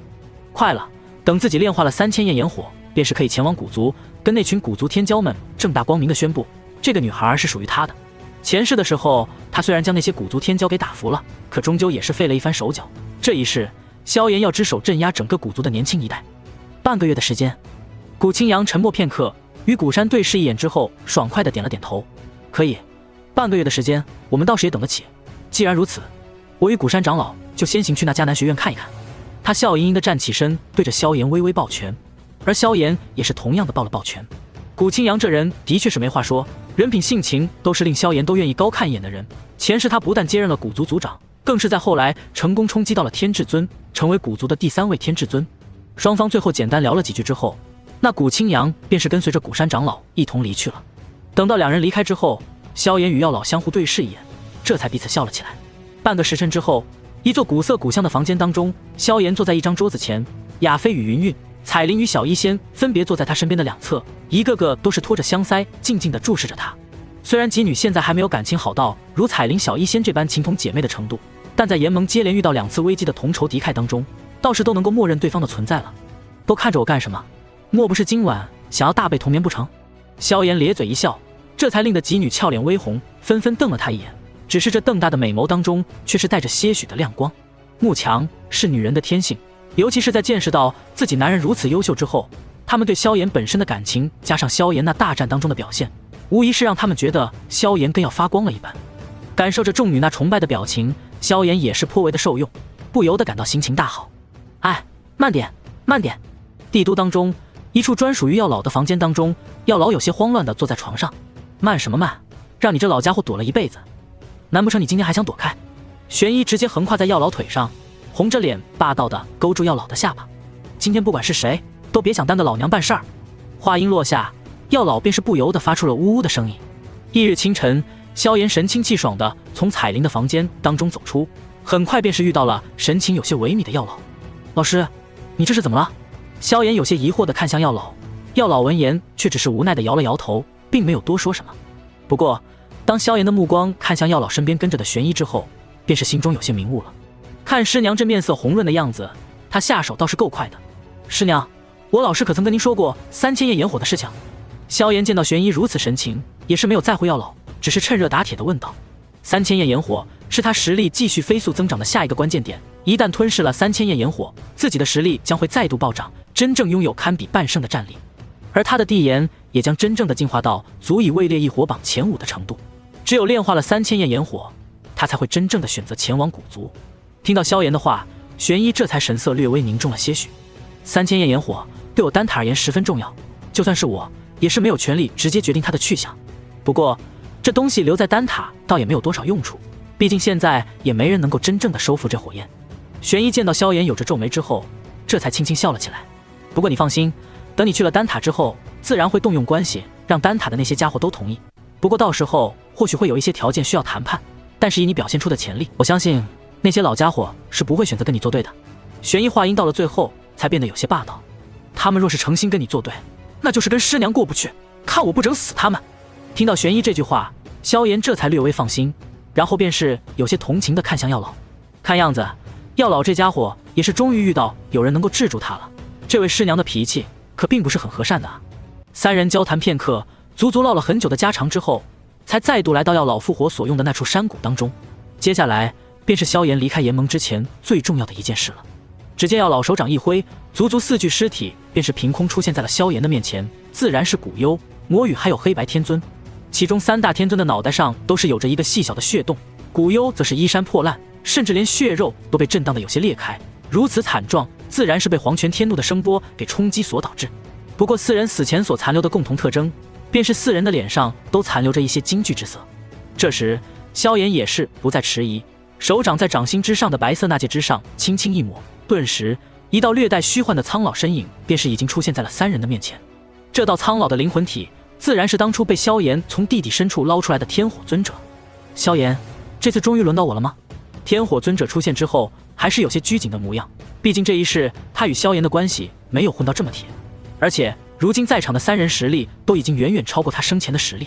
不过无论如何，当他看到地面上静静躺着的4具尸体，尤其是古幽圣者的尸体之后，他一双老眼都是快要亮起绿光了。哼，药老，恭喜你啊！没想到错过了一具斗尊巅峰的骨架，却是迎来了一具更加强大的半圣躯体。萧炎笑盈盈地说着，却是令天火尊者更加激动了。这可是半圣的躯体啊，要远远超过他生前的实力。若是能够从这具躯体当中复活，即便他的实力不能一口气蹦到半圣的层次，但相比成为斗尊巅峰，可以说是轻而易举了。想到这里，他的心情是何等的激动与澎湃。天火尊者，天火圣者啊！见到天火尊者这副激动的模样，萧炎也是微微一笑，没有再多说什么。这古幽圣者真是他的大机缘，知道天火尊者缺少一具强大的肉身，便是主动的送上门来了。要知道，以天火尊者的灵魂力量，能够享受的肉身极限就是半圣层次了。若是真正的斗圣躯体，他反倒是没那个福气使用。毕竟天火尊者不是药老，灵魂早已达到了天境中期。在天火尊者紧张而激动的注视之下，萧炎先将其他3具尸体收起，然后便是升起手中的绚丽异火，开始让那炽热的火焰将古幽的尸体包裹了起来。给我一丝灵魂之力。望着那正在被异火不断的焚烧的半圣躯体，萧炎脸上笑容渐渐收敛，转而变得郑重了许多。复活天火尊者虽然比复活药老要容易很多，但终究是一个繁杂郑重的过程，必须要小心翼翼。闻言，天火尊者眉心处立刻分化出一丝灵魂之力，然后飘向萧炎。萧炎手掌虚握，直接抓住这缕灵魂之力，然后便是将之直接派入到那古幽的肉身当中。再来几道，一缕灵魂之力丢入其中，萧炎尴尬的发现似乎不太够用。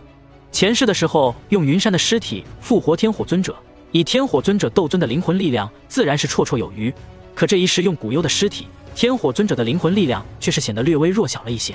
好在古幽只是个半圣，而不是真正的斗圣。在天火尊者不断的投入了几道灵魂之力之后，萧炎终于将那枚提前准备好的生骨龙血丹丢给了天火尊者。服下，待会我一发话，你便立刻进入躯体。天火尊者面色凝重的点了点头，毫不迟疑的将丹药直接塞入嘴中，眼中闪烁着激动之色。见到天火尊者服下丹药，萧炎没有犹豫，手中取出一个玉瓶，随后便是倒出了最后残余的一些远古天蛇精血。虽然在复活药老之后已经只剩下了几滴，但用来复活天火尊者倒也勉强够用了。更何况这古幽本身的体内还残余了不少的精血。几滴远古天蛇精血在接触到古幽的尸体之后，便是开始迅速腐蚀着其上的血肉。萧炎见状却是丝毫不慌，耐心地操纵着异火，不断地焚烧淬炼着这具肉身。很快，那原本僵硬而有些苍白的尸体，在萧炎的不断烘烤之下，便是再度的缓缓有了一丝生机。如此不断的熔炼了足足1炷香的时间之后，那古幽的尸体却是骤然睁开双眼，其中竟然多了丝丝的灵魂波动。见到这一幕，萧炎也是不再犹豫，目光转向天火尊者，点了点头。后者在看到萧炎的示意之后，没有丝毫的犹豫，当下便是直接化作一道流光，一头扑进了那古幽的眉心当中。吃吃，原本仅仅多了一丝生机的尸体，在这一刻瞬间生机暴涨，一道道宛如实质血气的能量开始不断的从尸体之上缭绕，然后不断的修复着这道被不断焚烧着的尸体。焚烧、修复、焚烧、修复，这是一个痛苦的循环。在异火的焚烧之下，这个过程注定是痛苦而漫长的。对于这一点，萧炎和天火尊者彼此的心中倒是早有准备，所以并没有人说出一个不字。药老，坚持住吧，只要你能抗住这所谓的浴火重生，你便会拥有一副更加强大、更加可怕的肉身。萧炎望着那脸庞被不断焚烧又不断新生的古幽，只能是无奈的安慰一声：知道了。一声痛苦的呻吟传来，天火尊者便是没有多言，只是痛苦地坚持着这一火的焚烧。望着这一幕，萧炎还没有说什么，一旁的玄一却是再度双目泛红地看着药老：你复活的时候也是在被这一火不断的焚烧，才最终有了这具新的肉身吗？都已经过去了，这种痛苦可是还不如我当年吞噬古灵冷火的时候难受呢。药老脸上露出一抹笑容，玄一却是再度抱住了药老。这个老东西这些年在外面实在是受了太多苦了，别人不知道，可他却是十分的心疼。噗嗤，在两人的拥抱当中，那古幽圣者的尸体却是微微一颤，令萧炎都是忍不住脸色一变，连忙动用灵魂力量赶紧调整。老师、师娘，你们要恩爱就先离开这里吧，可别打扰了天火尊者的复活。萧炎有些无奈的苦笑一声，人家在这经历生死痛苦，你俩在这里卿卿我我，可以想象着天火尊者怕是连内心都要开始痛苦了。闻言，玄一顿时有些脸红了，倒是要老脸皮还算厚实，尴尬的笑了2声之后，才带着玄一离开。你继续，你继续。等到两人走后，萧炎有些无奈的摇了摇头，这才继续煅烧着天火尊者的躯体。3天后，在异火的不断焚烧和生骨龙血丹的重生之下，那张原本属于古幽圣者的脸庞已经渐渐地变成了天火尊者的形状。见此，萧炎也是微微松了一口气，屈指一弹，魔羽天尊和黑白天尊的躯体也是出现在了山谷当中。现在他已经不必完全将精力放在天火尊者那里了，而是可以分心将这3道尸体炼制成傀儡了。足足3具斗尊强者的尸体，而且还都是高阶斗尊，放在如今的炎盟，的确是极为强大的战力了。只见萧炎再度张口一吐，大量的绚丽火焰瞬间涌出，然后狠狠地将这3具尸体全部包裹在了一起。以萧炎如今的实力，即使是同时炼制3具傀儡，也并非什么难事了。一边炼制着3道傀儡，他还一边分心将这次大战当中收获的众多高级纳戒都给搜查了一遍。能够达到斗尊层次的强者，即便是最普通的斗尊，配备一枚高级纳戒也不是什么难事。其纳戒当中所蕴藏的宝贝自然是更加的多。古幽圣者、4大天尊和4大斗尊以及诸多的斗宗护法，他们手中的宝物累计起来，可要超过萧炎从白虎尊者和灵泉尊者那里得到的宝物。八阶魔核5枚，幽冥桂木、阴魂液、太一魂水、锁魂链。萧炎将所有对自己有用的宝物都放到了一个纳戒当中，留在今后以备不时之需。至于剩下的大量物品，虽然对他自己来说是没有什么用处了，但对于炎盟的很多弟子长老而言还是很有用的。唯一有些遗憾的是，魂殿这些家伙收藏的宝物大多都是以阴寒属性为主，炎盟有一部分人是用不上的。不过这些也不是他需要操心的事情了，当下还是将3大傀儡炼制出来才是要事。只见萧炎屈指一弹，3枚魔核在经过他的炼化之后，便是落入到了3道傀儡的头颅当中，然后又取来大量的珍贵金属和部分特别属性的天材地宝融合到其中。除此之外，他还在这3道傀儡当中烙印下了一道道的灵阵和符文，用来增强傀儡的战斗力和各种属性，以确保这3道傀儡将来的战斗力还要在本尊之上。时间一点一滴的流逝，一眨眼便是已经过去了足足7天的时间。这7天的时间里，炎盟上下倒是万众一心了。有了这样一个逆天的盟主，如今的炎盟怕也没人敢生出2星。更何况如今的炎盟当中可是住着一位真正的货真价实的2星斗圣巅峰，而且还是一位9品炼药师。这几天的时间里，药老的府邸都快要被丹堂那些炼药师们给踏破了。这位药圣大人早在当年便是号称大陆第一炼药师的药尊者，如今更是真正的踏入到了9品层次，一手炼药术将是何等的高超。但凡是能够得到他的一点指点，都是足以令他们受益无穷。更何况如今丹塔3巨头之一的玄一会长也是住在那里，这让丹堂那些曾经高傲无比的炼药师们一个个都乖得跟孙子一样。望着这一幕，古河都只能是无奈地摇着头，唯有柳攀龙此刻却是咧着嘴侍奉在药圣的身边。他被萧炎收服了也快有5年的时间了，虽然依旧只是一名5品炼药师，放在丹堂当中可谓是平平无奇，可就算是古河和其他几位副堂主都得对他客气许多。原因无他，就是因为他是为萧炎出力多年的老仆人了。柳攀龙在萧家的这些年里可谓是广结善缘，连萧家的狗都对他十分的喜爱。在这个实际上以家族为核心权力层的萧家，这样的人脉令他拥有着仅次于那些斗尊强者的地位，甚至就连那些斗尊强者也要给他留些面子。这对于曾经只是一个3品炼药师，见了斗王都得低3下4的柳攀龙而言，可是一个巨大的飞跃。什么叫从龙之功？这就叫从龙之功啊！有着同样心思的还有那座在云岚宗当中笑眯眯的云山。云岚宗如今在炎盟的地位是极高的，虽然门派内暂时只有他一个斗宗强者，但含权量却是超过了很多拥有多位斗宗的门派，也唯有蛇人族、米特尔家族还有天蛇府能够略胜一筹。甚至在不久的未来，云岚宗的势力还要超过天蛇府，毕竟在萧炎的努力之下，云韵距离斗宗也已经不远了。云山心中很清楚，对于萧炎来说，这些所谓的宗门势力其实并不算重要，未来真正能够影响到炎盟走向的还得是萧炎的家人和女人。而云岚宗在他的英明决断之下，顺利无比地走出了这一步棋。云岚当心，云岚当心啊！云山笑意盈盈地走到祖师祠堂面前，点上了3炷香。老师，云岚宗的各位先祖，云岚宗将在我的手中真正的发展成一方超级势力。我要让云岚宗的规模超越当年破天老祖时期的强大，甚至我也有机会踏入斗尊层次。云山眼中闪过一抹光芒，在炎盟内部蒸蒸日上、欣欣向荣的时间里，外界的一切却是因为这一战而变得无比的轰动起来。西北大陆出现了一尊名为炎盟的超级势力，药尊者药尘复活重生，并且实力达到了2星斗圣的层次。他的弟子萧炎，也就是炎盟的盟主，那个传说中的西北大陆第一天才，16岁的年纪就斩杀了一位斗尊巅峰。3个消息，一个比一个炸裂。这3个消息首先便是在西北大陆蔓延开来，很快便是令整个西北大陆陷入震惊和慌乱当中。很多西北大陆的势力当中，能够有那么1、2位斗尊强者便是可以看成顶尖了。而如今那炎盟却是在不声不响当中有了多位斗尊级别的战力，而且其盟主萧炎更是能够斩杀斗尊巅峰的强者。这样的实力和潜力令众多西北大陆的势力都是心头发慌。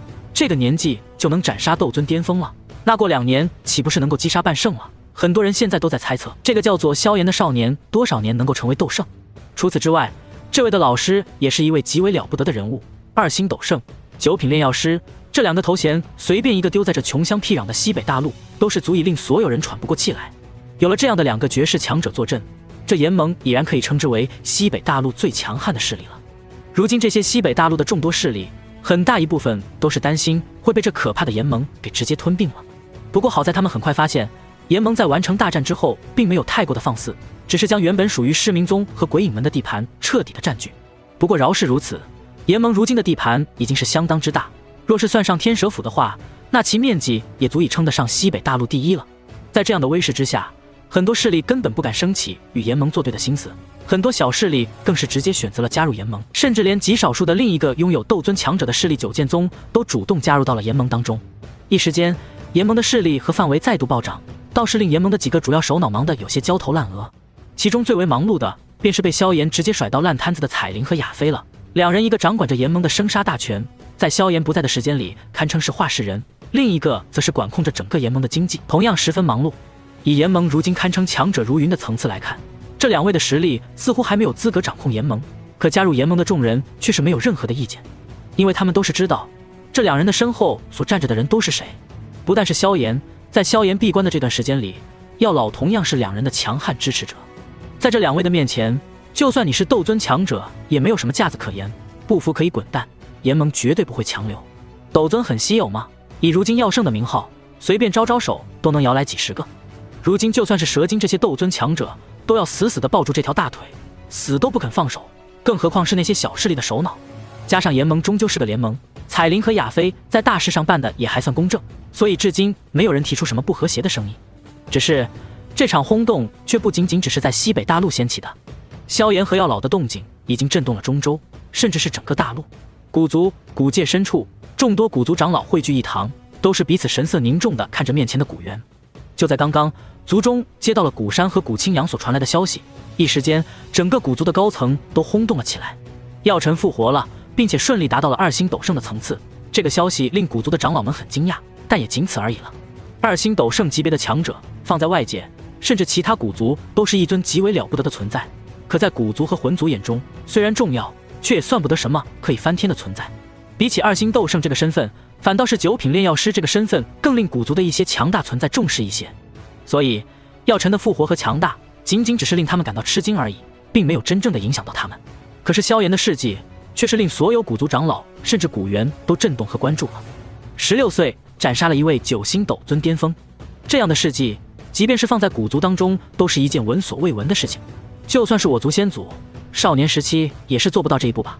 一名长老微微叹息一声，眼中依旧有着些许的震撼。在座的各位，哪个不是斗圣强者？哪个年轻的时候不是一方天之骄子？可他们在16岁的年纪，大多连斗宗都不是。即便是族长古猿，在16岁的时候，也是只是斩杀过几个斗宗而已。这样的天赋和战绩，已经不能用天才来形容这个年轻人了。萧炎所展现出来的天赋，已经令这些自视甚高的古老存在们都感到心颤了。在古族、魂族这样强大的古族当中，唯有斗圣强者才能真正作为族群的支柱，受到族群的重视。只要未曾达到这个层次，任你是什么天骄，都不会得到这些家伙的特别关注。可萧炎的天赋实在是太过震撼人心了，如此天赋让你不得不相信，斗圣这个曾经拦住了无数天之骄子鸿沟，在他面前似乎也不是什么大问题。族长，听说这萧炎对于小姐十分的关心，我觉得此事也未必不可。沉默良久之后，一名长老忽然缓缓开口道。话音落下，大部分长老都选择了沉默或是支持，只有少数几个长老发出了反对的声音。他们之所以反对，皆是因为自家的子孙也到了适婚的年龄，且各个血脉天赋都不低，所以都是对于自家子孙能够娶到萱儿抱着一些希望。只不过他们说出这话的时候也没有太大的底气，因为论起天赋，自家的那几个小子比起这个萧炎，的确是如同萤火与皓月一般。不光是这些年轻人，而是整个斗气大陆的年轻人，在这个少年的面前似乎都是那般的暗淡无光。他已经超越了这个时代，甚至超越了历史。听着众多长老的纷纷议论，站在最上方的古猿沉默片刻之后，缓缓说出了一句话：等他成了斗圣，看萱儿的心意吧。话音落下，他又补充了一句：此子未来的成就，怕是不会弱于当年的萧玄。这话音落下之后，却是令所有的长老甚至黑鹰王都瞳孔一缩，心中掀起了惊涛骇浪。萧玄那可是斗帝之前最为强大的一位存在之一，其真实战力丝毫不弱于古族族长古猿、魂族族长魂天帝。在斗帝强者无法诞生的年代里，这样的强者就是这片天地真正的巅峰，在网上便是那近万年不曾出现的斗帝强者了。而斗帝不出，他们便是最强横的。在这种等级的存在面前，寻常斗圣也不过是只更大一点的虫子罢了。他们愿意加入一方势力，那这个势力便是可以一跃成为斗气大陆最顶尖的势力。倘若古族有了这样的一位女婿，那古族的地位将会在瞬间超过甚至碾压魂族，一跃成为远古8族最强，甚至是大陆最强。这一刻，所有古族的长老，包括那几位子孙到了适婚年龄的，都改换了口风。倘若如此，此子定是要成为我古族的女婿啊！古元的一句话，连很多性情淡薄的长老都心动了。萧族早在很久以前就灭亡了，如今的萧家虽然是萧族的一个残脉，可实力却是弱小的很，而且人口也不是很多。最重要的是，萧族的血脉之力已经彻底的枯竭了。没有了血脉之力，萧族想要诞生下一刻有希望成为斗圣的强者，怕是不知道要等多久才能做到。即便是萧炎成了9星斗圣去竭力培养，怕是也需要1000年的时间才能让萧家恢复些许当年的荣光。在这种情况下，萧炎这个未来的9星斗圣一旦成长起来，那么自然是长时间跟古族捆绑在一起的。能让族中多出这么庞大的一尊战力，是绝大多数古族族人都难以拒绝的诱惑。族长，我建议将这萧炎接到咱们古族好生培养。对啊，族长，他的先祖萧玄如今可是还在天幕当中，将来让这萧炎进一趟天幕，或许那萧玄给他一些传承，这萧炎便是可以踏入到斗圣层次了。众多古族长老都是目光热切地看着古元，望着这一幕，古元却是无奈地叹了口气。暂时如此吧，等那萧炎来到了古界，再仔细观察一下。对了，最近一段时间要严密观察魂族的动向，切勿让魂族的那些家伙提前将萧炎师徒给毁了。古元又叮嘱了一句，古族众多长老也是纷纷点头，彼此的脸上都是带着几分郑重之色。魂族虽然表面上看上去与古族相差无几，但是那种看不透摸不清的感觉，让远古8族的其他人都是十分的忌惮。如今药尘萧炎这对师徒已经公开站在了魂殿的对立面，也基本上等于是站在了魂族的对立面了。以魂族的狠辣，想必已经在想办法对付萧炎了。这可是我古族的贤婿，万万不能被魂族扼杀在摇篮当中。魂族魂界，一名身穿白袍、儒雅俊美的男子静静地站立在一处高台之上，在其身后，曾经无比嚣张的大天尊，此刻却是乖巧的如同孙子。能让斗圣级别的大天尊如此的恭敬，便是魂殿殿主魂灭生都是做不到的。整个魂族能够让大天尊如此恭敬的，也只有魂族族长魂天帝。这么说来，那个叫做萧炎的小家伙真的拥有击杀斗尊巅峰的实力。听到大天尊的详细汇报，魂天帝的脸上都是忍不住的露出一抹惊异。16岁斩杀斗尊巅峰，这战绩的确是太过骇人了一些，便是他与萧玄当年也未曾拥有过这样的壮举。是族长，这些都是属下亲眼所见。大天尊躬声道：知道了，你先下去吧。魂天帝点了点头，大天尊不敢多言，而是迅速转身消失在魂天帝身后。面对这位平时总是笑眯眯的族长，他却总是莫名的有着一股寒意。萧炎，听着这个名字，魂天帝的双眼微微眯起，一抹寒光从中闪过。这般年纪就能成长到如此地步，将来岂不是有可能成为下一个萧玄？若是他真的成长到那一步，以萧族的血海深仇，这小子怕是要疯狂报复我魂族，甚至一旦他与那古元联手，便是我也只能陷入被动局面了。魂天帝双眼露出寒意，他不在乎萧族的后辈再度多出一尊斗圣级别的战力，因为这种战力在他的面前也没有什么威胁。可若是多出一尊萧玄级别的战力，便是需要他本人也要无比重视了。只见他心念一动，一道阴冷的身影便是已经出现在了他的身后。我族如今可以动用的明面力量，还可以分出几名斗圣。魂天帝开门见山地说道。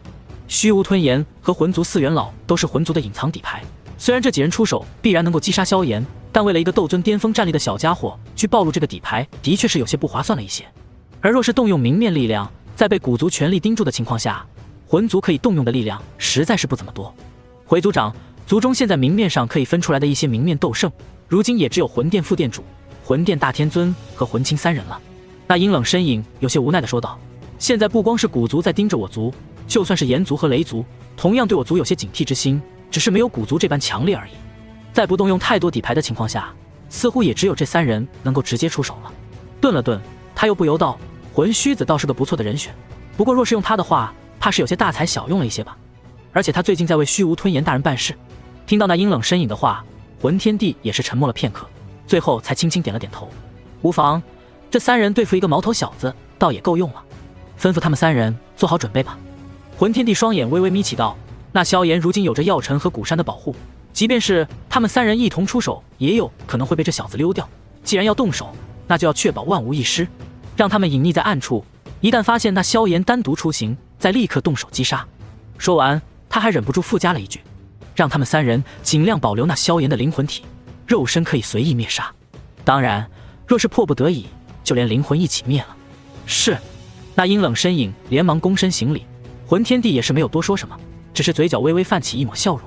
萧玄，真没想到你萧族后人竟然还能走出这等人物啊！只可惜这小家伙露出锋芒的时间太早了一些。既然如此，正好将萧族彻底的斩草除根吧。森冷的笑声在魂界回荡，却是令无数距离之外的萧炎莫名的打了个喷嚏。估计我的消息，此刻已经连魂族、古族的人都知晓了吧？萧炎嘴角泛起一抹冷笑。只可惜魂族怕是不知道，我对他们的了解可谓是一清二楚了。除非魂天地也重开了，否则魂族在不动用底牌的情况下，现在已经很难威胁到萧炎了。而魂天地若是真的重开了，恐怕早就亲自从中州赶来杀自己了。心中如此想着，萧炎则是满意的看了一眼面前的三尊傀儡。魔羽天尊和黑白天尊在经过他的炼制之后，皮肤之上已经多出了一层金色的金属光泽，一双眼睛虽然无神，但一旦被盯上都会忍不住心生寒意。在他的炼制之下，这三道傀儡除了没有智慧之外，战力甚至比生前还要凶猛一个层次。就在萧炎欣赏着自己作品的同时，一道庞大的气息却是从这山谷当中缓缓复苏了起来。感受到这道气息，萧炎的脸上也是多出了一抹喜色。天火尊者要复活了！在萧炎话音落下的一瞬间，似是为了响应他的话语，那庞大的气息越发的强横。终于在某一瞬间，一道庞大的光柱骤然冲天起。在这光柱冲天起的一瞬间，加玛帝都的所有强者都是不由自主地回过头看向这一幕，尤其是云岚宗的众多弟子更是有些震撼地看着这道光柱。又是一道斗尊巅峰的气息，天啊，这小小的加玛帝国如今到底是怎么了？云岚宗的弟子们不明觉厉，他们只觉得这气息很强大，碾死老宗主都很轻松，但比起前些时日的那位药圣，应该还是差了很多的。不过即便是如此，依旧是压得他们有些喘不过气来。至于那些知道这气息程度的强者，则是一个个惊骇而羡慕地看着云岚宗的方向。只见天空之上，一名老者也是再度走出了云岚宗的山谷。不同于药老身上那深玄色长袍，这老者的长袍则是一片火红，看上去颇为的惹眼。在他的周围，隐隐有着极为狂暴的火属性能量在波动，似乎连周围的温度都在不断的升高。结，老夫终于等到这一天了！天火尊者发出豪放兴奋的笑声，他是比药老还要早了上百年的老牌强者，等复活的时间也是比药老多了足足上百年。如今复活之后，那激动的情绪可要比药老强得多，而且他的实力也因为这次复活一跃跳到了斗尊巅峰的程度。虽然比起古幽那生前接近高级半圣的实力来说差了许多，但对他而言已经是做梦都不敢想的好事了。而且这具身体当中蕴含的潜能还未被他彻底的炼化，一旦彻底炼化，他的修为怕是能够冲到5转6转的水平，距离半圣都不是多么遥远的事情。不出100年，老夫便是要改名为天火圣者了。天火尊者的心头颇为的激动，而在这时，一道身影也是从他的身后缓缓走了上来，正是刚刚完成傀儡炼制的萧炎。哼，看样子天火前辈对这肉身的炼化还算可以。萧炎感受到天火尊者的实力，也是颇为的满意。以天火尊者那原本的灵魂境界，能够达到这一步，已经算是相当不容易了。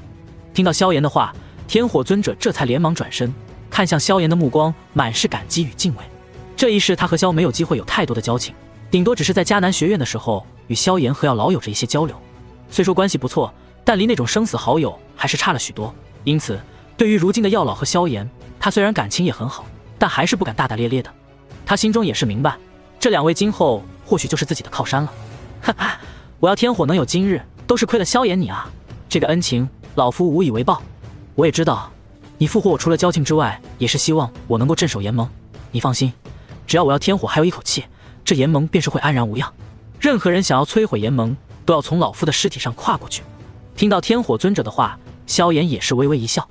他心中自然是清楚天火尊者到底是个怎样的人，否则也不会放心的将炎盟交给他来镇守。如今有了一位斗尊巅峰级别的强者镇守炎盟，再加上自己留下的3道傀儡，炎盟自然是可以高枕无忧。在这样的力量面前，就算是半圣强者来此都要费一番手脚。只要不是真正的斗圣降临，炎盟便是不会有太大的危险。以彩铃和小医仙如今的潜力，最多3年怕是就能达到堪比甚至超越天火尊者的层次了。不过3年后的自己又会有怎样的实力呢？想到这里，萧炎也是露出一抹笑容。天火尊者自己可能想不到的是，单单靠他自己修行，的确是需要100年时光才能走到半圣。不过一旦抱对了大腿，这个过程恐怕会缩短10倍不止。很快，天火尊者的消息便是传到了整个炎盟总部，一位9星斗尊巅峰的存在加入如今的炎盟，的确还是需要好好重视一下的。为此，萧炎都特地吩咐安排了一场接风宴，令天火尊者更加的满面红光。至于炎盟的其他强者，也是个个有些兴奋激动。一位9星斗尊巅峰级别的强者，对于如今的炎盟而言，的确是一位大人物。最关键的是，这位巅峰强者跟他们没有丝毫的利益纠葛，简直是个完美的靠山。宴会之后，萧炎这才带着彩铃来到一处房间当中。你干什么？这还是白天呢。被萧炎突兀地拉到一个房间当中，彩铃脸色有些红润，狭长美眸微微瞪着萧炎，虽然有些微微的嗔怒，却更增添了几分韵味。你把我想成什么人了？萧炎忍不住敲了敲他的脑袋，屈指一弹，3道冰冷的身影便是突兀地出现在房间当中，竟是将彩铃吓了一跳。回头一看，赫然是当初的魔羽天尊和黑白天尊。此刻3人就这样静静地站在他与萧炎的身边，宛如死人一般。我已经将这3个家伙炼制成了傀儡，等会儿你滴血认主之后，他们3个就会听从你的号令了。萧炎笑盈盈地看着他，却是令彩铃略微沉默。这可是2尊6星斗尊和一具7星斗尊级别的傀儡，你将他们给了我，今后你怎么办？以我如今的战力，还用得上这2道傀儡吗？萧炎咧嘴一笑，却是令彩铃没有多说什么。他的心中自然是明白，萧炎之所以将这3道傀儡和天火尊者留在炎盟，就是因为他们有着足够的武力。只有有了绝对的武力，才能拥有绝对的权力。萧炎这么做，还是决定将整个炎盟的掌控权彻底放在他这里。这让他心中感动的同时，更是升起了一种温暖。随着时间的融合，比起对于炎盟的权势，面前这个男人的信任对他而言更加重要。黑白天尊的傀儡我留下，那魔羽天尊的傀儡你就暂时放到父亲或是大哥那里吧。彩铃没有拒绝，但并没有接受魔羽天尊的傀儡。听到他的说法，萧炎沉吟片刻，也是点了点头。的确，还是得给家族那边留下一个强大的武力。想起这一点，他忽然有些好笑。他永远忘不了自己将彩铃带回萧家的时候，萧战和2位哥哥以及萧家一众族人的表情。片刻后，等到彩铃炼化了黑白天尊之后，萧炎这才嘿嘿一笑，走上前抱住了他。你干什么？你不是说你不是那种人吗？感受到身边传来的炽热呼吸，彩铃瞬间就反应过来了，这家伙想要干什么，有些象征性的反抗了一下。对于他的挣扎，萧炎只是咧嘴一笑。你看人真准。接下来的最后几天，萧炎几乎是日夜操劳，白天带着炎盟的几位核心人物，将之前失明宗、鬼影门的几处风水宝地，包括木兰帝国的那处灵眼，都给好好的改造了一番。有着他与药老的出手，加上萧炎准备好的几处阵法，这些风水宝地的效果比起之前便是又强了数倍不止。就算是斗尊强者进入其中修炼，也是颇有好处，更别说那些斗皇、斗宗以及更低一级的弟子了。这些地方将成为炎盟今后的另一福利之一，只有对炎盟拥有足够贡献的强者，或是天赋出众的一些天才，才能进入其中修炼。此外，萧炎更是在炎盟当中建立了一处藏经阁，利用闲暇时间将自己记忆当中的大量地阶斗技功法都丢到了里面，从地阶低级到地阶高级，各大属性的都十分齐全，比起迦南学院的藏经阁已经是丝毫不差。当炎盟的众人听到这一消息之后，便是瞬间变得有些疯狂了起来。过去的萧炎虽然开出了不少好处，可也仅仅只是地阶低级的功法斗技而已，对于斗王、斗皇或许吸引力很大，但对于一些斗宗强者而言就没那么夸张了。可是当地阶中级甚至高级的功法斗技也被丢出来时，那些斗宗强者也是如同打了鸡血一般亢奋起来，尤其是地阶高级功法，那可是一些斗尊强者都没有修炼的。而萧炎所丢出的地阶高级功法，竟然每种属性都有适合的一本，甚至还有配套的斗技，仅仅凭此一点，便是将整个炎盟的积极性给调动了起来。除此之外，在药老复活之后，几乎整个西北大陆的炼药师们都已经疯狂的想要进入丹堂当中。药尊者的名声在正常强者的圈子当中或许并不响亮，可在炼药师的圈子当中却是无比的出名。这位在当年便是被誉为9品不出，便是足以位列大陆第1炼药师了。如今复活之后，他是已经是一位真正的9品炼药师了。这样的存在，在炼药师当中便是活着的传说。一瞬间，丹堂便是多出了近10位7品炼药师，他们不求其他，只求能够得到药老的一些指点。尤其是在看到药老身边还跟着丹塔的3大会长之一的玄一之后，他们看向药老的目光则是更加的狂热。连丹塔会长都能拿下，不愧是我辈楷模啊！很多人暗中惊叹，药老却是无奈。这些日子，他比萧炎还要操劳，要帮忙改造福地也就罢了，白天还要负责指点这些炼药师，晚上更是需要与玄一交流炼药术。也多亏了他已经是斗圣强者，能够适应这种高强度的工作。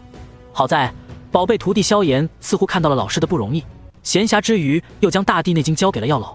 自此，药老那张老脸之上再也没有了疲倦，而是精神奕奕。红光满面。师徒两人谁也没闲着。小一仙的院落当中，大片的土壤当中蕴含着充沛的能量，一株株珍贵的药草在其中茁壮的成长。萧炎坐在他身边，他则是摇晃着玉足在秋千上荡漾。快要走了吗？他脑袋轻轻靠在萧炎肩膀上，一双灵动的眸子轻轻眨巴着。是啊，魂殿和魂族的实力你也看到了，这还只是他们的冰山一角，我必须得早点提升实力，这样才能保护你们。萧炎手掌轻轻在他发丝之间拨弄，轻嗅着他身上淡淡的药香。我走了之后，你可要好好修炼。难毒体潜力无限，便是成圣成帝都并非难事。你的进步速度或许比起彩铃还要快上一些。小医仙轻轻点头，知道了，夫君。你刚刚叫我什么？萧炎骤然回头，盯着他那略微泛红的脸庞。我说夫君呀。小医仙展颜一笑，下一刻便是被萧炎抱了起来。月色升起，春色渐浓。第二天夜里，亚飞有些无力地趴在萧炎身上，感受着体内那再度飙升的斗气。他却是想起了方才那一个个令人难以启齿的修炼姿势。真不知道你这功法到底是从哪个邪修手里得来的。亚飞俏脸通红，良久之后才有些失落地说道，我现在在你这里真是越来越像个花瓶了。什么花瓶不花瓶的，只是人与人之间各有所长罢了。斗气修炼的不精明，不代表其他方面就不行了。若是没有你，炎盟如今的经济估计已经是一团糟了。萧炎轻轻摩挲着这个熟女的脸蛋，声音温和。再说了，亚飞姐就是花瓶，那也是最美丽的花瓶。听到萧炎的话，亚飞却是美眸泛红，紧紧地抱住了萧炎。谢谢。他眼角有着泪水滑落，萧炎却是嘿嘿一笑，再度翻过身来。你怎么又来？亚飞惊呼一声，萧炎却是一脸认真。我马上就要走了，临别之前要赶紧帮你修炼到斗王，让你体验一下飞行的感觉。不用了，我已经飞了。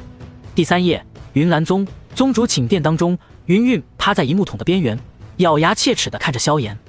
你难道真的不打算接受一下嫣然吗？他到底做错了什么？也没做错什么，就是我心里有点过不去。萧炎站在他的身后，眉头微微皱起，显然是不想讨论这个话题。于是他加快了自己的攻击速度，在这场斗技的较量当中，云韵毫无疑问地再度落败。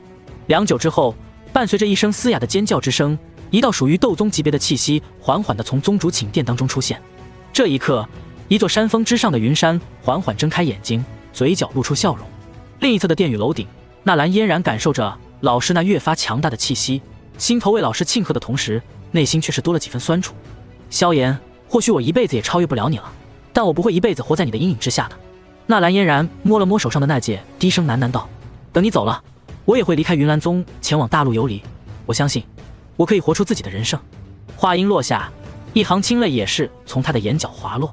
半个月的约定已经快要到了末尾，炎盟也在这半个月当中越发的蒸蒸日上起来。终于，萧炎还是准备离去了。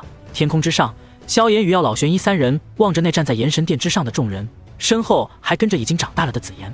望着红着眼的众人，萧炎也是无奈的笑着摇了摇头。最多5年，等我回来。萧炎挥了挥手，然后便是随着药老和玄一转身离去。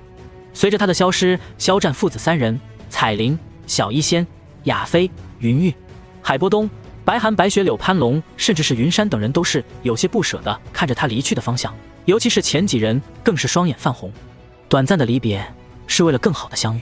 天空之上，萧炎在离开了众人之后也是略微有些失落，好在他心态和意志都未必强大，迅速便是调整过来。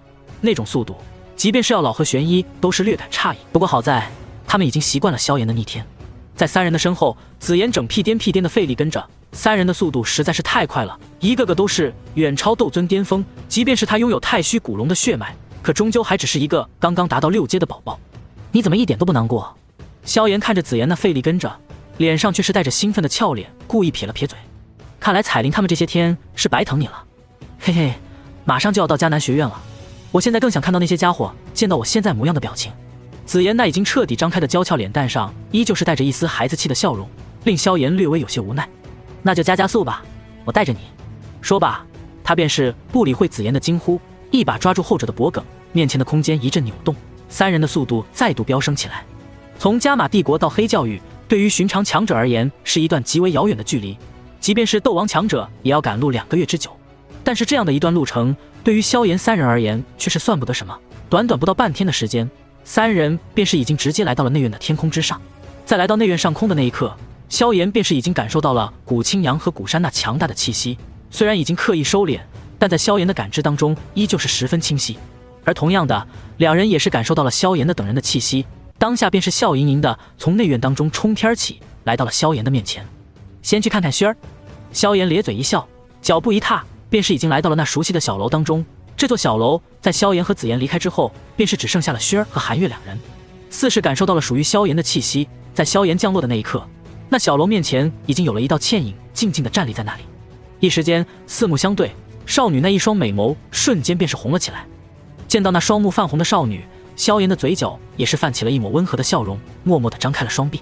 很快，一道带着清香的人影便是已经直接扑到了他的怀里，鼻尖轻嗅着那令人心神宁静的香气。萧炎轻轻抚摸着那顺滑的3000青丝。妮子，想我了没？轩儿没有多说什么，只是紧紧地抱着萧炎，似乎不想离开一般。天空之上，古山谷青阳与药老玄一寒暄了2句之后，便是开始缓缓降落了。不过，当几人看到那一对紧紧相拥的少年少女之时，彼此的表情都是有所变化。药圣，你可真是收了一个好弟子啊！不但实力天赋了得，更是连我们古族的1000年来最优秀的血脉都给拿下了。古山望着这一幕，心中不知道是个什么滋味。尽管早就知道薰儿与萧炎的事情，尽管之前就看到小姐对于那萧炎的无比关心，可是当看到这一幕之后，他还是忍不住的想要仰头长叹：小姐真是被这个萧族的后生拿捏得死死的啊！与古山相比，古青阳的嘴角更是泛着一抹淡淡的苦笑。真不知道等到族中那些年轻人看到这一幕之后会是个什么表情，尤其是那几个对薰儿无比眼热的家伙，若是看到这一幕，怕是会忍不住直接动手吧。不过考虑到他们的实力，古青阳觉得自己有必要回去提前给他们做一做思想工作，免得到时候被这萧炎给随手击败了，那他们可就不光是情场失意了，怕是会当场到心破碎了。毕竟萧炎所表现出的强大战力，连他都是颇为的忌惮，甚至古青阳心中清楚，一旦生死搏杀，自己绝对会被这个家伙给干掉。真不知道这个家伙是怎么修炼的。一想到萧炎那可怕的天赋，古青阳心中更是有些绝望。在遇到萧炎之前，他从不认为斗气大陆有什么天之骄子可以稳稳地踩在他的头上，即便是远古8族的神品血脉又如何，最多只是前面修炼的比他快一点罢了。直到遇到萧炎之后，他沉默了。哦，呵呵，没办法，谁让这2个小家伙有缘分呢？药老尬笑2声，自家弟子把人家古族的大小姐都给泡了，他也是没有什么可说的，当下也只能是到处想办法找点别的话题。一边说着，他忽然眼睛一亮，看到了一个朝着此地匆匆赶来的黑衣老者。你瞧，迦南学院的大长老来迎接咱们了。古山兄，青阳，咱们既然来了这迦南学院，倒是要好好做客一番。药老一边打着哈哈，一边看向那迎面来的苏谦。望着那笑意盈盈的4人，苏谦这个迦南学院的大长老在这一刻心中也是多了几分紧张。面前这4人的身份实在是有些重量，即便是院长大人回来了，也是不敢有着丝毫的小事吧。药圣药尘，古族斗圣长老古山，丹塔3巨头之一的玄一，以及古族当代第一天骄古青阳，随便拎出来一个都是跺跺脚就能让中州都震一震的人物啊！正在苏谦思考着如何招待4人的时候，一道紫色的幻影却是突兀地出现在了他的面前。老头，你看我现在的模样如何了？一头紫色光泽发丝的美丽女子突兀地出现在苏谦面前，令苏谦都是忍不住吓了一跳。良久之后，当看到女子脸上那有些熟悉的调皮笑容之后，苏谦才忍不住惊呼出声：“你是紫妍？嘿嘿，没想到你还能认出我来。”见到苏谦这副表情，紫妍也是忍不住咧嘴一笑。自从化形成功，拥有了如今这副大美女的模样之后，她恨不得让每个人都知道她现在的样子。如今回到迦南学院之后，可是能够让她好好的装一回了。因此，对于回到迦南学院这件事，紫妍自然是无比的兴奋。你这丫头，看样子是吃上真正的化形丹了。不错不错。苏谦倒也不愧是内院大长老，从紫妍的变化当中恢复过来之后，便是轻笑着摇了摇头。不过人虽然长大了，怎么还是这副小孩子心性？你可得改改。他跟紫妍笑谈了几句，便是再度将注意力转移到了药老4人的身上。这4人来到迦南学院，可都是贵客中的贵客，自然是要好生接待。药尊者，哦不，药圣前辈，呵呵，几位这边请。既然来到我迦南学院做客，那我内院自然是要好好招待一番。苏谦伸手邀请几人做客，药老等人见状也是没有拒绝。人家年轻人在这里卿卿我我，他们几个在这里也不太合适，当下便是跟着苏谦离开了。紫妍见到这幅场景，也是没有多说什么，只是轻轻撇了撇小嘴，然后便是笑嘻嘻的将萧炎给挤开了。薰儿姐姐，当看到紫妍如今的这副模样之时，饶是薰儿此刻也是无比的吃惊，忍不住上下打量了一番。别叫我姐姐，现在倒是我应该叫你一声紫妍姐姐了。轩儿开了个玩笑打趣道。以紫妍现在的这副模样，的确是在外表上似乎比她还要成熟一些。当然，她身上的那股孩子气却令人看着她的年纪似乎还算不上大。姐，听到轩儿的话，紫妍立刻兴奋地笑了起来，当下也是不再打扰两人，身形再度化作一道紫色幻影，在内院当中四处穿梭起来。她似乎很急着将自己长大的模样告诉自己认识的每一个人。一时之间，原本平静了许多的内院几乎是在瞬间变得鸡飞狗跳起来。然后盘门的所有人便是在这一刻在内院汇合了起来。门主，你现在可真是名震整个大陆了啊！你在加玛帝国那边的事情，我们这边可都是听说了。是啊，门主，听说你现在拥有斩杀斗尊巅峰的实力了，这到底是真的假的？夜色降临，盘门所在的广场之上一片喧嚣，众多盘门的强者齐聚一堂，都是双目炽热而崇拜地看着萧炎。西北大陆一战根本没有刻意隐瞒的必要，也根本隐瞒不住。萧炎在这一战当中表现出的实力和潜力，已经是令整个西北大陆都知道了。不但是西北大陆，就连中州的一些强大势力，甚至斗气大陆其他地方一些强大势力都听说了萧炎的名字。毕竟这一战的影响力的确是很大，而萧炎在这一战当中表现出的天赋，更是震惊了整个斗气大陆。望着众人那一脸崇拜的目光，萧炎也只是微微一笑，说出了几个经常挂在嘴角的字：侥幸罢了。听到这句看似低调，实则亲口承认的话，在场的所有盘门强者都是忍不住倒吸了一口凉气。虽然早就听说过萧炎的事迹，可当听到萧炎亲口承认之后，他们还是忍不住感到无比的震撼。门主，你简直就是我的偶像啊！是啊，门主，我真没想到这样的万古奇才会出现在我的身边。很多盘门成员看向萧炎的目光都是无比的火热，就算是林修崖、韩月等人都是同样如此。他们当中绝大多数人可能连斗尊强者是什么样都未曾见到过，可萧炎却是已经能够斩杀斗尊强者了，而且还是斗尊巅峰的强者。这样的战绩实在是令人兴奋的同时又忍不住有些胆寒，继而转化成的便是一种近乎狂热的崇拜。呵呵，好好修炼，今后你们也有机会的。萧炎出声笑道，目光扫过盘门的众多强者，也是满意的笑了笑。他回到西北大陆已经有了接近1年的时间，再度回来的时候，盘门的实力比他离开之前无疑是强大了许多。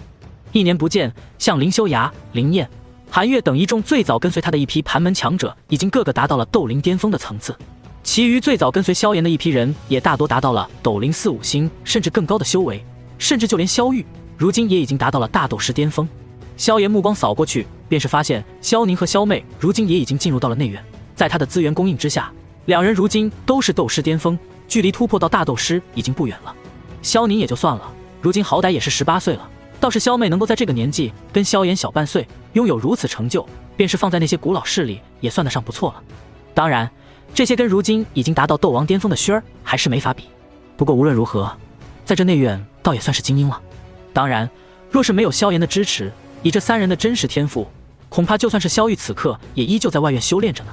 我当初离开之前说过，你们若是有谁能够修炼到斗灵巅峰，我便是会送他一个大机缘。萧炎目光扫过盘门的众人，盘门比起他离开之前也是再度壮大了许多。今年新生当中最优秀的几人都是被盘门给吸纳了。如今的内院强榜前20有着足足16人是盘门的人，以至于苏谦亲自下令，盘门每年吸纳的新人不得超过20人，否则这内院也几乎可以直接改名为盘门算了。饶是如此，盘门也已经成了内院的巨无霸势力，已经没人能够与之抗衡。或者说，就算是其他势力都绑在一起，也不是盘门的对手了。话音落下，萧炎的目光也是笑盈盈的看向林修崖、韩月等人，屈指一弹之下，足足接近20道玉瓶出现，然后每个斗灵巅峰的手中都是多出了2道玉瓶。红色的玉瓶当中装着的是陨落星炎的本源星火，只要你们在天坟炼气塔当中使用，便是可以起到星炎断体的效果。萧炎仅仅一句话，便是令所有人眼神发亮，而他的下一句话更是令所有人眼神炽热。蓝色的玉瓶当中装着的是一枚我提前炼制的5品丹药星炎断体丹，配合服用，可以让你们的星炎断体成功率提高到90%左右，或者说只要你们不走神，基本上就可以100%成功了。听到萧炎的话，盘门众人都是眼神火热而羡慕地看着这几位达到斗灵巅峰的强者。一旦完成星炎断体，他们的实力将会在1、2年之内就踏足到斗王层次。成为斗王，那可就是真正的进入到斗气大陆的强者行列了。或许在萧炎这种怪物面前依旧是蝼蚁，但最起码是真正的迈入这个层次了。至少在西北大陆，斗王在任何势力都不再是无名小卒。韩贤，这是星岩断体丹的丹方，明天起，我与薰儿便是要离开迦南学院，前往中州了。到时候，这星岩断体丹可就要留给你们这些炼药系的家伙炼制了。萧炎屈指一弹，星岩断体丹的丹方直接落在了韩贤的手中，令韩贤激动无比。五品丹药的丹方，对于如今的他而言，虽然珍贵，却也算不上什么了不得的东西。可这星岩断体丹却不同于其他的丹药，这丹药在外界就是一枚对身体有些淬炼效果的普通丹药，可在内院当中，那便是无可替代的宝物。有了它，就代表着几乎可以100%的完成星岩淬体。有了它，就意味着你只要争取到一次星岩断体的机会，就几乎100%能够踏足斗王。这样一道丹方，对于整个内院都是价值无量的。唯有萧炎见到这一幕之后，只是微微一笑。这枚丹方对他而言只是一时兴起罢了，用不了多少年，他就会让整个迦南学院都再度提升数个层次不止。那时的迦南学院将会为整个无尽火域都提供大量的人才。倒是很多人听到萧炎和薰儿明天就要离开，这才有些不舍地看向两人。什么？紫妍也要走？听到紫妍也要离开，他们便是更加坐不住了。这也是没办法的事情。萧炎摊了摊手，我们离开之后，盘门便是暂时交给韩月和林修崖管理。若是你们几个将来成了斗王，打算离开内院，便是交给萧玉打理。再往后，便是看谁更优秀，便交给谁去管理吧。萧炎笑着说道，他这一世创建盘门的初衷，只是想要将这些前世的朋友们都带飞一把。等林修崖、韩月离开，恐怕至少也是2年之后了。那个时候，他应该已经拥有匹敌斗圣的实力了。而若是等到萧玉成为斗王，盘门有了新的继任者，那时候的萧炎或许已经可以再度叫板魂天帝了。在将盘门的诸事布置完毕之后，众人一直聊到深夜，这才各自恋恋不舍地离去。夜深人静，一抹月光洒落内院的大地，一株参天古树之上，年轻男女相互依偎着。萧炎哥哥，明天又要分开了。薰儿将脑袋靠在萧炎肩膀上，声音当中满是不舍。乖，用不了多久，我就会去你们古族提亲了。萧炎轻轻抚摸着少女的发丝，嘴角泛起一抹笑容。说到提亲2字，薰儿原本还有些伤感的小脸，瞬间又变得红润了许多。你去提亲，族中怕是会有不是人想要刁难你。薰儿有些担忧地说道。无妨，管他老的少的一起来就是了，来一个我就打一个，只要你不刁难我就行了。古族那些家伙，他还真没放在眼里。萧炎嘿嘿一笑，低头注视着少女那越发倾国倾城的脸庞，那双灵动的大眼睛当中，此刻已经是越发的羞涩。可是他们怎么办？在萧炎茫然的眼神当中，少女那羞涩的小脸却是冷不丁的一个转换，令萧炎都是有些愣住了。什么他们怎么办？萧炎有些疑惑地看着薰儿。就是你在研盟的那些红颜啊。薰儿眼睛微微眯起，却是令萧炎心头都微微一凉。萧炎哥哥，你不会以为你的实力名震大陆了，其他的世界就不会到处乱传了吧？我倒是没有想到，除了亚妃和小医仙，萧炎哥哥竟然连云岚宗的宗主和蛇人族的女王都不放过。说到这里，他促狭的眼眸当中已经多了几分幽怨与失落。听到薰儿的话，萧炎这下彻底沉默了，刚要解释什么，就被这妮子用玉手捂住了嘴。萧炎哥哥，虽然不知道你到底为什么这样做，但薰儿相信你一定有你的理由的。少女的声音从耳畔传来，只要萧炎哥哥心中一直装着薰儿就好了。萧炎低下头，望着那带着些许雾气的眸子，心中略微翻腾。好你个丫头，没想到是你第一个刁难我啊！萧炎苦笑一声，然后一把将少女搂在了怀中。啧啧，不愧是你的弟子，当真是有你当年的风范啊！远处的另一棵古树之上，玄一望着身边的药老，却是冷笑不止。听到玄一的话，药老却是无奈地摊了摊手。别冤枉我啊，老夫可没他这么风流。是吗？玄一似笑非笑地看着药老，药老忽然说不出什么话来了。翌日清晨，在内院众人的相送之下，萧炎和薰儿一行人却是终于离开了迦南学院。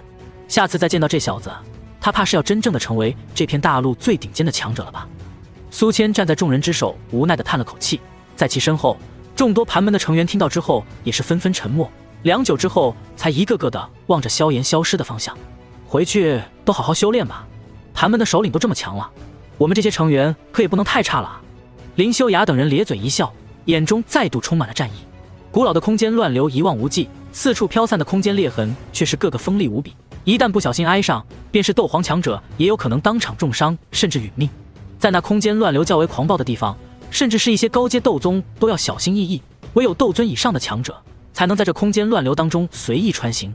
然而在这震荡的空间乱流当中，却是有着这么一行人闲庭漫步一般的在其中游走。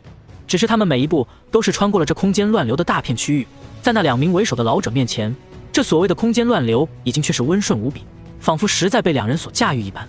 不错不错，老师这些时日对于斗圣力量的掌控越发的熟练了，想必若是再度遇到大天尊，那老家伙必然是逃都逃不掉的。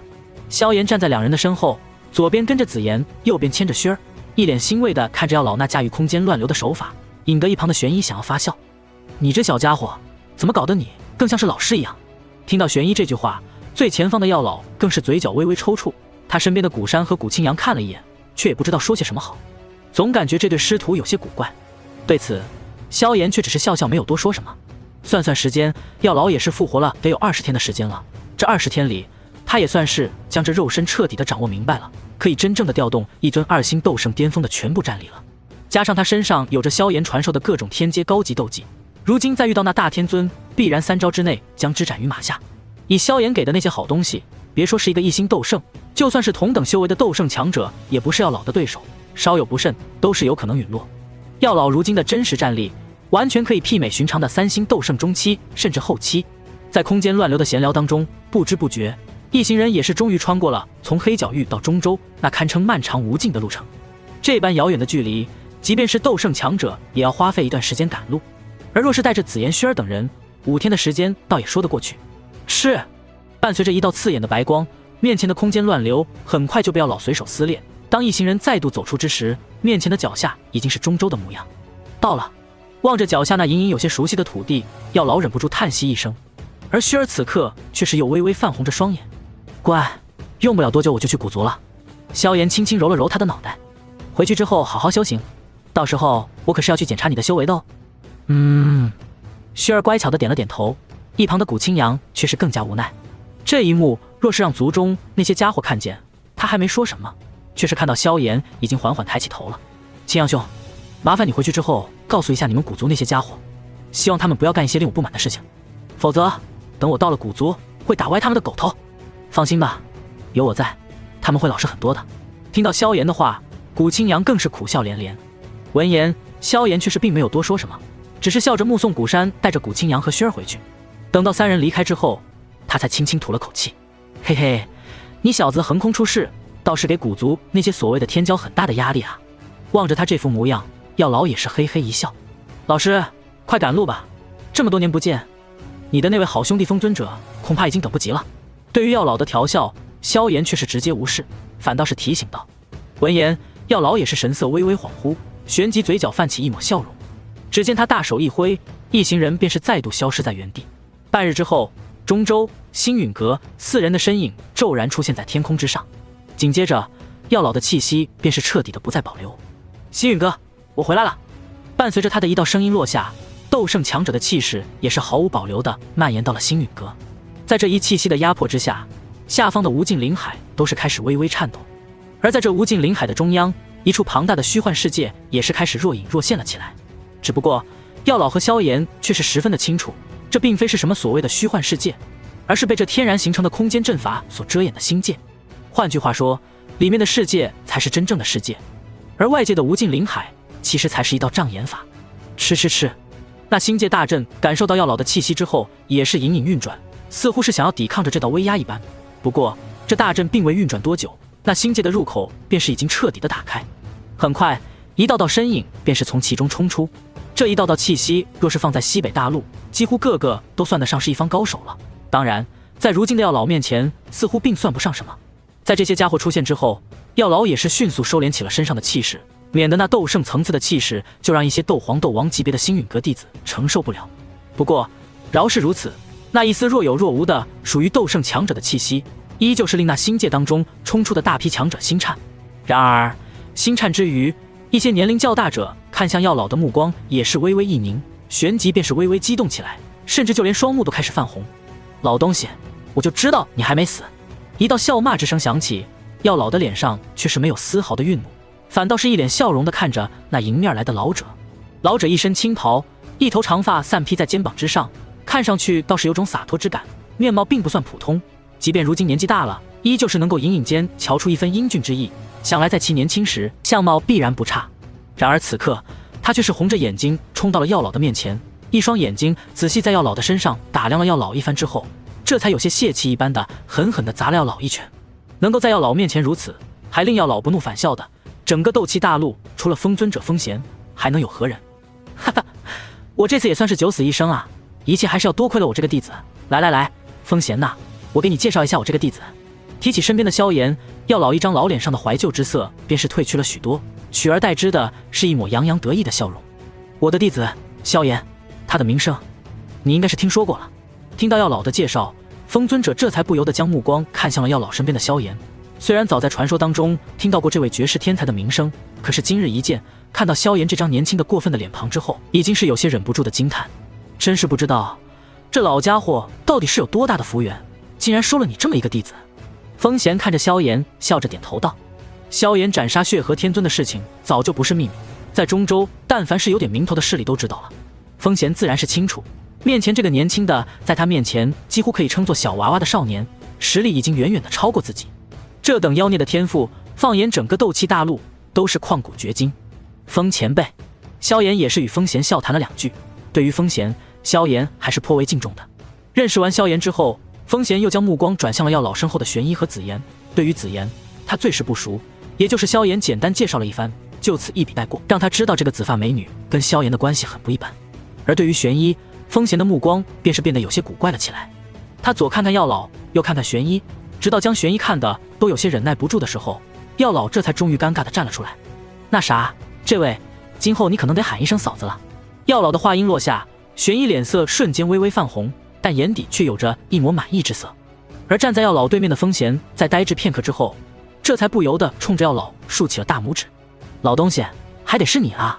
呵呵，回星陨阁聊，回星陨阁聊。药老咧嘴一笑，一行人这才慢悠悠地回到了星陨阁。阁主，您回来了。见到药老的回归，少数几个星陨阁的老人都是十分的激动，而药老在见到这些人之后，也是十分高兴地与他们攀谈。这些人大多都是当年就在星陨阁的一些长老，还有少数几人是从当年的星陨阁弟子突破之后成为的斗宗级别的长老。不过星陨阁这些年怎么就剩下他们几个了？药老看着这些斗宗长老，眉头却是微微皱起。当年他还是药尊者的时候，星陨阁的实力可是比四方阁的其他三阁加起来都要庞大，单单是斗尊强者就不下5位，斗宗强者更是超过100人。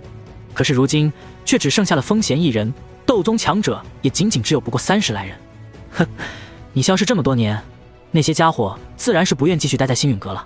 风贤苦笑一声道：没了你这位大陆第一炼药师给的诸多好处，咱们星陨阁比起其他3阁也没有什么能够留住这些强者的东西了。听到风贤的苦笑，药老也是略微唏嘘的摇了摇头。是啊，这便是人心了，没有了足够的利益，自然难以再聚拢太多的好处。尤其是当年那几名斗尊强者，大多都是奔着他大陆第一炼药师的名头来星陨阁担任客卿长老。他不在了，这些家伙没了好处，自然也会离去。不过走了也就走了，如今留在我星陨阁的，才是我星陨阁未来真正的骨干。药老目光落在众多长老的身上，尤其是在那几名斗宗巅峰的长老身上停留了片刻之后，缓缓笑道：诸位，我这里有一丹方，名为空尊丹，稍后我会将丹方上的几道主材料公布出来。今日在场的众多星陨阁长老，有一个算一个，都是对我星陨阁忠心耿耿之人。老夫在此许诺，你们30几个，只要达到斗宗巅峰，并且凑齐了空尊丹的主要材料之后，老夫都可以免费出手帮他们炼制一次空尊丹。药老的话传到众多长老的耳中，令那些长老们眼神瞬间明亮了许多。面前的这位老阁主，当年仅斗尊巅峰便已经是大陆第一炼药师了，如今传闻已经踏入斗圣级别，一手炼药术怕是已经登峰造极。如此人物竟然愿意为他们出手炼制丹药，的确是令他们十分的高兴。不过高兴归高兴，还是有着一名老者有些好奇地看向药老，敢问老阁主，这空尊丹是极品丹药，可是对于突破斗尊有什么好处？呵呵，纪灵，原来是你啊！药老显然也是认识这老者，只见他笑容从容，说出来的话却是令所有人瞬间安静了下来。空尊丹是3色到5色丹雷之间的8品丹药，其作用是可以帮助斗宗巅峰的强者增加3成突破斗尊的几率。仅仅一句话，便是令所有人在安静片刻之后，便是开始眼神狂热起来。对了，老夫说的只是最普通的空尊丹，如果是老夫出手炼制的话，丹雷自然会达到5色层次。药老笑眯眯地看着那眼神越发狂热的众人道，而5色丹雷层次的空尊丹可以使得突破斗尊的几率达到5成。药老说完便是不再多说，而是笑盈盈地带着萧炎一行人进入到了星陨阁，只留下一群在原地几乎要疯狂起来的长老们。增加5成以上突破斗尊的概率，这岂不是说，一旦修炼到了斗宗巅峰，我等便是有着极大的概率可以达到斗尊境界了？星陨阁的长老们彻底疯狂了，尤其是那几个卡在斗宗巅峰多年的老家伙，此刻更是无比的激动。以他们这些年的积累，一旦得到那所谓的空尊丹，便是有着80%的把握成为斗尊强者。对于这一天，他们可是等了太久了。如果不是药老刚刚回到星陨阁的缘故，他们恨不得立刻冲上去问问药老到底需要哪些药材。你这老家伙，真是一句话就让这些人彻底的疯狂了。一行人一边走着，风尊者则是一脸无奈的看着药老，哼，这些人为我星陨阁效力这么多年，也算得上是忠心耿耿了。如今既然老夫回来了，自然是要给上一些好处的。药老笑盈盈的道，更何况我只负责出手炼丹，可没说过要替他们寻找材料。空尊丹是萧炎前世成帝之后创造出的一种丹药，这种丹药的作用的确是十分强大，可以令大量的斗宗强者突破到斗尊。但虽然能够很大层次帮助突破斗尊，却并不是很好炼制。炼制这种丹药，首先是炼制之人的修为最低也要达到半圣层次，因为炼制这种丹药最核心的材料不是药材，而是一位半圣甚至斗圣强者的一些空间感悟。突破斗尊最重要的2个关键点，一个是庞大的能量，另一个就是对于空间的感悟。因此只有将更高层次强者的些许空间感悟按照固定路线炼化到丹药当中，才能让服用者触摸到更多的契机。其次便是这丹药的材料也是颇为的珍贵，虽然不如天尊丹的材料那般，可也都是蕴含着庞大能量的天材地宝，每一样都十分珍贵。以星陨阁这些长老的身价，基本上要凑齐这么一枚空尊丹的主药材，便是快要倾家荡产了。不过在斗尊的诱惑面前，倾家荡产又算得上什么？一旦突破，实力、寿命、地位都会大幅度提升，财富自然也是滚滚而来。更多的斗宗强者，即便是倾家荡产，也无法迈出那一步，最后只能是眼睁睁地看着自己老死。虽说斗圣才是斗气大陆最巅峰、最难突破的境界，可斗尊之路同样是将大把的人拦在了外面。星陨阁的长老们无疑是兴奋的，在要老复活成为斗圣，并且顺利归来的那一刻，他们便是明白自己有了一个更加巍峨的靠山。事实也是如此，在要老归来的那一刻，便是已经有着一道大机缘降落到了他们的头上。对于星陨阁，萧炎自然是无比的熟悉，几乎是完全的不需要老来介绍。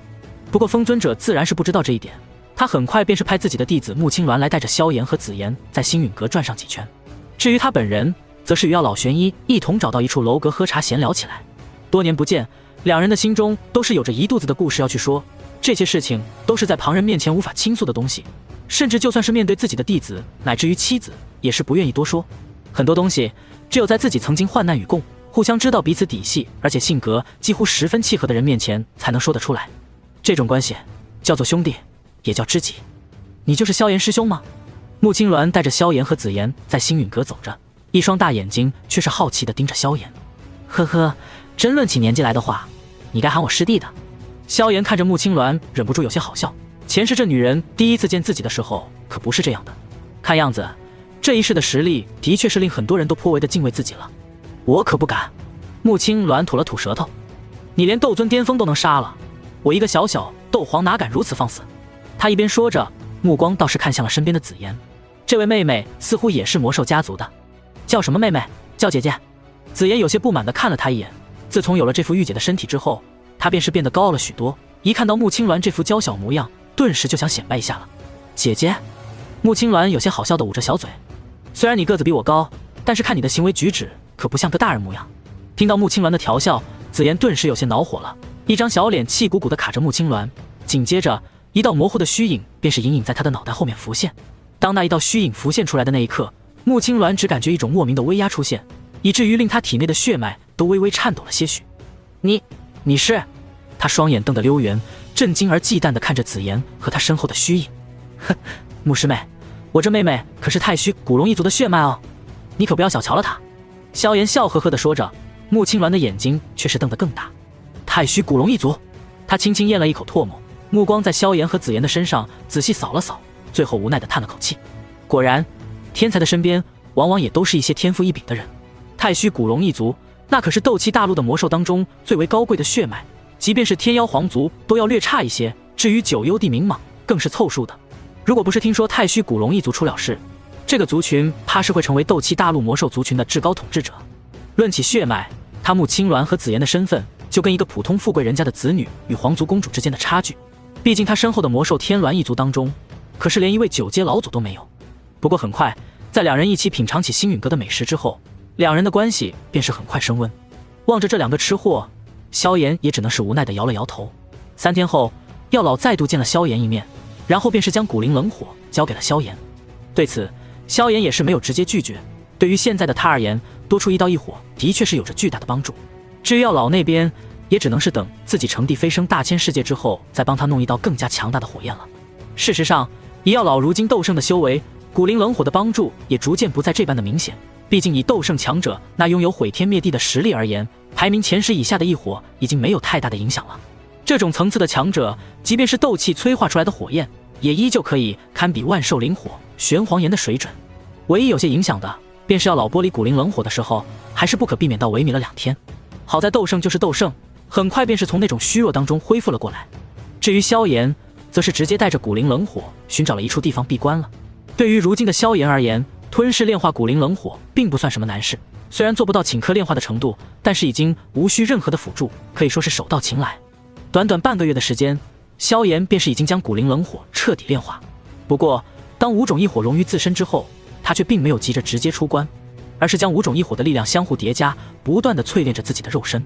至尊小三难当中的肉身难依然在悄然进行当中。不过，即便是炼化了古灵冷火，萧炎现在想要完整的完成肉身难依旧是颇为的困难。好在他的肉身力量在这些日子里正在不断的提升，距离真正的肉身难也已经相差不远了。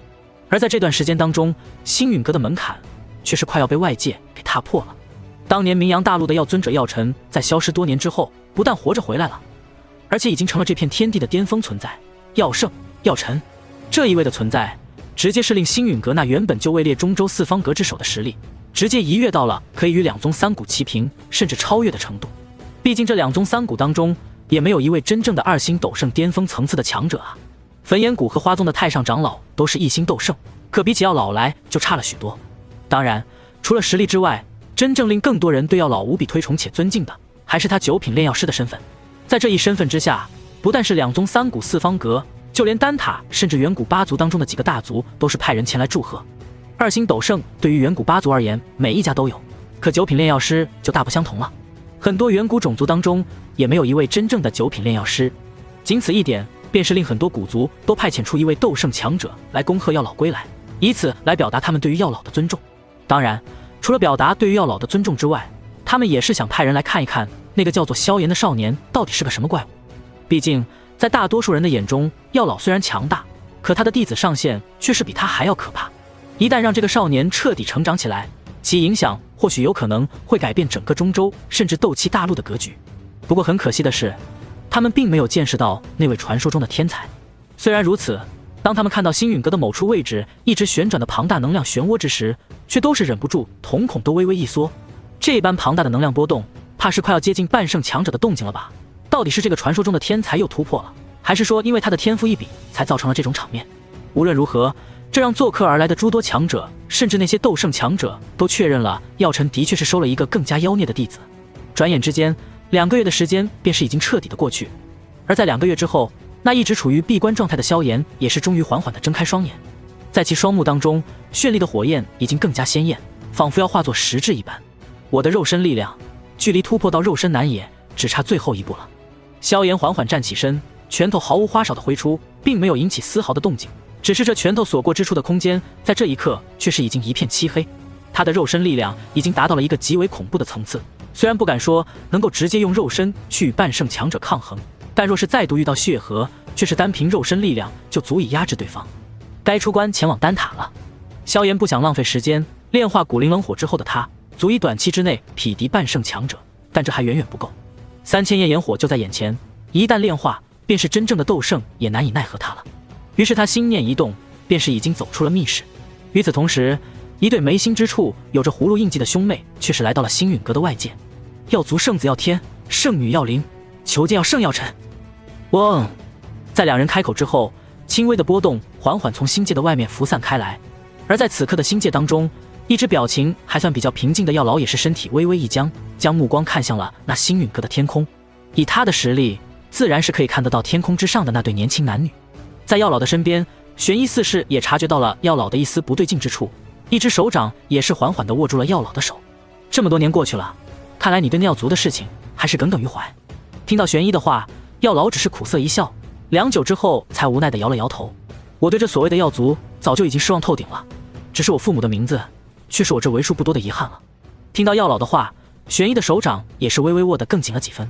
他对于药老可谓是极为的了解，自然清楚他这一生最大的2个遗憾，一个是少年时被逐出药族和未曾将父母之命留在宗族之碑上的耻辱，另一件便是那个女人的事情。至于韩风的背叛，这个遗憾却是早就被萧炎弥补了过去。罢了，终究只是2个小辈，倒是不至于与他们2人为难。药老最终还是摇了摇头，手掌一挥，心界的结界便是自动打开。没想到这么多年没回药族，药族倒是出了2个不错的后辈。进来吧。药老苍老的声音传来，他对于药族是极为的不喜，对待这药族2位后生的态度也不是多么亲热。而且除了魂族之外，其他古族派来的可都是货真价实的斗圣强者，而药族却仅仅只是派来了2个小辈。虽说都是族中的天骄，可那高傲的脾气看来还是未曾改掉。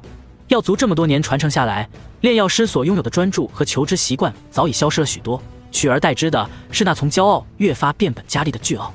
就如那天空之上已经微微皱起眉头来的药天一般，一个药族弃子而已，如今成了斗圣，便是如此不将我族放在眼里了吗？看样子是要好好敲打这老家伙一下了。药天微微皱眉，脚步微微靠前，朝着星陨阁的方向走了过去，而其身后的药灵依旧是神色淡然而冰冷，没有多说什么。这对兄妹论起容貌都算得上是世间一等人的相貌，尤其是那药灵更是算得上是一个十足的美人。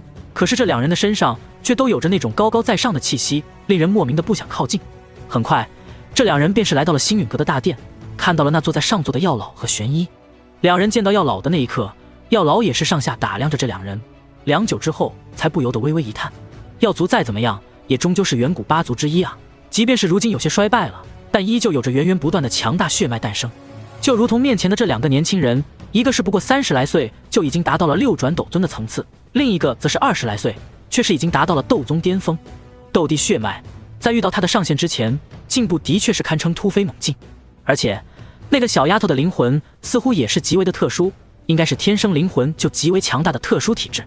哼，虽然我已经脱离了药族，不过所谓远来是客，坐吧。药老打量了一番2人，也是请这2人坐下。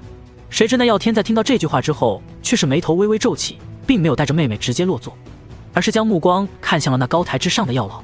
哼，药尘前辈，这些年我在族中倒是也经常听说过你的事迹。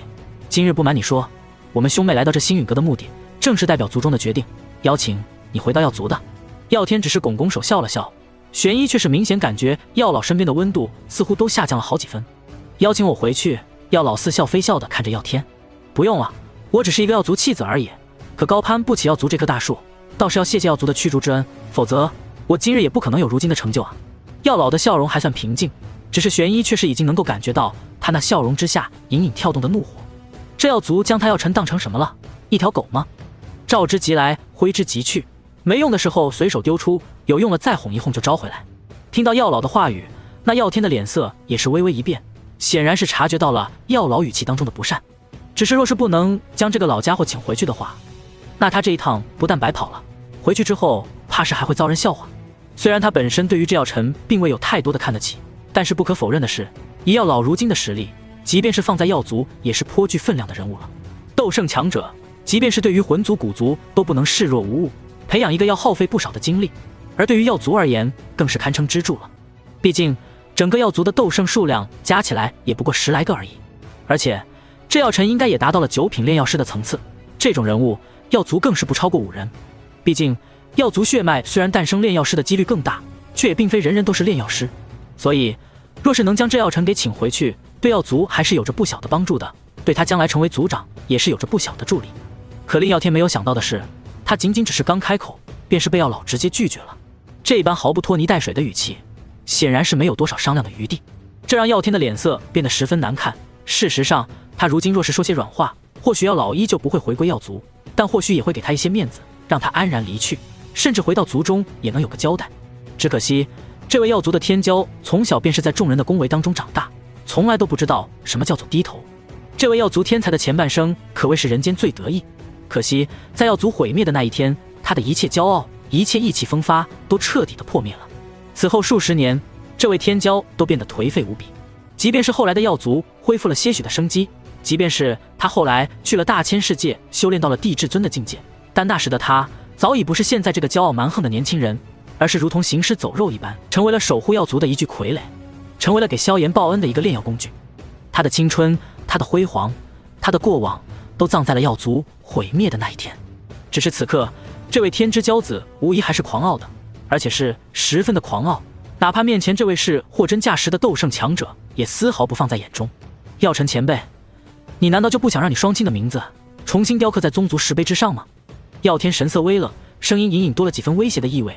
在这位药族天骄的眼中，药老如今虽然算得上强大，但还没到需要他这个未来的药族少族长需要恳求的程度。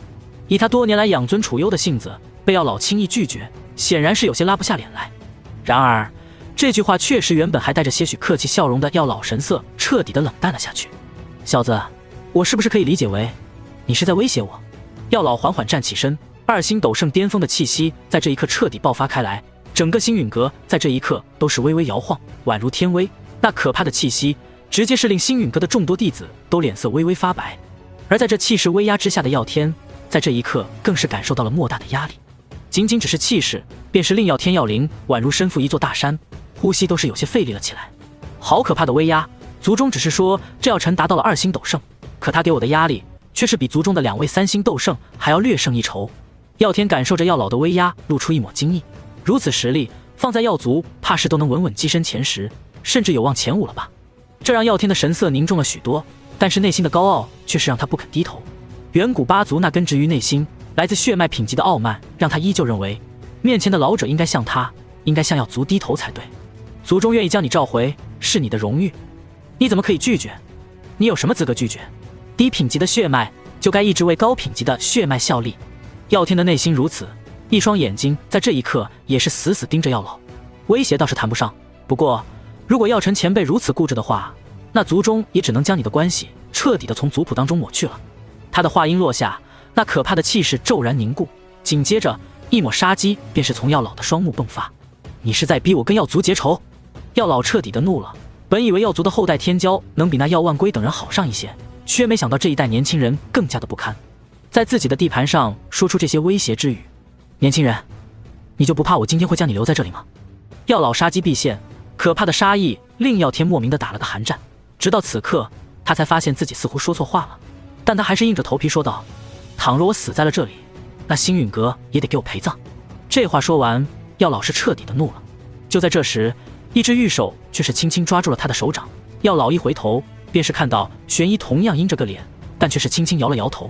药老如今的身份实力的确是今非昔比了，可他对面的这个家伙终究是药族的最大天骄，若是真杀了，那麻烦可就大了。想到这里，药老终于是缓缓收起了气息，目光阴冷的看着药天，正要开口说些什么，一道爽朗的笑声便是已经传入大殿当中。不愧是药族的人啊，那骨子里的巨傲真是连魂族都比不上你们。话音落下，一道提拔修长的黑衣身影已经出现在了星陨阁大殿当中。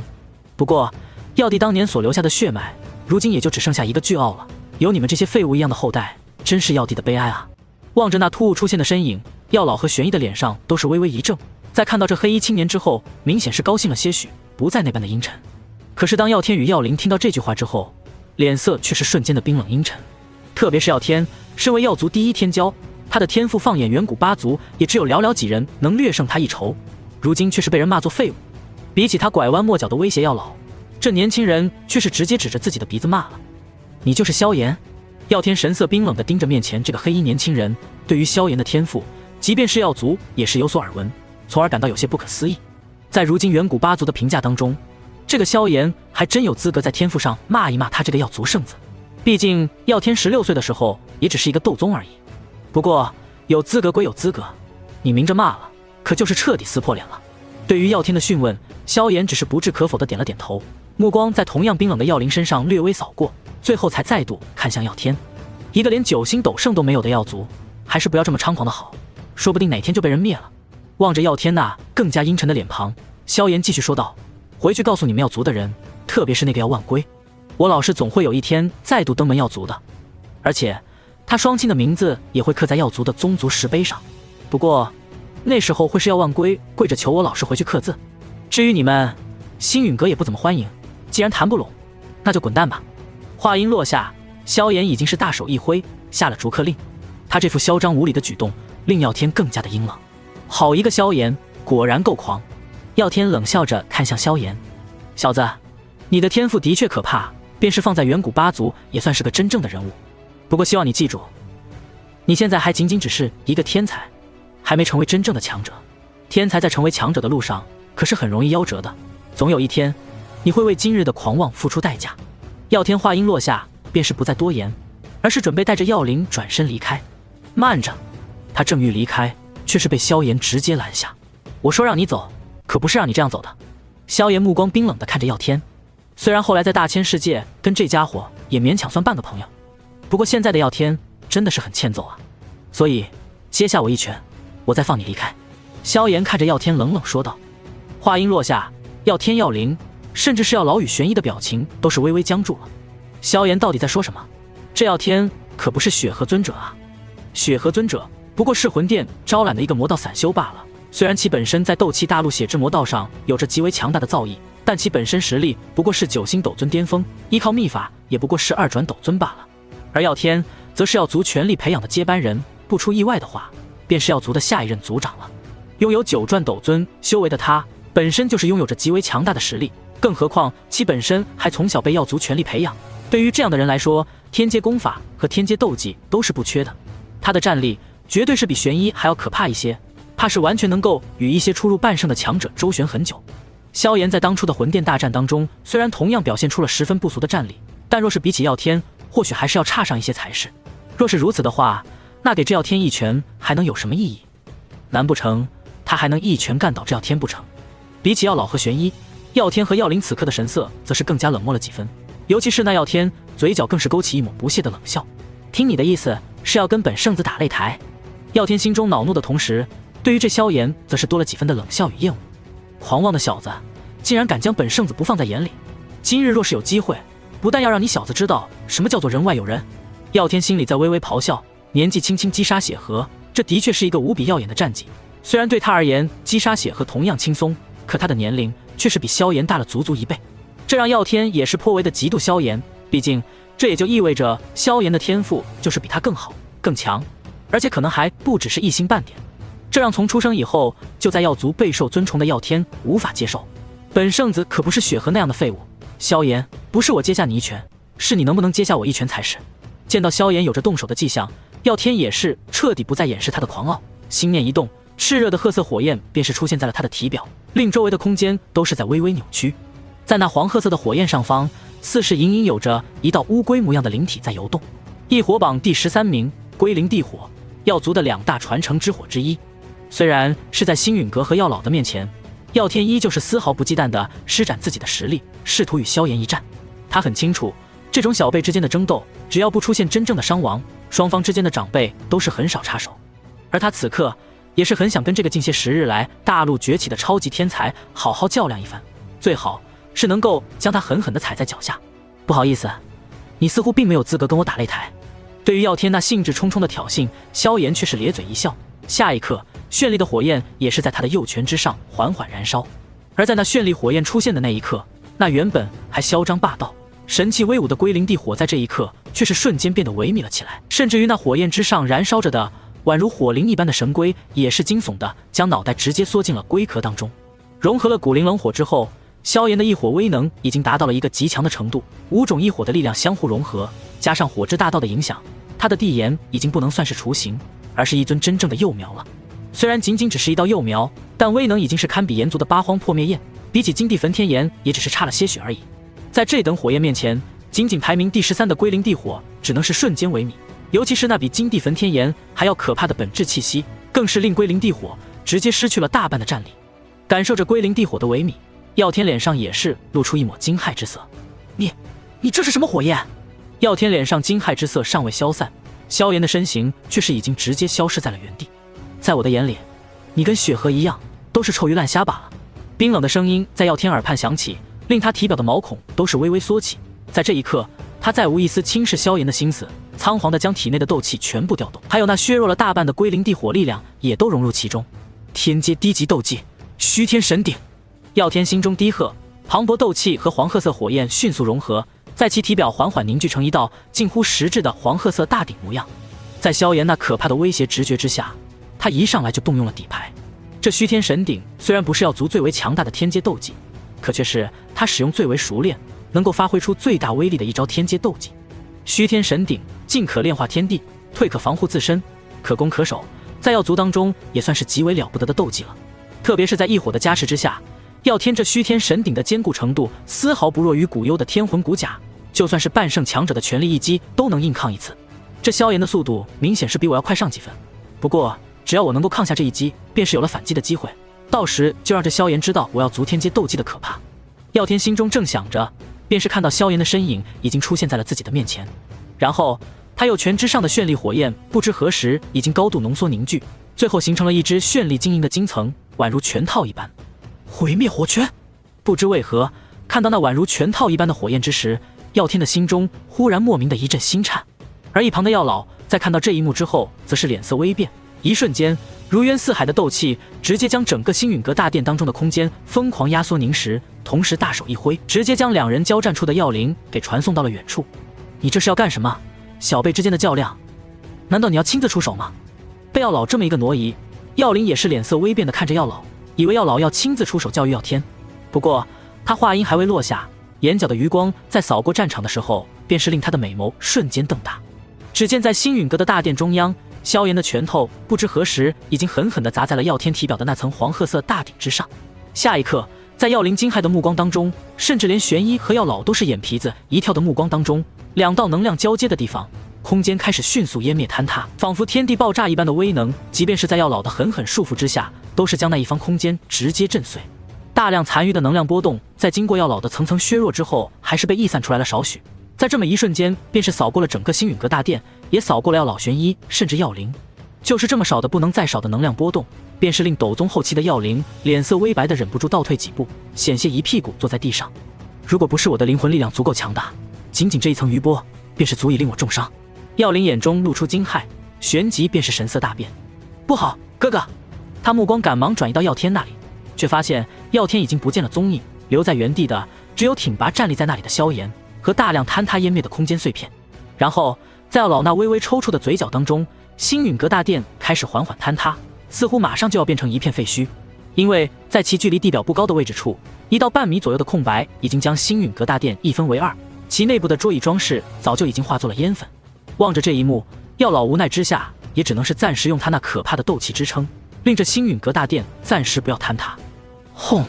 先是爆炸声紧随其后，然后便是在药灵反应过来之后，足足过去了几秒的时间，一道道声音才缓缓地从外界传来。咚咚咚！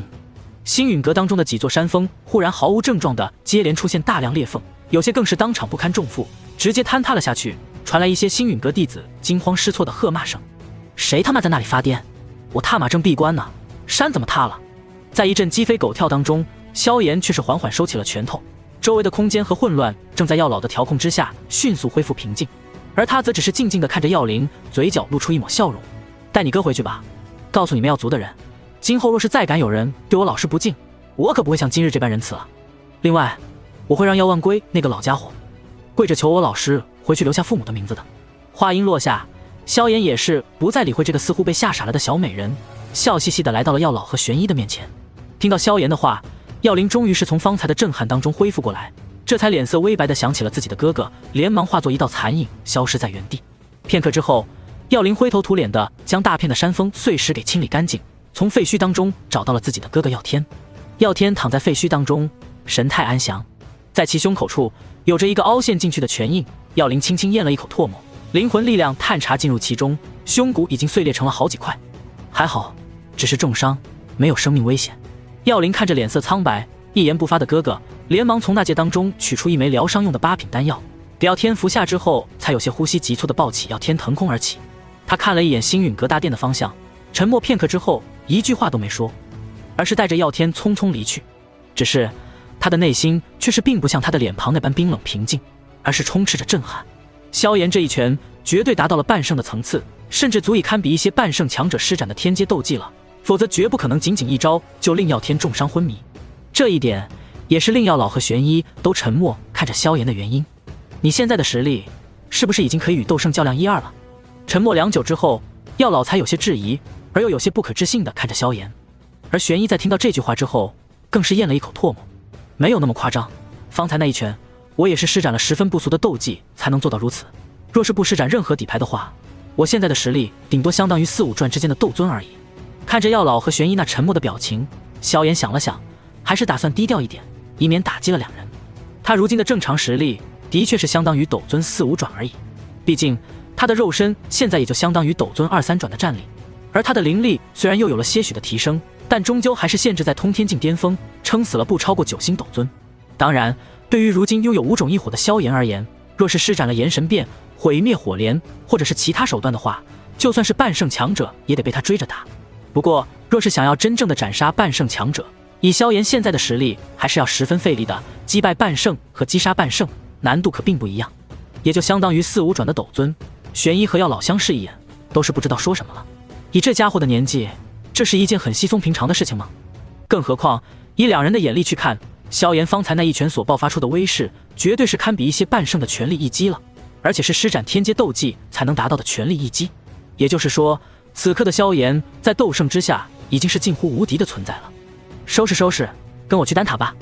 玄一忽然开口道：“收拾收拾，我们一起去丹塔。”药老也是点了点头，却是被玄一白了一眼。玄一心中十分清楚，虽然药老现在在斗气大陆有着很大的影响力，可在3000焰炎火的决策问题上，他还真没有多少话语权，除非他愿意加入丹塔。不过这老东西这次要跟着去丹塔，恐怕也不是为了这个。如今有了斗圣修为不说，又多了一个这样的弟子，这老东西这次怕是要装疯了。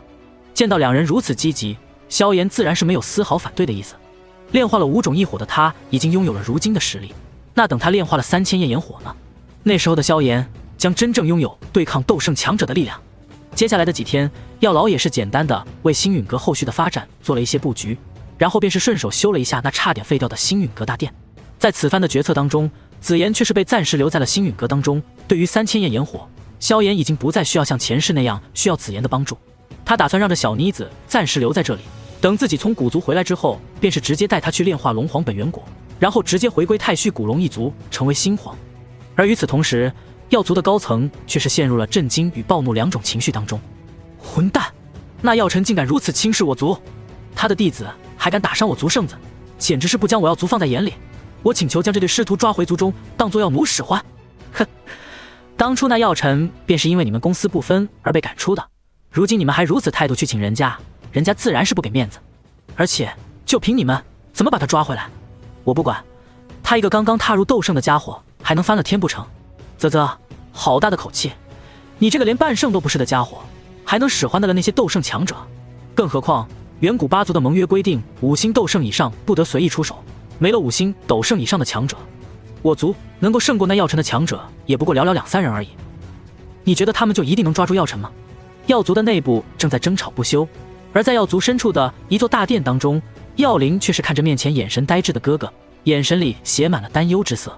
这药天在回到族中的当天就已经苏醒了，毕竟药族别的没有，丹药和疗伤圣手却是有的是。可是药天已经足足苏醒了3天，除了胸骨还有几道裂缝之外，其他伤势基本已经彻底痊愈。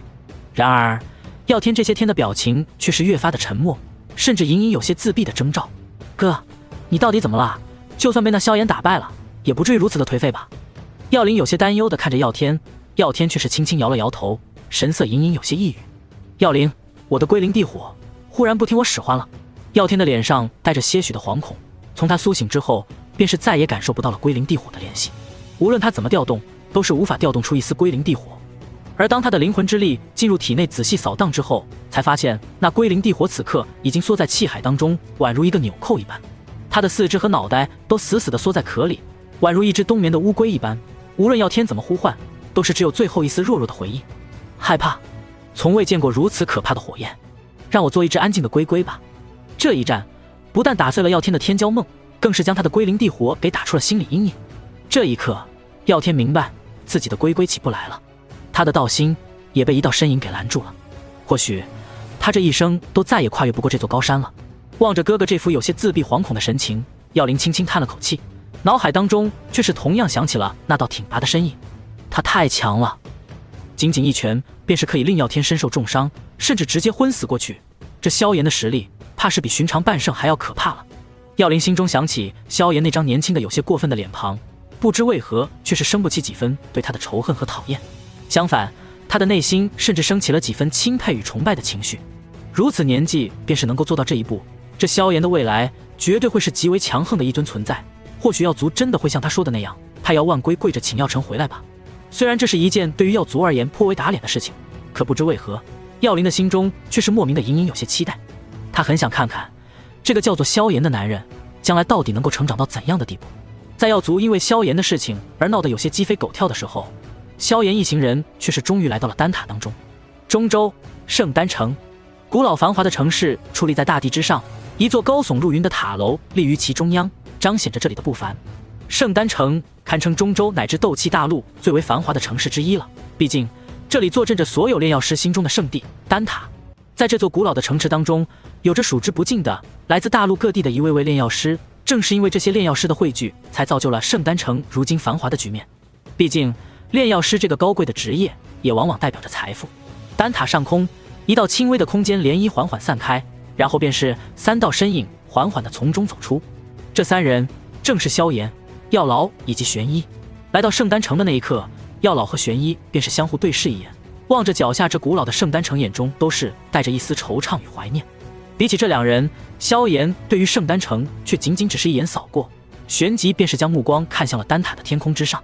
在那里明明是一片晴空万里，可在萧炎的目光看向天空的时候，那丹塔上方的天空在这一刻却是隐隐多了几分震颤之感，仿佛其上的空间都要裂开一般。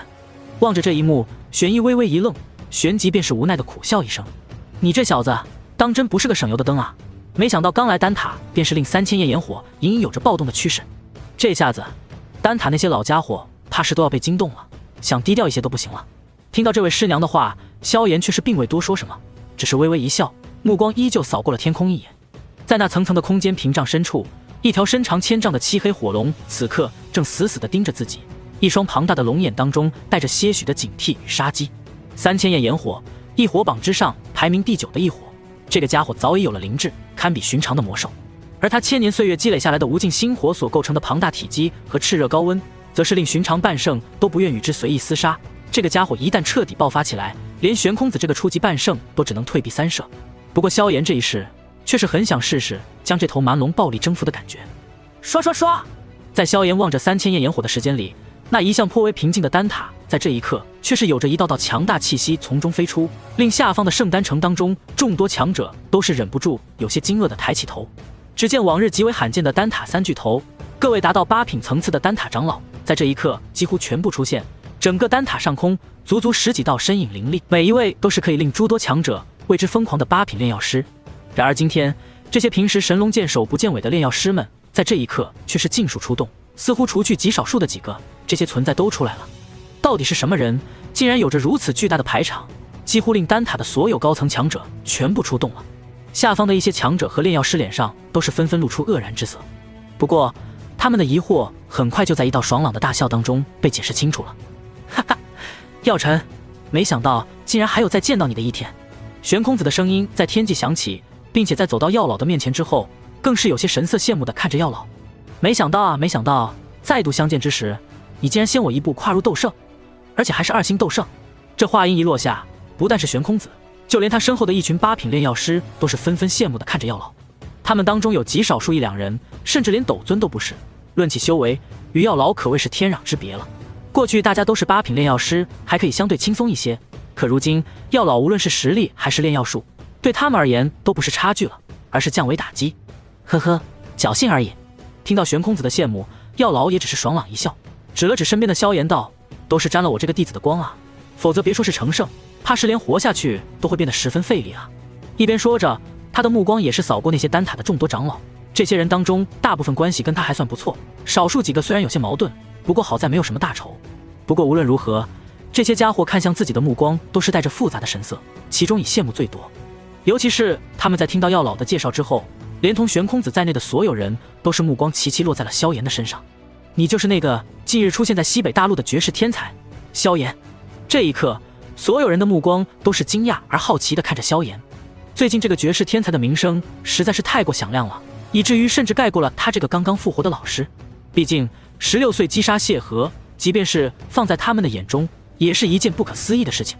哼，诸位前辈，小子正是萧炎。萧炎微微抱拳一笑，神色从容，令玄空子一行人更是神色复杂。虽然不愿意相信，但是以玄空子的实力，自然是能够清晰感受到面前这个连青年都算不上的小子，实际上的战力应当是相当的可怕。最起码，即便是他这个货真价实的半圣，也是感受到萧炎身上有着一种让他都感到危险的感觉。可问题是，这个小子才16岁啊！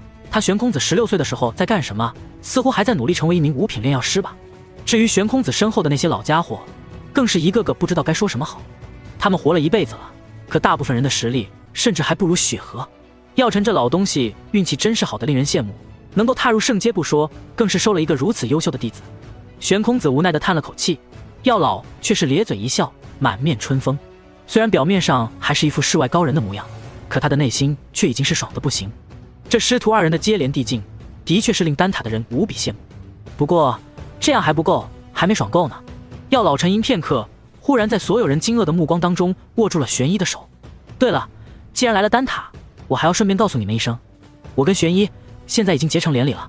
话音落下，天空之上的众人出现了短暂的寂静，玄一则是面色绯红地站在药老身边，宛如一个羞涩的小女孩一般。狗日的，让你装到了！良久之后，玄空子终于是不由得爆出一口粗话，然后才无奈地邀请三人到丹塔一坐。等到一行人消失在天空之上，下方圣丹城的强者才从方才的消息当中惊骇出来。3个瓜，第一个瓜，那个天空之上突兀出现的老者，就是当年的大陆第一炼药师药尊者药尘，当然他现在应该要被称为药圣者药尘了。第二个瓜，药圣身边的那个年轻人，就是最近盛传的斗气大陆历史上都罕见的绝世天才萧炎。第三个瓜，药圣将玄一会长给拿下了。哗啦，圣丹城的酒楼今天是格外的热闹，几乎是每处地方都有人不停地议论着今天的事情，吃瓜氛围极为浓厚。而在此刻的丹塔当中，在经历了喜气融融的祝贺和欢迎之后，一直氛围不错的丹塔大厅在这一刻终于是渐渐地变得严肃了起来。所以说，你想要3000焰炎火？玄空子目光郑重地看着萧炎，就连他身边的一些丹塔长老都是神色凝重，更有少数人眼中满是不爽。3000焰炎火算得上是丹塔当中的数得上的宝物了，虽然说整个丹塔都是没人能够炼化得了这火焰，可这终究是一火榜位列第9的火焰，即便是对于半圣强者而言都有着极大的好处。这萧炎一来丹塔就奔着3000焰炎火而来，似乎是有些太过着急了一些吧。师兄，3000焰炎火放在咱们丹塔反正也没什么用处，倒是不如拿来成就了萧炎。若是萧炎的实力更上一层楼，那咱们丹塔也是多出来了个不错的盟友啊。玄一在一旁轻声笑道，却是令玄空子和一群丹塔长老不由得翻了个白眼。你倒是跟着药尘师徒成了一家人了，这才刚刚跟了这家伙就胳膊肘往外拐了。玄空子嘴角抽搐，瞪了玄一眼，令后者略微有些脸红。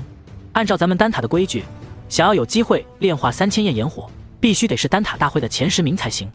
玄一眉头微微皱起道，可是现在距离下一届丹塔大会可是还有着近10年的时间呢。10年时间对于他们这些老家伙而言，也不过是闭个关便是有可能过去了。可对于萧炎而言，这10年可就太过漫长了，毕竟这家伙从出生到现在也不过16岁而已。10年之后，萧炎或许都成斗圣了，还要咱们这3000焰炎火干什么？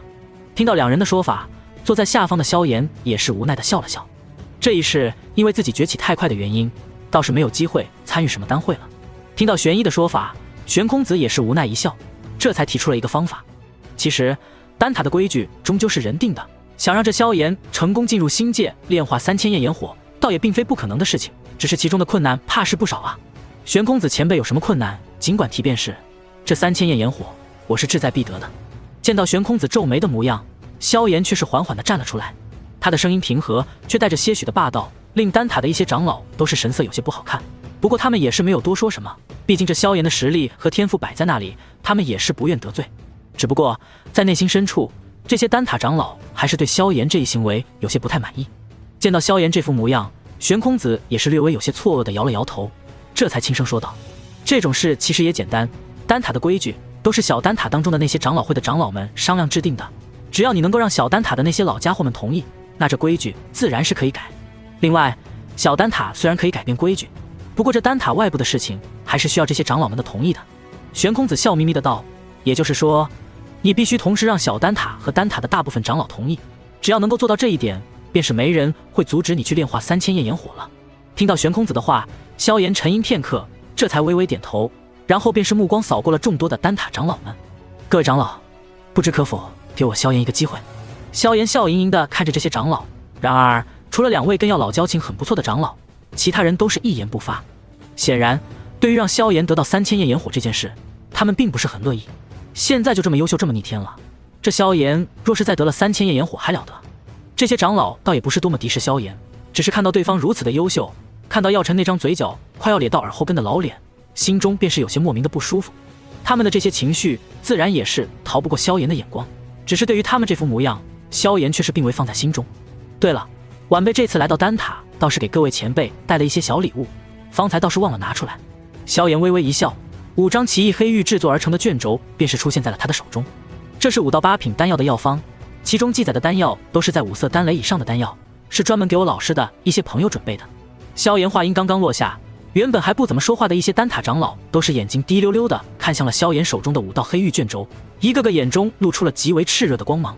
8品丹药的药方，即便对于他们而言也是极为珍贵的东西，更何况这5张都是5色丹雷以上的药方，他们当中很多人全部收藏，加起来都凑不出这些药方，仅此一点便是令他们心跳都微微加速了起来。呵呵，萧炎贤侄，这是干什么？大家都是一家人，这么客气干什么？我们与药尘都是多年至交了，你的事就是我们的事，3000焰炎火的事情你放心，我们都支持你。一群老家伙的表情瞬间变得温和热情，令萧炎都是忍不住哑然失笑。一群老家伙，方才可都不是这个态度啊！望着这些老家伙的嘴脸，玄一忍不住冷笑一声，令那些丹塔长老们有着些许的脸红。不过在这5道丹方面前，却是没人愿意站出来主动反对。萧炎给的太多了，此刻若是再站出来反对，不但得罪了萧炎一群人，更是连丹塔这些老家伙都得罪了，那可就没法在丹塔混下去了。在座的各位虽然不说个个都是人精，可也没有傻子，所以丹塔这一方面很快便是被全票通过了。你这小子倒是真舍得下血本。见到萧炎如此，玄空子也只能是无奈一笑，心中却是十分的满意。5到8品丹药的丹方，对于丹塔而言也不是一个小数目了，能够增加一下丹塔的收藏，对丹塔的确是很好的一件事情。既然外面的事情已经解决了，那我们就去小丹塔问一下吧。玄空子看着萧炎师徒道，不过小丹塔那群老家伙可不是这么容易满足的，虽然我们3个愿意挺你，可也未必能够让那些老家伙都同意。听到玄空子的话，萧炎只是微微一笑道，还请3位前辈先带路吧，等到了小丹塔，我自有办法。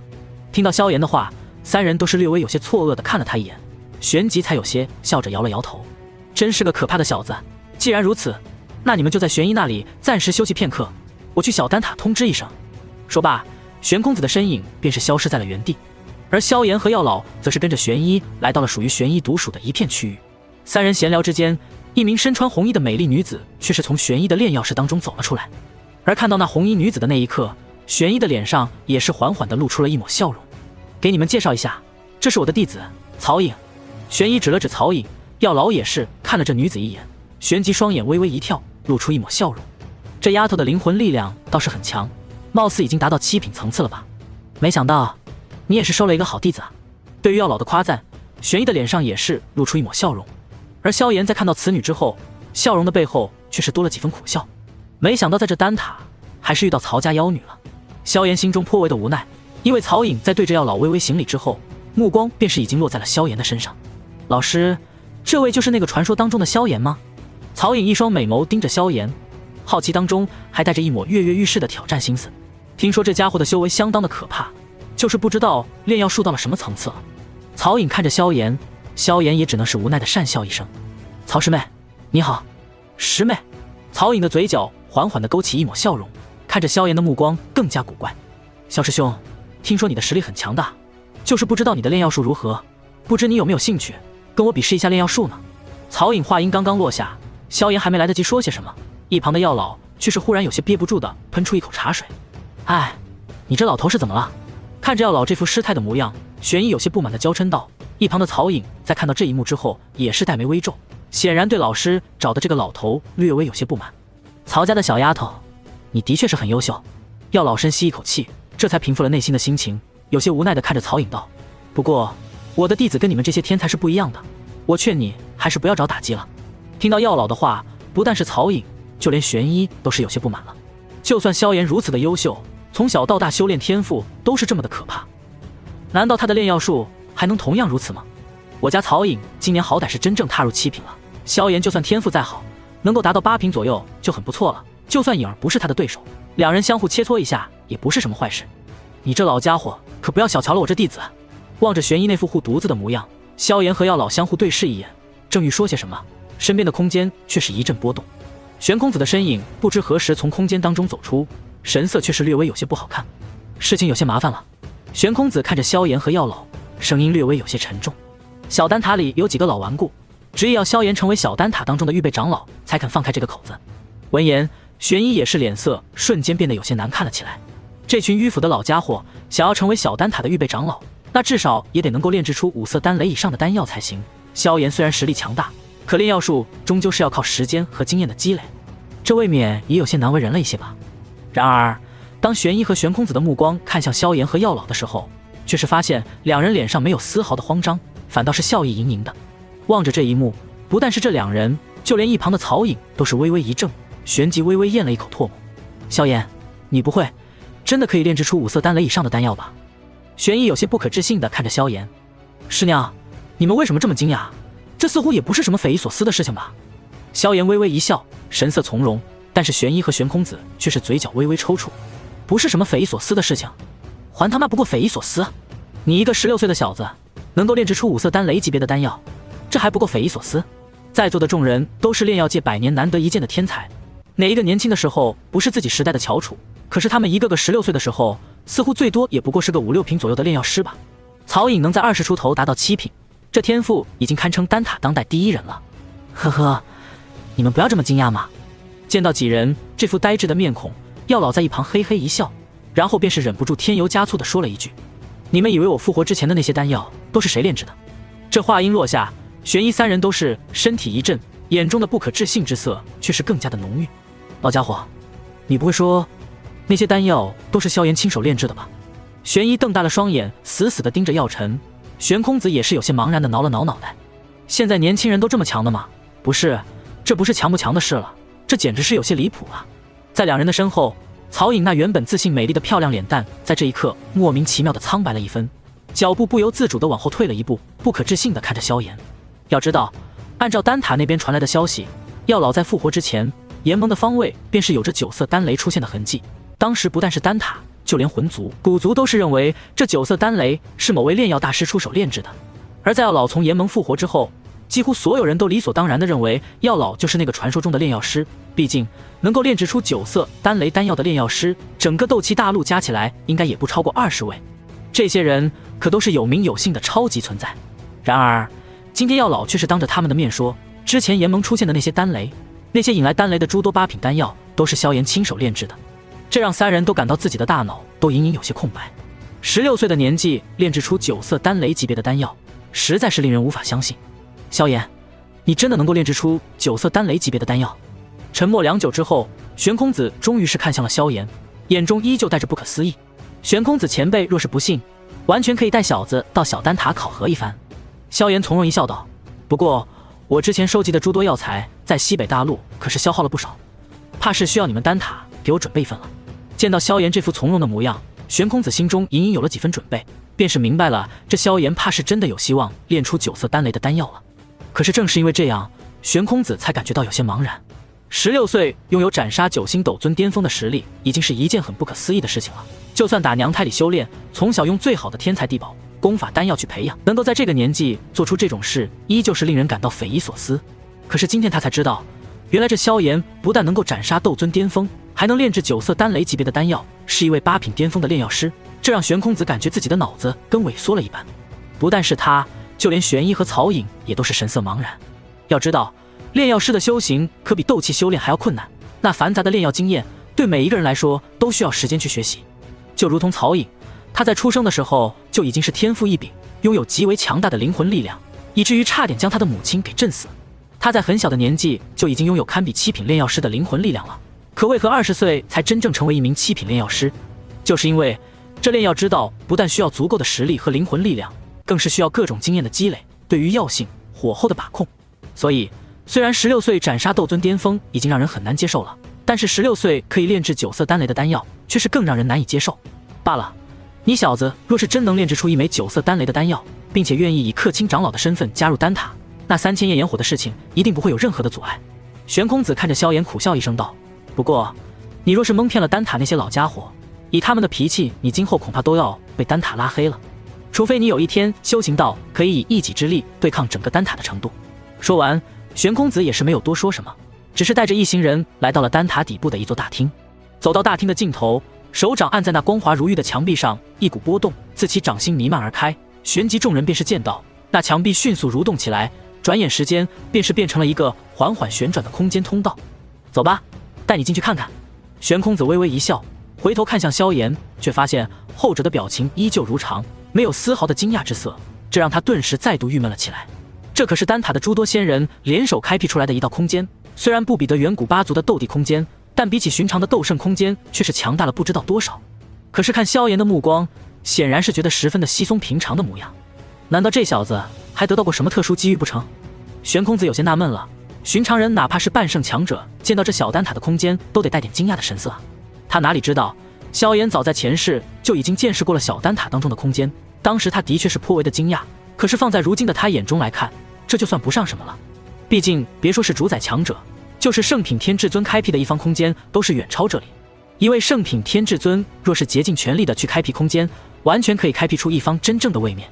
当然，要开辟出斗气大陆这样的超大型位面还是有些吃力的，但是对于主宰而言，轻而易举。走吧，我带你们去见一见小丹塔的长老院的几位长老，他们可不是丹塔那些长老可以比的。玄空子微微一笑道：“小丹塔当中的长老，可是每一位都有能力炼制9色丹雷的丹药的，就算是9品炼药师也有一位。老师，我可以跟进去看看吗？”见到玄空子3人相继进入空间，曹颖的眼中也是带着一丝渴望。也好，以你的天赋，将来早晚也会走到这一步，进去看看也好。玄一沉吟片刻，也是点了点头。曹颖的天赋本就是未来的丹塔巨头，而且还是他的弟子，更何况他背后的曹家也是丹塔的一个重要家族之一，所以带着曹颖进去看看，也不会有人多说什么。很快，两人也是进入到了小丹塔的空间当中。很快，一行人便是来到了一座看上去稀松平常的小塔当中。小塔隐隐有着沉淀千年的古老气息，虽然看上去稀松平常，比起丹塔要简陋了不知道多少，但其中盘坐的众人却是一个比一个强大。谈不上宽敞的房间当中，13人同时坐在一张古朴陈旧的老桌子周围，萧炎与药老神色从容，而曹颖的脸上则是略带一丝紧张。身为丹塔年轻一辈的翘楚，他有着自己的骄傲，只是面前的这些老家伙却是一个个都不输于自己老师的大佬，随便丢出来一位，跺跺脚都能让大陆炼药界抖上一抖。哈哈，药尘，你真是收了一个好弟子啊！木桌的最上方，一名老者此刻正轻轻捏着自己的胡子，笑眯眯地看着那坐在对面的药老。一转眼的功夫，你这家伙竟然比老夫还强了。此人正是小丹塔的大长老，他此刻也是一脸唏嘘地看着药老，脸上满是羡慕。身为丹塔老祖不在的情况下，丹塔当中的最强者，以他2星斗圣初期的实力，自然是看得出药老的实力到了什么程度。听到小丹塔大长老的说法，小丹塔的其他长老也是都是看向药老，脸上带着客气的笑容。今时不同往日了，如今的药尘不但成了斗圣，也是同时跨入了9品炼药师的层次。虽然他们距离这一步看上去也不算远了，但就是这么一步却是天壤之别。所以无论他们过去与药老的关系是好是坏，都是笑脸相迎。毕竟大家以前还是同事，就算有些小矛盾，也不是什么生死之仇，低低头就过去了。呵呵，侥幸罢了。面对众人的恭维，药老也只能是再度谦虚一笑。另一群老家伙都是笑话起来。等到闲聊结束之后，众人的目光才终于是放到了萧炎的身上。而到了这一刻，他们的笑容已经不是方才那般的从容，而是充斥着不可思议和质疑。萧炎，你的名字这段时间在斗气大陆可是如雷贯耳啊，就连老夫这个隐居在小丹塔的老家伙都是听到过。小丹塔大长老看着萧炎，说出了所有长老心里的话。不过，你真的能够炼制出9色丹雷品质的丹药不成？倘若你真的能够炼制出来，那老夫可以担保，绝对没人会阻止你去炼化3000焰炎火。当然，前提是你愿意加入我小丹塔，担任一位客卿长老。小丹塔大长老和其他几位长老此刻都是神色凝重而好奇地看着萧炎。在刚刚从玄空子那里得知萧炎的消息的时候，他们一个个的也是一脸的懵逼，满脸的不可置信。直到现在，他们也是依旧对萧炎保持一些怀疑的态度。只要丹塔提供药材就好。对于这些炼药界举足轻重的元老级人物，萧炎脸上没有丝毫的紧张，依旧是一脸从容。如果不是怕九品丹药太过害人，以萧炎如今的实力，就算是炼制九品宝丹也没有任何问题。只要有足够的灵魂力量和灵力作为支撑，他就可以一直炼制出最高限制的丹药。以他当前的状态，就算是九品玄丹也未必不能炼制。当然，若是炼制出了九品玄丹，以在座各位的实力，到底谁吃谁就不一定了。所以还是低调一点，九色丹雷的8品丹药就够了。9品丹药的事情可以等17、18岁再去炼制，不必急着在16岁就炼出来。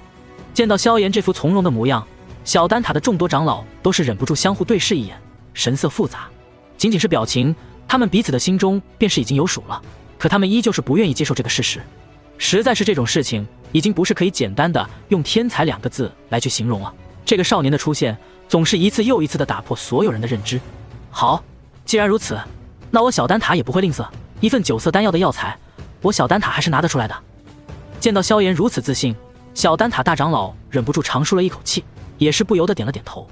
玄公子，你去安排一下，看看丹塔当中还有多少适合炼制9色丹药的药材，有多少都拿过来，让这萧炎挑。大长老财大气粗地说道。论起财富，丹塔这个大陆所有炼药师的中心，真的是丝毫不比那些远古势力差。尤其是在药材的积累上，在这个大陆所有高阶炼药师流通的地方，丹塔的药材储存量怕是只有古族、魂族和药族能够超过。这个庞然大物若是愿意，恐怕就算是9品丹药的药材也是能够凑齐很多。玄空子去了又回，很快就拿来了一枚古老的纳戒。这古老纳戒仅仅一看，便是比要老的古岩戒还要珍贵。萧炎见状也是没有多说什么，只是笑着将这纳戒接过，灵魂之力一扫而过，便是看到那其中排放的密密麻麻数千种高阶药材。不愧是丹塔，当真是财大气粗啊！看着那纳戒当中的众多药材，萧炎也是忍不住笑着摇了摇头。这些药材对于现在的他而言，还真是颇为的稀有珍贵了。很快，他便是从中选出了10多副主药以及大量的辅药。各位前辈，就这些吧。萧炎随手点出一道道药材，让丹塔的各大长老们看个清楚。9幻灵心果、魂岩草、冰心寒髓。一群长老看着这些药材，带着些许的惊讶。这些主药材有近半都是可以增强灵魂力量的，比寻常的8品药材可要珍贵了许多。当然，虽然珍贵，他们也并非是舍不得，只是感到萧炎手中的这些药材组合是自己从未见到过的。萧炎，你这是准备炼制什么丹药？为何我等都是没有见到过？一群小丹塔长老相互对视一眼，都发现了彼此眼中的惊异。他们可不是外面那些普通的丹塔长老，个个都是炼药界举足轻重的大佬，手中高阶丹方数不胜数，9色丹雷的丹方对他们而言也不算稀有。只是如此药材搭配的丹药，饶是以他们的眼界也是从未见过。哼，这是我意外得来的一道丹方，名为心炎炼魂丹。见到众人那疑惑的目光，萧炎只是微微咧嘴一笑。这丹药的主要作用是什么？一名炼药大师好奇地问道。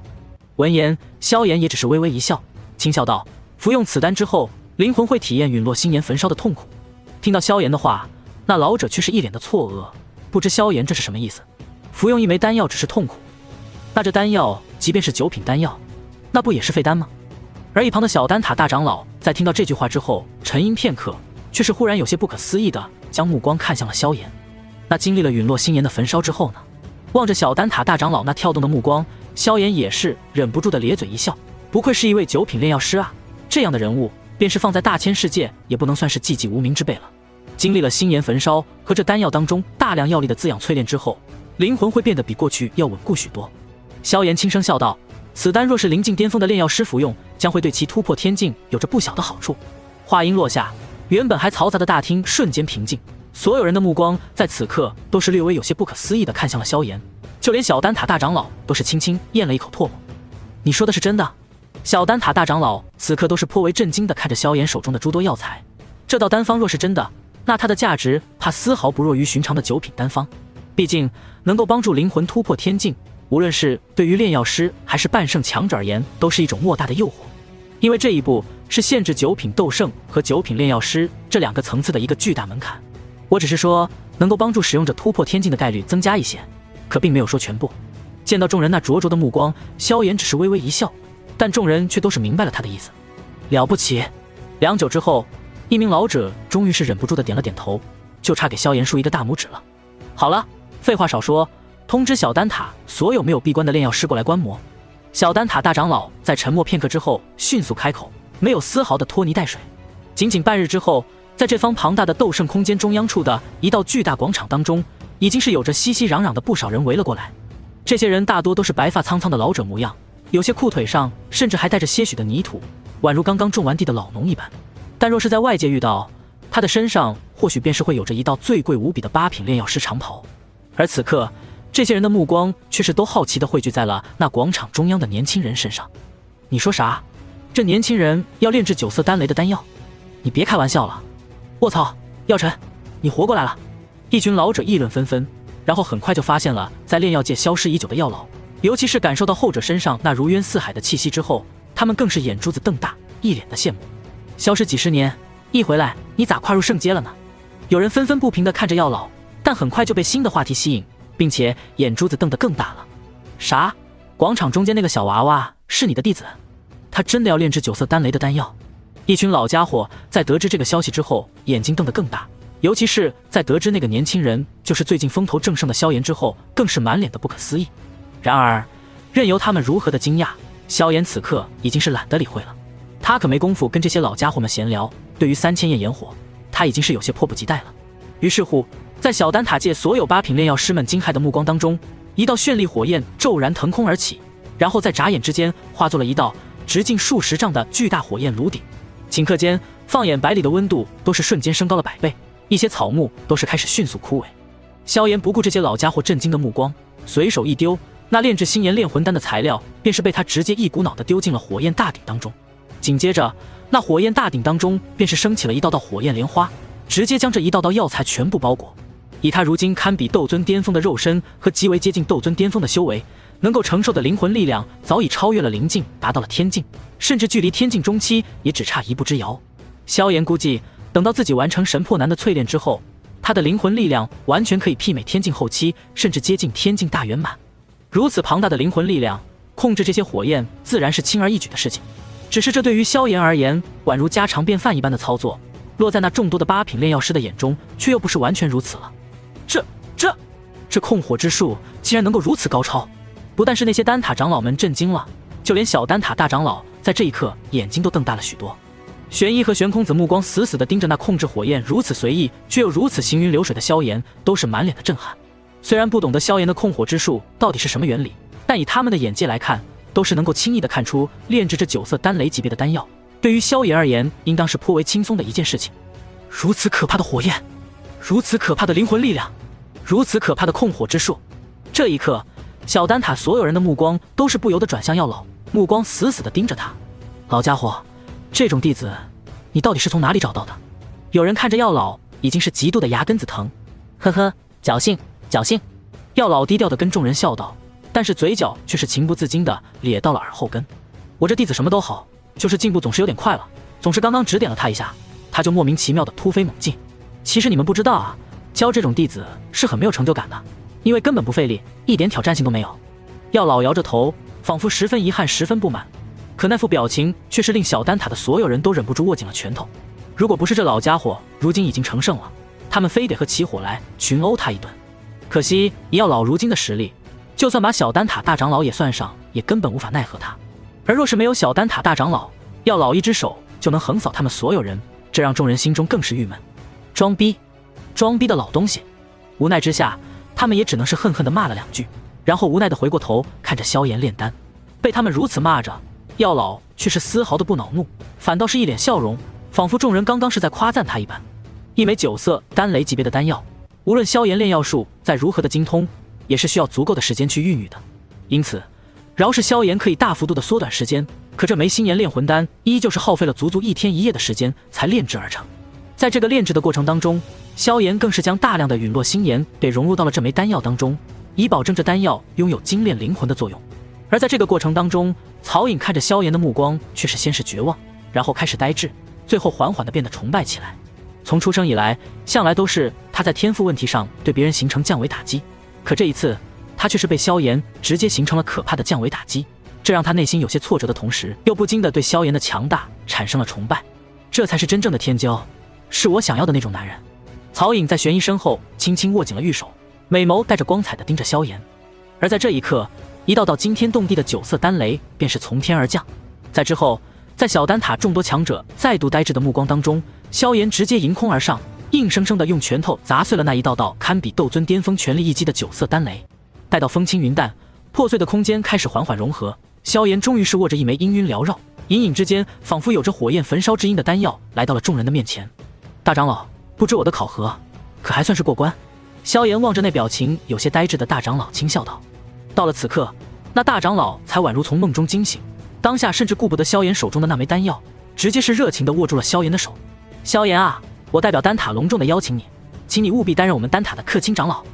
也不怪大长老如此的激动，实在是这萧炎的资质令人已经震撼得有些麻木了。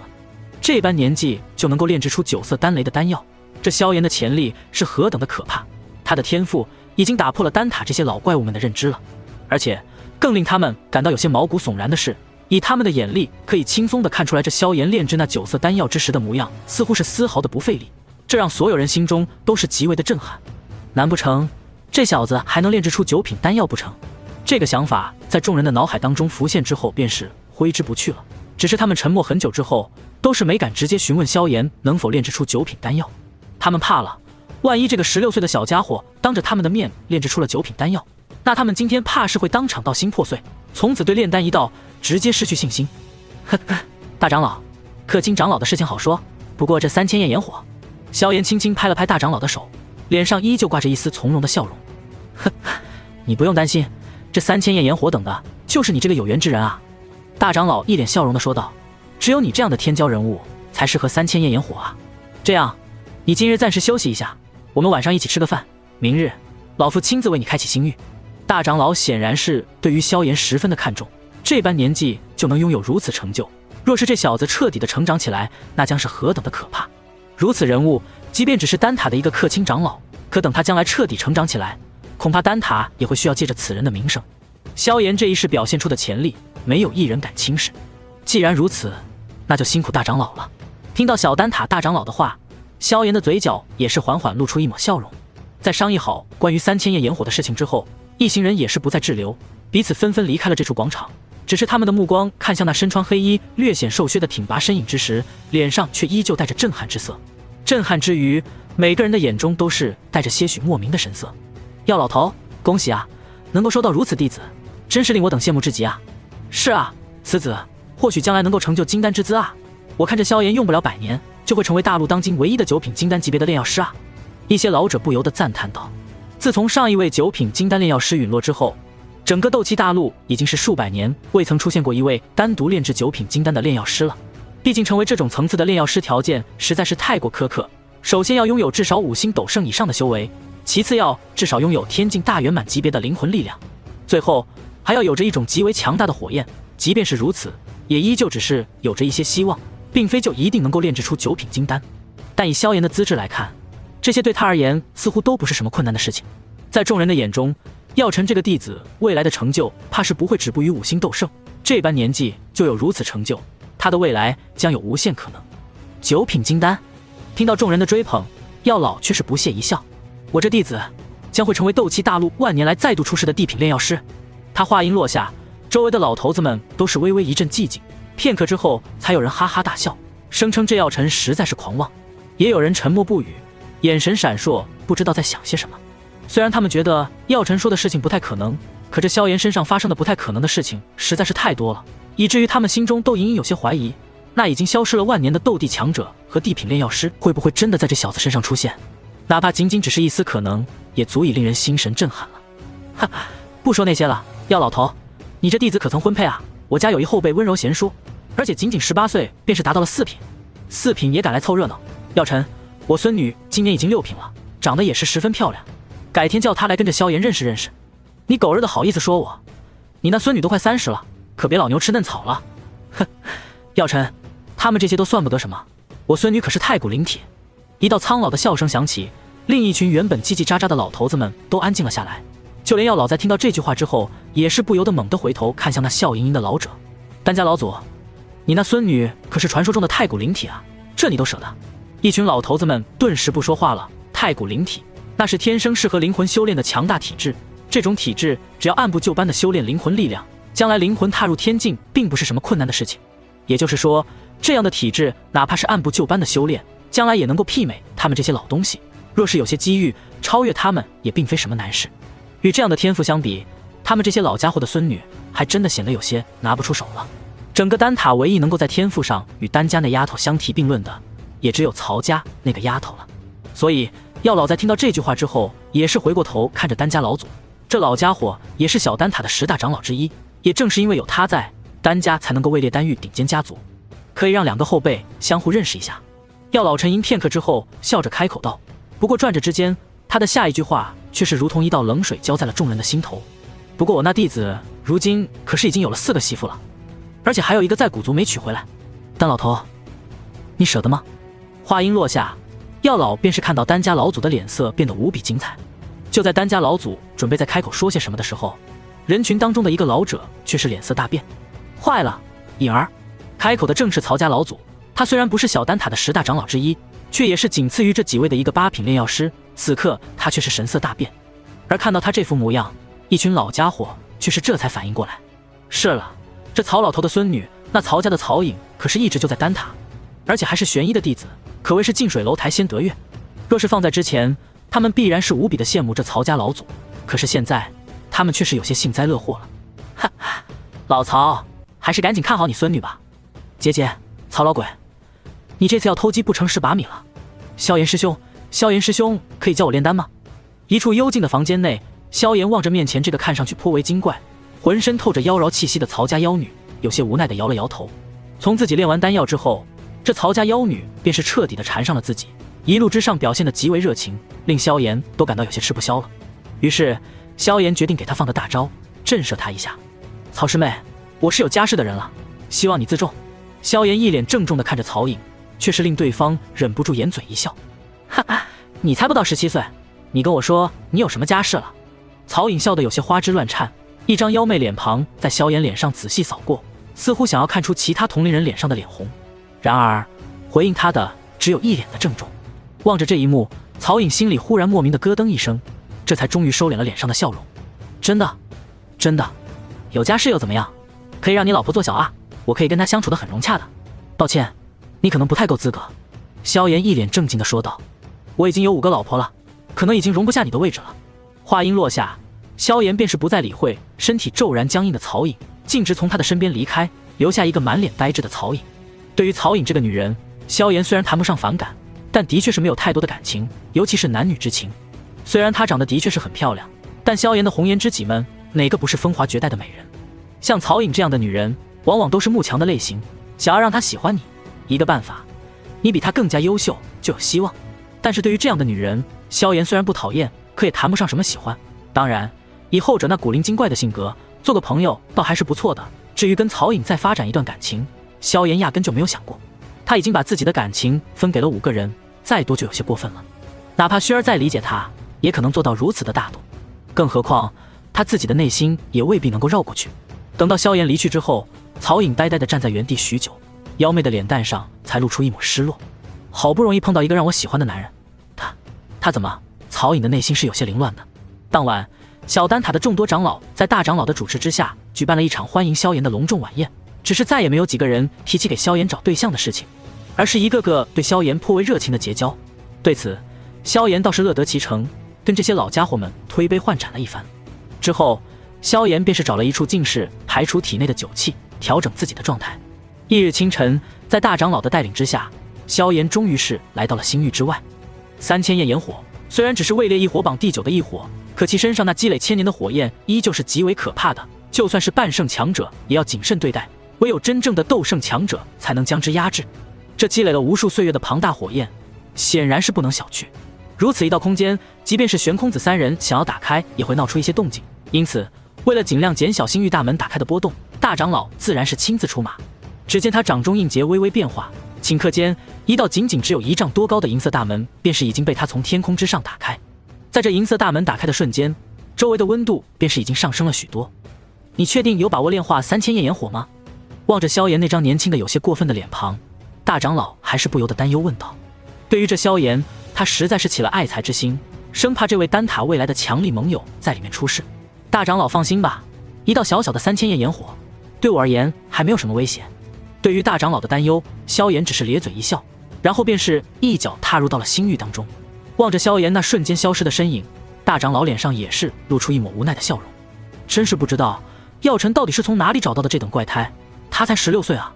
不远处，药老和玄一也是站在天空之上，静静地望着这一幕。你说，这萧炎若是真正的炼化了3000焰炎火，他的实力将又会增加到怎样的层次？望着萧炎进入星域，玄一忽然轻声笑道：“怎样的层次？”药老轻轻摩擦着下巴，良久之后才微微笑道：“等着小子出来之后，怕是真正的斗圣也奈何不了他了。”听到药老的话语，玄一身体微微一僵，之后才是满脸不可思议地看着那逐渐平静的天空。如果是这样的话，这个小家伙实在是太过骇人了吧？想到这里，他也不由得苦笑一声。这些时日当中，他实在是被萧炎的一次次表现给整得有些麻木了，以至于要老说出这样骇人听闻的话，他依旧觉得没有什么不妥的地方。呵呵，药老闻言只是神秘一笑。萧炎真正的秘密可不是什么驼舍谷地狱或是焚诀之类的东西，萧炎真正的核心秘密只有他这个便宜老师知道。我这弟子可是神灵转世啊，做出怎样的事情都是不奇怪的。古老的空间寂静无声，只有缕缕星光似是从四面八方隐隐渗透进来，显得颇为的荒凉。只是虽然气氛是这样的荒凉，但此处的温度却是截然不同，而是达到了一个极为可怕的高温。哪怕仅仅只是一些残余的火焰余温，也足以令一些斗王斗皇大汗淋漓。萧炎漫步走在星域当中，神色如常，这些高温对他而言非但没有任何的威胁，反倒是令他异常的舒服。前世的时候，3000焰炎火那积累了千年岁月的庞大能量，我倒是没有机会过多的炼化。这一世，我却是可以借助这些力量，一举突破肉身难，甚至是灵力难。萧炎嘴角露出笑容，脚步随意的在星域当中走着。不知为何，那空间当中弥漫着的一道道黑色火焰，在看到他之后，却是主动避让，宛如臣子遇到了君王一般恭敬。如此闲庭漫步之间，周围的温度却是越发的升高。不知过了多久之后，一道庞大的光晕终于是出现在了萧炎的视线当中，逐渐的接近那一团刺眼的强芒。那光芒之内的物体也是缓缓出现在萧炎的视线当中。光芒之内是一头看不见尽头的庞大巨龙，巨龙龙眼紧闭，身体蜿蜒盘踞，在其那庞大的身体上缭绕着一种紫黑色的诡异火焰，火焰升腾间，周遭的空间都是出现了扭曲之感。茫茫虚空中，巨龙盘踞，紫黑色的火焰不断的从其体内渗透而出，不知疲倦的燃烧着，看上去颇为的壮观。这等壮观的景象，在萧炎前世初次见到之时，曾经让他感到颇为的震撼。但如今，萧炎再度望着这条蜿蜒无尽的火龙，却是没有了任何的忌惮，有的只是嘴角微微扬起的一抹笑容。3000焰炎火，醒来吧！萧炎屈指一弹，一抹绚丽火焰直接落在了巨龙额头处一道没有火焰的龙鳞印记之上。炙热的火焰几乎是在瞬间将那龙鳞焚烧殆尽，与之一同破坏的，还有玄空子三人联手才能全力维持的一道封印。在这封印被破开的瞬间，那一双一直紧闭的龙眼在这一刻终于是缓缓地睁开。啊！伴随着一声惊天动地的龙吟，巨龙体表忽然有着一道道黑色丝线开始被迅速的焚烧，那正是玄空子三人留下的封印。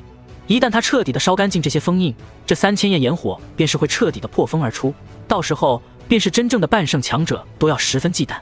然而，望着这道绵延超过1000丈的巨大火龙，萧炎那宛如蚂蚁一般渺小的身影却是没有半分的慌张。人类，你好像并不怕我。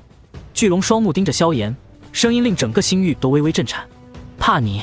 萧炎不由得咧嘴一笑。下一刻，他体内那一直盘膝而坐的炎神法身在这一刻骤然涌出，顷刻间绚丽无比的火焰在瞬间弥漫，然后缓缓凝聚成了一道身高100丈的火焰巨人。这火焰巨人身披战甲，上面有着一条条的纹路，宛如印刻着火焰大道。他的一张脸庞也是与萧炎一模一样，此刻发出的声音却是宛如神灵震动。今日你只有一个选择，那就是臣服本地，成为本地的本源火种。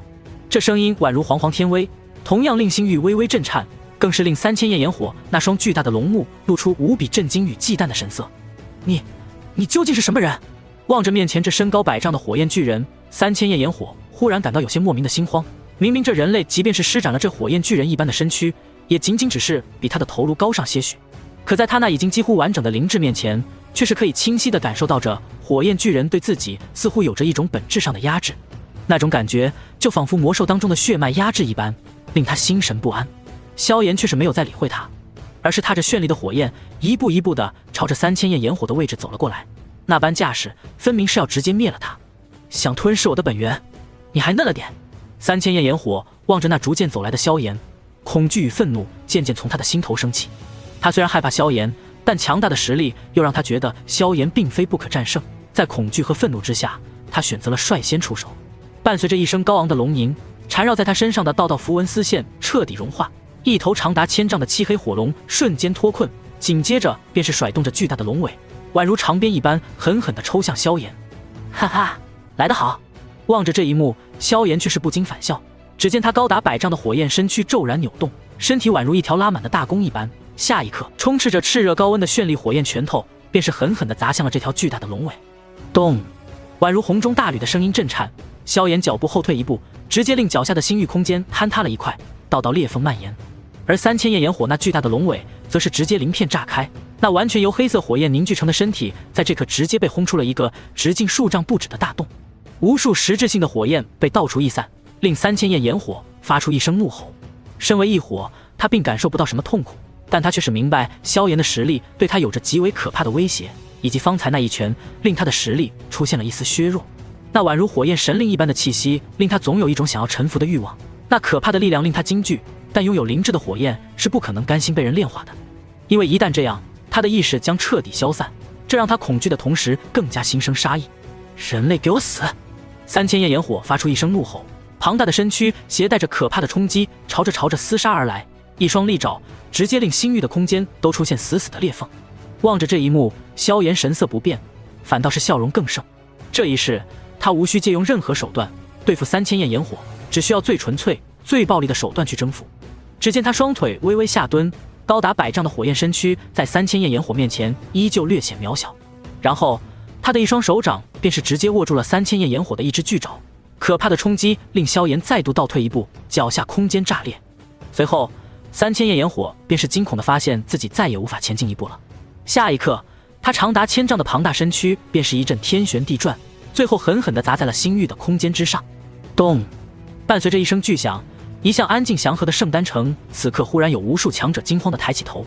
只见那一向平静的天空之上，此刻突兀地出现了一道道巨大的裂缝，在那裂缝的深处，一道通体燃烧着黑色火焰、有着巨大鳞片的庞然大物正在发出痛苦的嘶吼。这一幕令很多人脸上都是露出惊恐之色。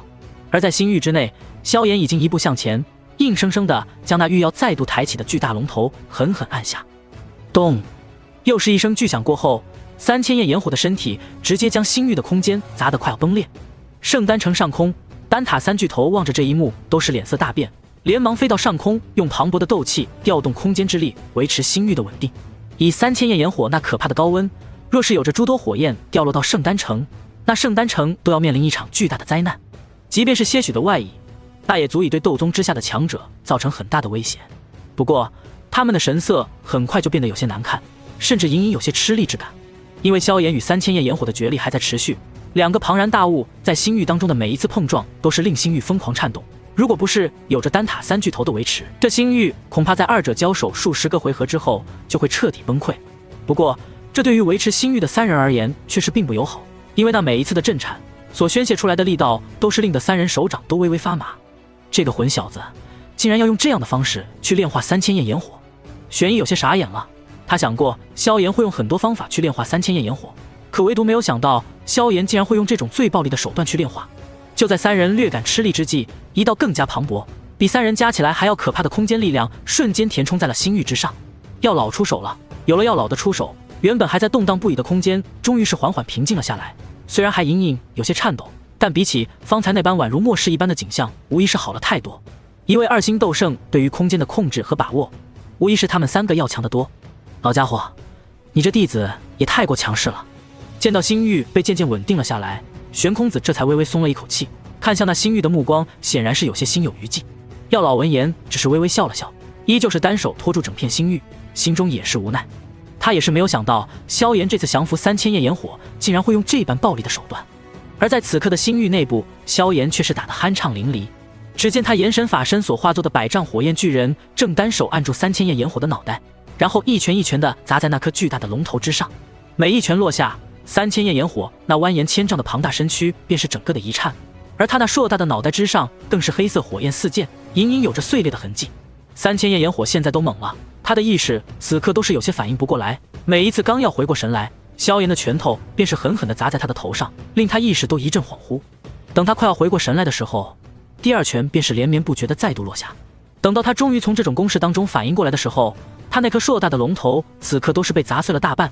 还好他是一团拥有灵智的火焰，而不是一头龙类魔兽，否则此刻怕是已经直接重伤了。好，反应过来的3000焰炎火终于知道了自己的情况，越发强烈的危机感让他发出一声愤怒的嘶吼，巨大的龙尾、龙爪几乎一起用上，朝着萧炎狠狠地攻击过去。萧炎神色不变，100丈高的巨大身躯再度一拳轰出，将那龙尾打得大片炸裂，又顺手直接握住那只巨大的爪子，一个过肩摔，再度将这巨龙狠狠地砸在星域的空间之上。有着药老的加持，他丝毫不用顾忌星域会破碎的问题，可以大开大合地去干一架。被萧炎再度摔成这样，3000焰炎火发出一声屈辱的嘶吼，被这个人类如此蹂躏，他不但十分的难受，更是感到了害怕。纵然是有着如此庞大的体积，可在萧炎这般可怕的攻势之下，他依旧是感到了致命的威胁。我不想被这人类炼化，要是被他炼化了，我就等于是死了。3000焰炎火发出痛苦的悲鸣，想尽一切办法反抗萧炎，然后便是再度被萧炎按在地上暴打。这般拳拳到火，连绵不绝的攻势足足持续了半炷香的时间。等到萧炎终于有了片刻的转换之时，这条巨大的火龙身长早已不足1000丈，他的脑袋被活生生的打碎了大半，尾巴更是有着一节被硬生生的打断，整个身体都是隐隐有些破碎不堪。饶命，饶了我吧！3000焰炎火彻底怕了，只可惜任由他如何的求饶，萧炎的眼中也是没有丝毫的怜悯。成为本地的本源火种是你的荣幸，我将赋予你作为一个普通异火从来未曾拥有过的光荣。萧炎话音落下，火焰巨人的瞳孔当中忽然有着5色火焰旋转，他的目光再度扫过3000焰炎火，已经是透过那厚实无比的漆黑火焰层，径直看到了那隐藏在巨龙身躯当中的渺小火龙。下一刻，他的身躯便是再度扑了过去，一拳砸碎了1000丈火龙的脖颈，然后双手用力一扒，吃啦！3000焰炎火的脖子都差点被萧炎直接撕碎。下一刻，萧炎那绚丽火焰组成的巨大手掌便是迅速出击，直接钻进那火龙脖颈的某个位置。呜！一声凄惨惊惧的低鸣发出，萧炎握掌成拳，离开了3000焰炎火的身体。此刻，那庞大的足有1000丈之长的火龙身躯忽然没了动静，一只仅剩的龙眼也彻底失去了所有的光泽。星域之中，那长达1000丈的火龙彻底安静，一动不动地躺在原地，只剩下熊熊的黑色火焰依旧不断地燃烧。萧炎高大的火焰身躯露出一抹笑容，缓缓地张开了那握起来直径都有数丈大小的火焰拳头。在那火焰拳头的中央，一条身长不过丈许的黑色火焰小龙拼命挣扎，却是被一道道绚丽的火焰锁链给牢牢束缚。饶命，饶命啊！3000焰炎火发出求饶的声音，他对这个人类充满了恐惧。抱歉，我可能满足不了你这个愿望了。萧炎声音温和，手掌却是轻轻抚摸在了3000焰炎火的头顶。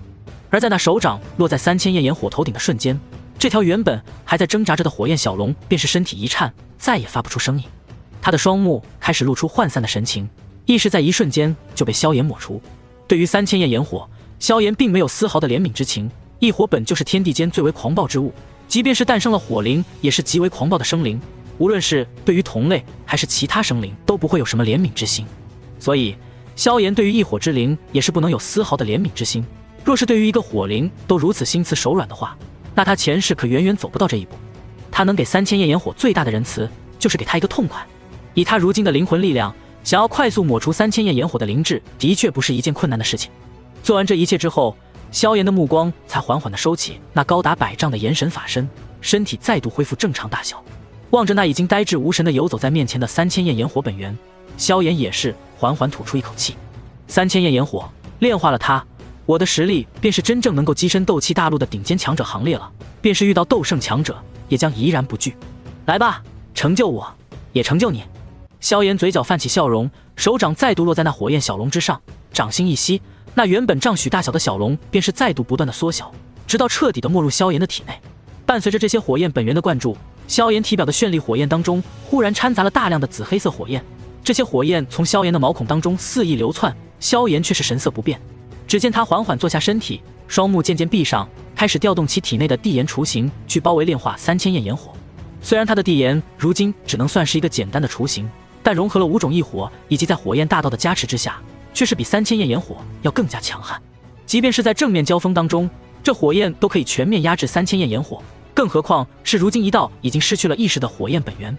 星域之外，药老一行人望着那渐渐平静下来的天空，双目缓缓露出一抹惊喜之色。萧炎成功了。玄一望着那逐渐平静下来的星域空间笑道：“看这样子，应该是没有问题了。”药老嘴角也是缓缓露出一抹笑容，手中磅礴斗气再度加固了一层空间封印，将星域加持了一下之后，才缓缓收起手。若是萧炎成功的降服了3000焰炎火，那此后这星域应该都不会出现太大的动静了。至于失败，药老觉得这是不可能的事情。星域之内，紫黑色的火焰翻腾不息，每一次翻腾都会有着大量的高温席卷，令周围的空间都在微微扭曲。在那充斥着紫黑火焰的死域中心位置，有着一处空洞区，这里没有丝毫火焰的流动，所有席卷到此处的火焰都是会自动的分流而开。而在这片区域的中央，萧炎的身影却是在其中盘膝而坐，一道道绚丽的火焰在其体表蔓延，又有着一道道紫黑色火焰四处流窜。不过随着时间的不断流逝，这些时而在其体表和毛孔当中喷发的紫黑色火焰都是在不断的减少消失，直到最后越来越少。而那绚丽的火焰当中，此刻则是多出了一抹神秘高贵的紫黑色泽，令这本就不凡的绚丽火焰单纯肉眼看上去都能察觉到其不俗之处。随着两种火焰的融合，那地炎雏形的威能显然是再度增加了许多，已经达到了一个令斗圣强者都是不敢小看的程度。时间飞快流逝，眨眼之间便是过去了足足3个月。3个月的时间里，萧炎始终都是如同一个僧侣一般枯寂盘坐，只有一缕缕绚丽无比的强悍火焰在其身体之上下流窜，然后在其毛孔、血液、肌肉、骨骼当中不停地淬炼，让这具本就极为强大的肉身再度变强。融合了6种异火的地炎雏形，距离真正地炎的威力已经越来越近了。在这般可怕的威能之下，就是斗圣强者都不敢让这火焰直接近身，可想而知这火焰是何等的可怕。而在这火焰不断淬炼之下的萧炎，肉身又该是以一个何等惊人的速度进步着。在这般日夜不停地淬炼了3个月后，萧炎的目光终于是缓缓地睁开。而在其目光睁开的那一瞬间，丹塔上空，星域之下的天空忽然狂风大作，电闪雷鸣。这等天地异象，直接是令得丹塔的一些强者都为之惊愕，一个个纷纷从丹塔当中窜出，就连圣丹城的许多人都是不由得抬头看去，面露惊骇之色。然而这种天地异象并没有持续太久的时间，便是缓缓地消失了，没有任何的雷霆落下，令很多人都是心生疑惑。在圣丹城这种高阶炼药师云集的地方，出现丹雷这种东西其实是很正常的事情，可正是因为大家见多了丹雷，才知道这般天地异象虽然不俗，却不太像是丹雷的痕迹。这是怎么回事啊？丹塔的一群炼药界大佬们相互对视一眼，彼此的目光都是不由得纷纷看向了药老。哼，如果我猜的不错，这动静估计又是那小子引起的。见到众人疑惑的目光，药老只是笑着解释了这么一句，便是不再多说，转身回去。听到药老的话，一些长老的脸上都是一头雾水，彼此之间都是不知道到底发生了什么，唯有一些机敏之人似是想起了什么一般，看向星域的方向，沉默不语。我的炎神诀总算是进化到天阶低级了。星域当中，萧炎感受着体内那强横了10倍不止的灵力，嘴角缓缓露出一抹笑容。在吞噬炼化了3000焰炎火之后，借助6种异火融合之后的地炎威能，他算是顺利地完成了肉身难的过渡。而且他在经历过肉身难之后，自身的肉身力量可要比大千世界的很多天骄肉身要强横了10倍不止。毕竟他的肉身乃是用地炎淬炼而成，哪怕是尚未成熟的地炎，也绝非寻常天地奇物可以相比的。就算是放在大千世界，能够在这个修为阶段有条件如此淬炼肉身的，也是几乎没有。就算是有，他们也承受不住那等地炎焚身的痛苦。因此在顺利度过肉身难之后，他的肉身力量已经达到了一个极为强横的程度，仅凭肉身之力便可匹敌半圣。除去肉身之外，伴随着炎神诀的进化，他的灵力也是骤然扩张，足以堪比9星斗尊巅峰，加上那远超斗气的质量，单论灵力的战力也是丝毫不逊色9转斗尊。吞噬3000焰炎火之后的效果，的确是比吞噬之前的几道异火效果都更加惊人。不过仅仅如此还不够。萧炎望着那沉浮在星域当中的大片紫黑色火海，那3000焰炎火巨龙一般的火焰身躯，在伴随着其本源火种被抽出之后，便是开始缓缓的崩解分散，此刻已经将大半个星域渲染成了一片火海。如此庞大的火焰数量，乃是这3000焰炎火积累了无数年的星辰之力所化，即便是助我度过灵力难也是绰绰有余了。萧炎目光扫过大片火海，下一刻绚丽无比的火焰便是在他身后瞬间升腾凝聚，最后缓缓凝聚成一道100丈庞大的绚丽火龙。给我吞！萧炎低喝一声，绚丽火龙扬起巨大的头颅，发出一声惊天动地的咆哮之声，令整个星域都是微微震颤。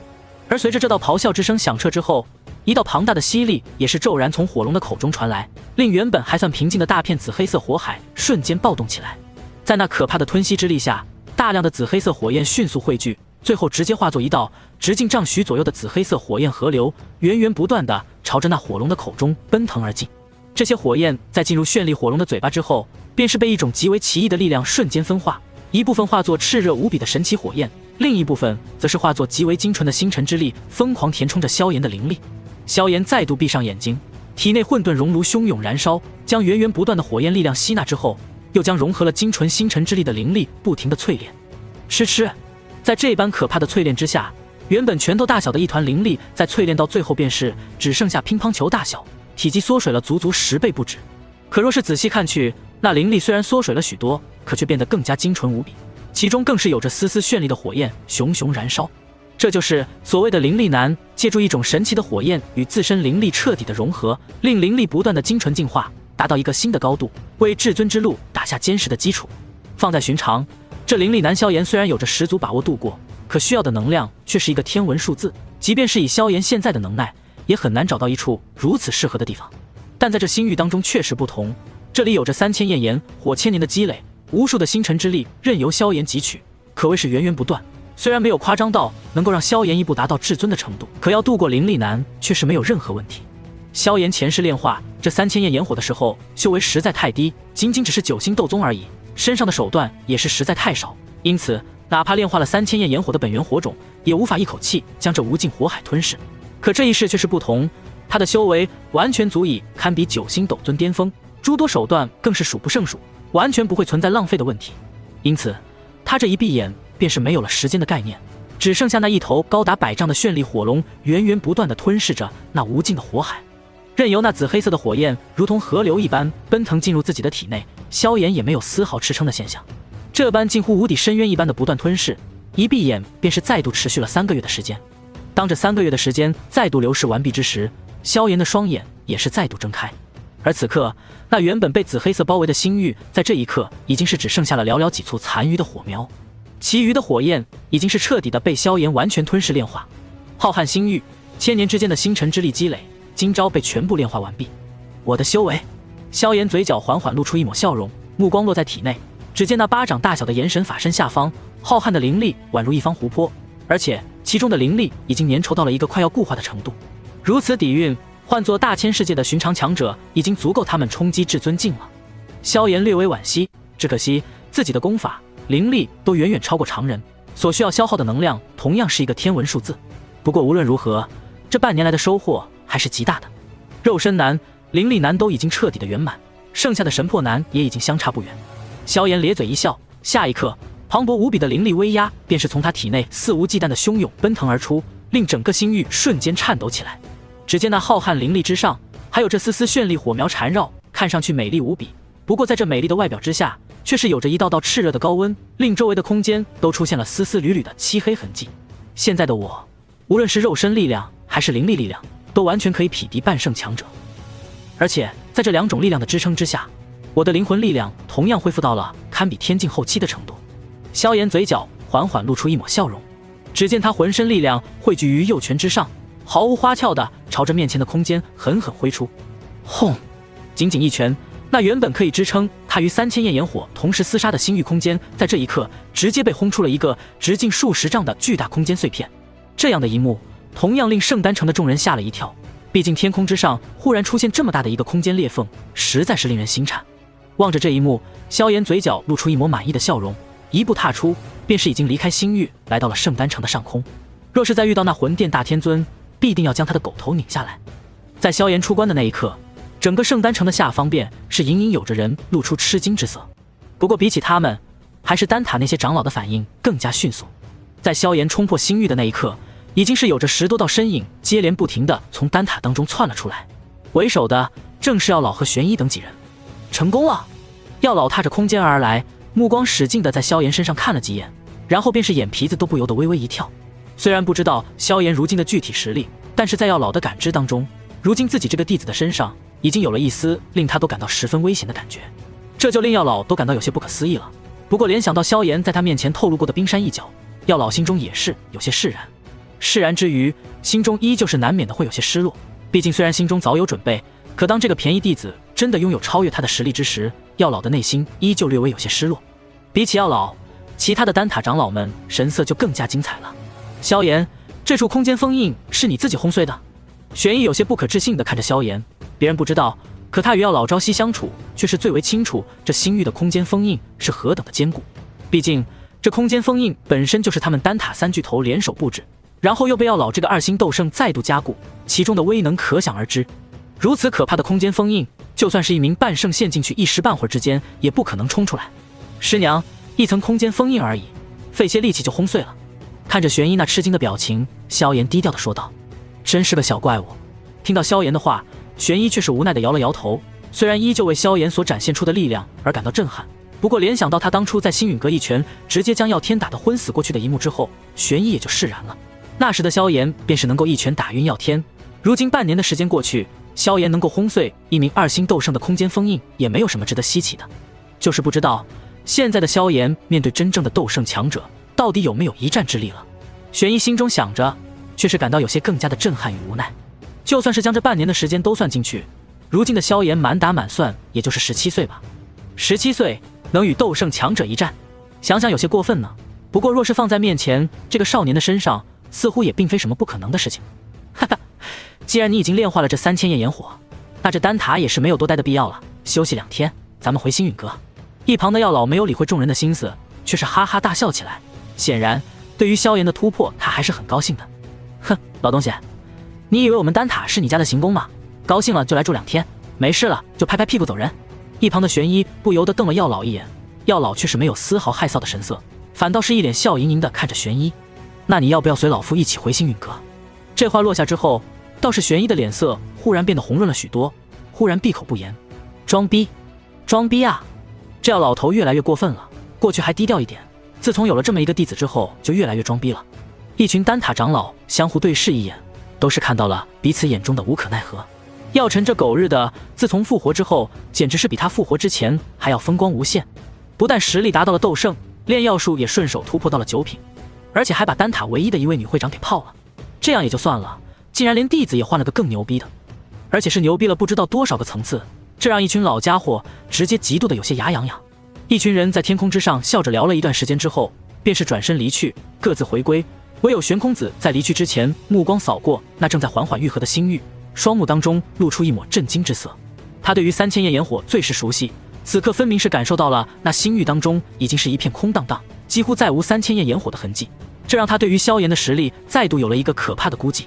难不成这些3000焰炎火都被这小子彻底炼化了？玄空子都感到有些不可思议，那可是3000焰炎火1000年积累的星辰之力啊！如此庞大的数量，真不敢想象一个人能够在半年之间彻底的炼化。如果不是亲眼所见，我甚至不敢想象斗气大陆的天骄竟然能够有这样可怕的上限。玄空子微微一叹，最后也缓缓地消失在天空当中。等到众人消失之后，那圣丹城当中的无数强者和炼药师这才纷纷相互对视，都是看到了彼此眼中的震撼和兴奋。方才那个从空间裂缝当中走出来的年轻人，似乎就是最近在整个斗气大陆都风头正盛的萧炎啊！真的是他？听说他16岁就斩杀过斗尊巅峰级别的强者。不但如此，根据我的消息，这位如今还是小丹塔的氪金长老，听说他曾经在小丹塔炼制出过9色丹雷级别的丹药。你放屁吧！9色丹雷级别的丹药是这么好炼制的？这人再天才也不能这么天才吧？斗气修炼如此逆天也就算了，连炼药术也这么强。呵呵，你的层面不够高，我懒得跟你解释，你不配听。萧炎的回归令整个圣丹城的酒楼在这2天再度热闹无比，满大街都是讨论这位天之骄子的。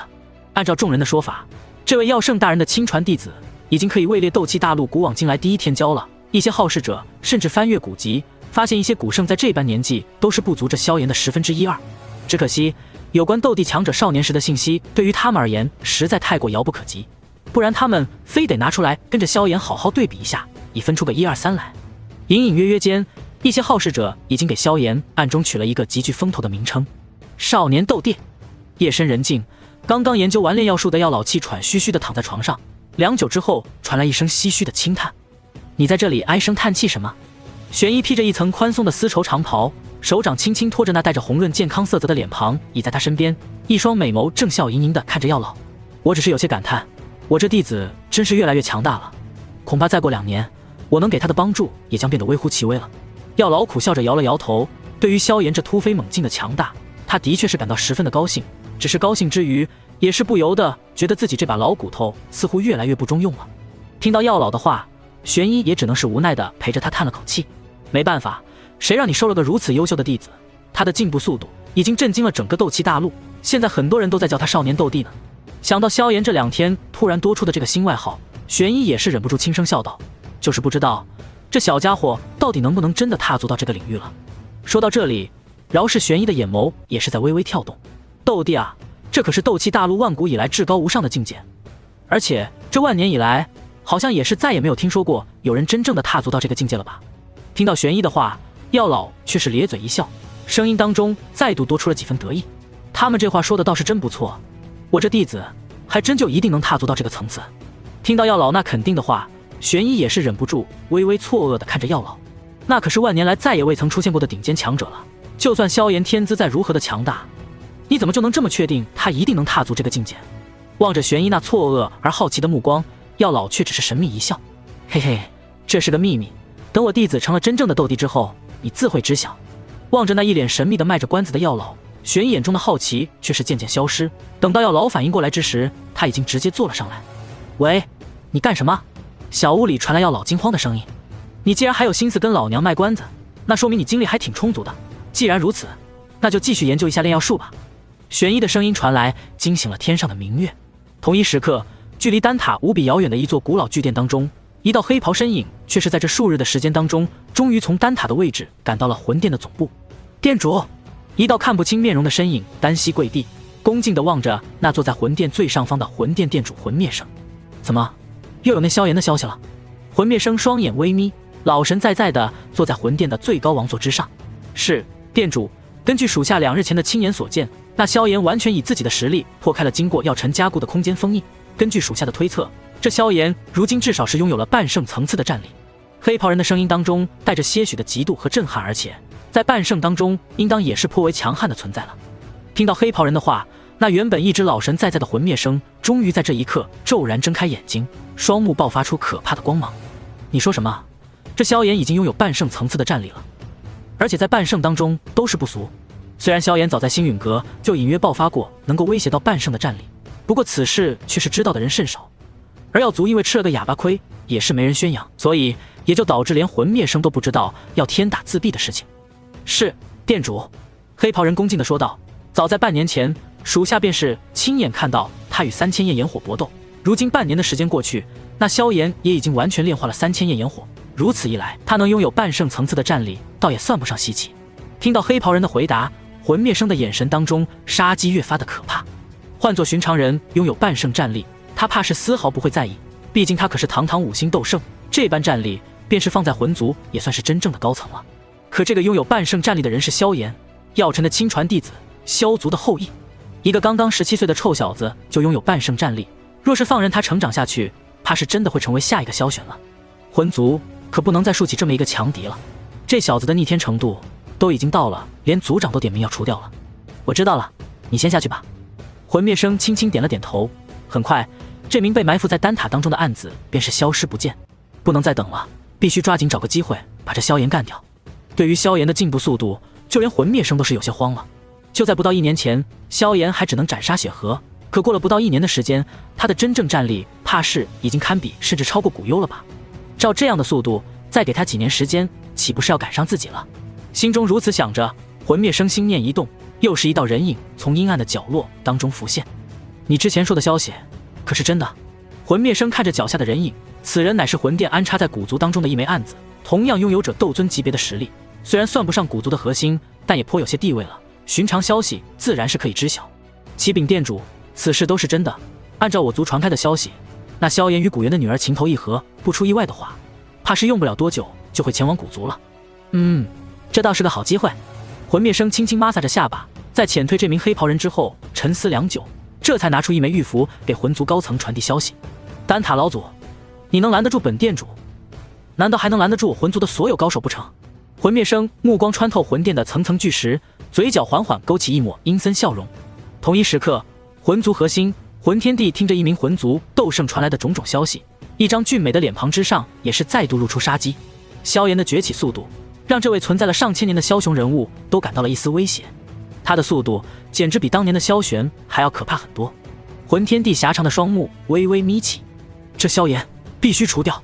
去给魂灭生传个话，让魂殿副殿主魂无涯带着魂殿大天尊和我族的族中的魂清圣者3人一起出动，务必要将这萧炎彻底抹杀。魂天帝冰冷的声音令那常年侍候在他身边的斗圣强者都微微一颤。对了，为了此次行动的顺利进行，你去族中宝库将那把鬼圣刀暂时给魂无涯使用。有了这把鬼圣刀，就算是药尘亲自出手，应该也护不住这萧炎了。若是有机会，就连药尘也一起斩了。魂天帝的话音落下，令那斗圣脸上都是露出一抹不可置信的神色。族长，对付区区一个小鬼，应该不至于吧？鬼圣刀可是族中多年以前一位7星斗圣作画之时用最后的残魂祭炼而成，一道斩出，对斗圣强者都有着不小的威胁。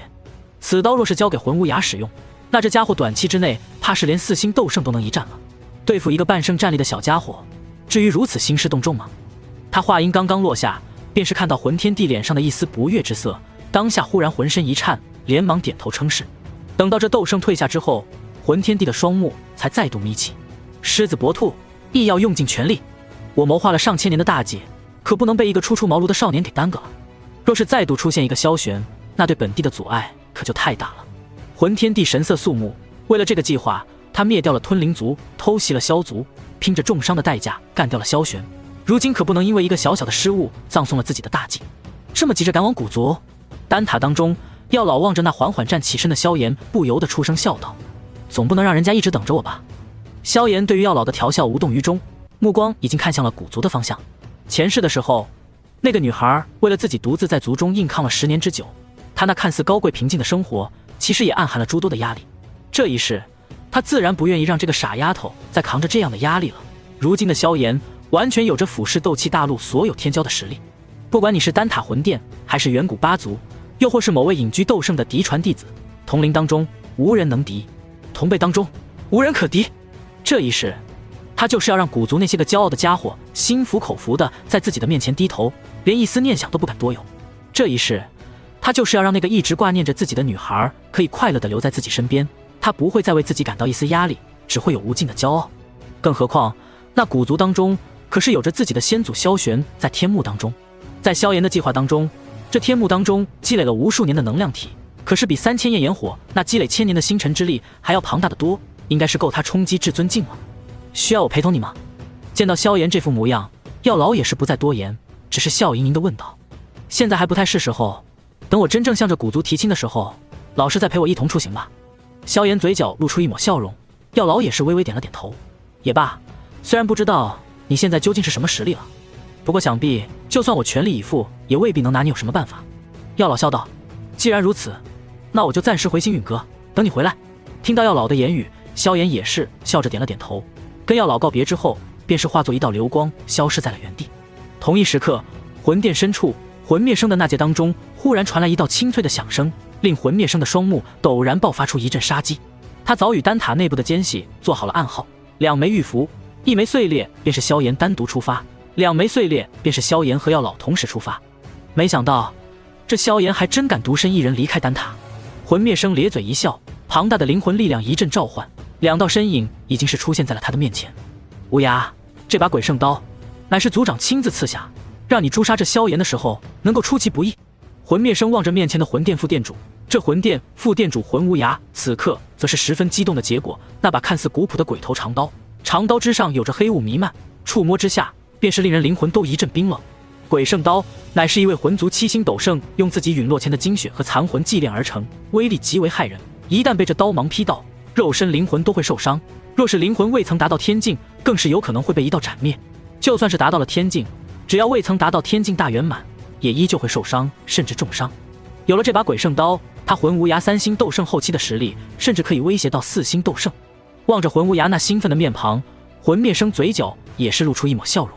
以魂无涯的实力加上这鬼圣刀，别说是一个萧炎，就算是药尘来了也有陨落之危，更何况魂无涯的身边还跟着2位1星斗圣打下手。在魂灭生看来，如此阵容去斩杀萧炎，简直可以说是牛刀杀鸡。魂青此刻就在圣丹城外不远处盯梢。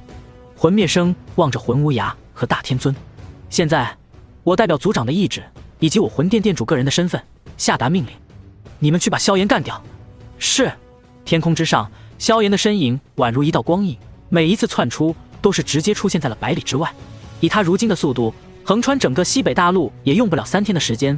可他从丹塔的方向赶往古族所在的中州东域，却是用了3天的时间都未曾到达。由此可以看出，这中州的面积足以堪称斗气大陆最为庞大的一块地域。3天之后，萧炎望着远处那越发接近的中州东域，脸上的神色却是忽然冷冽。轰隆！几乎是在他身形停顿下来的瞬间，前方的空间便是在这一刻彻底的封锁起来。紧接着，2道声音便是不合时宜的从萧炎的前后两侧响起：结结结！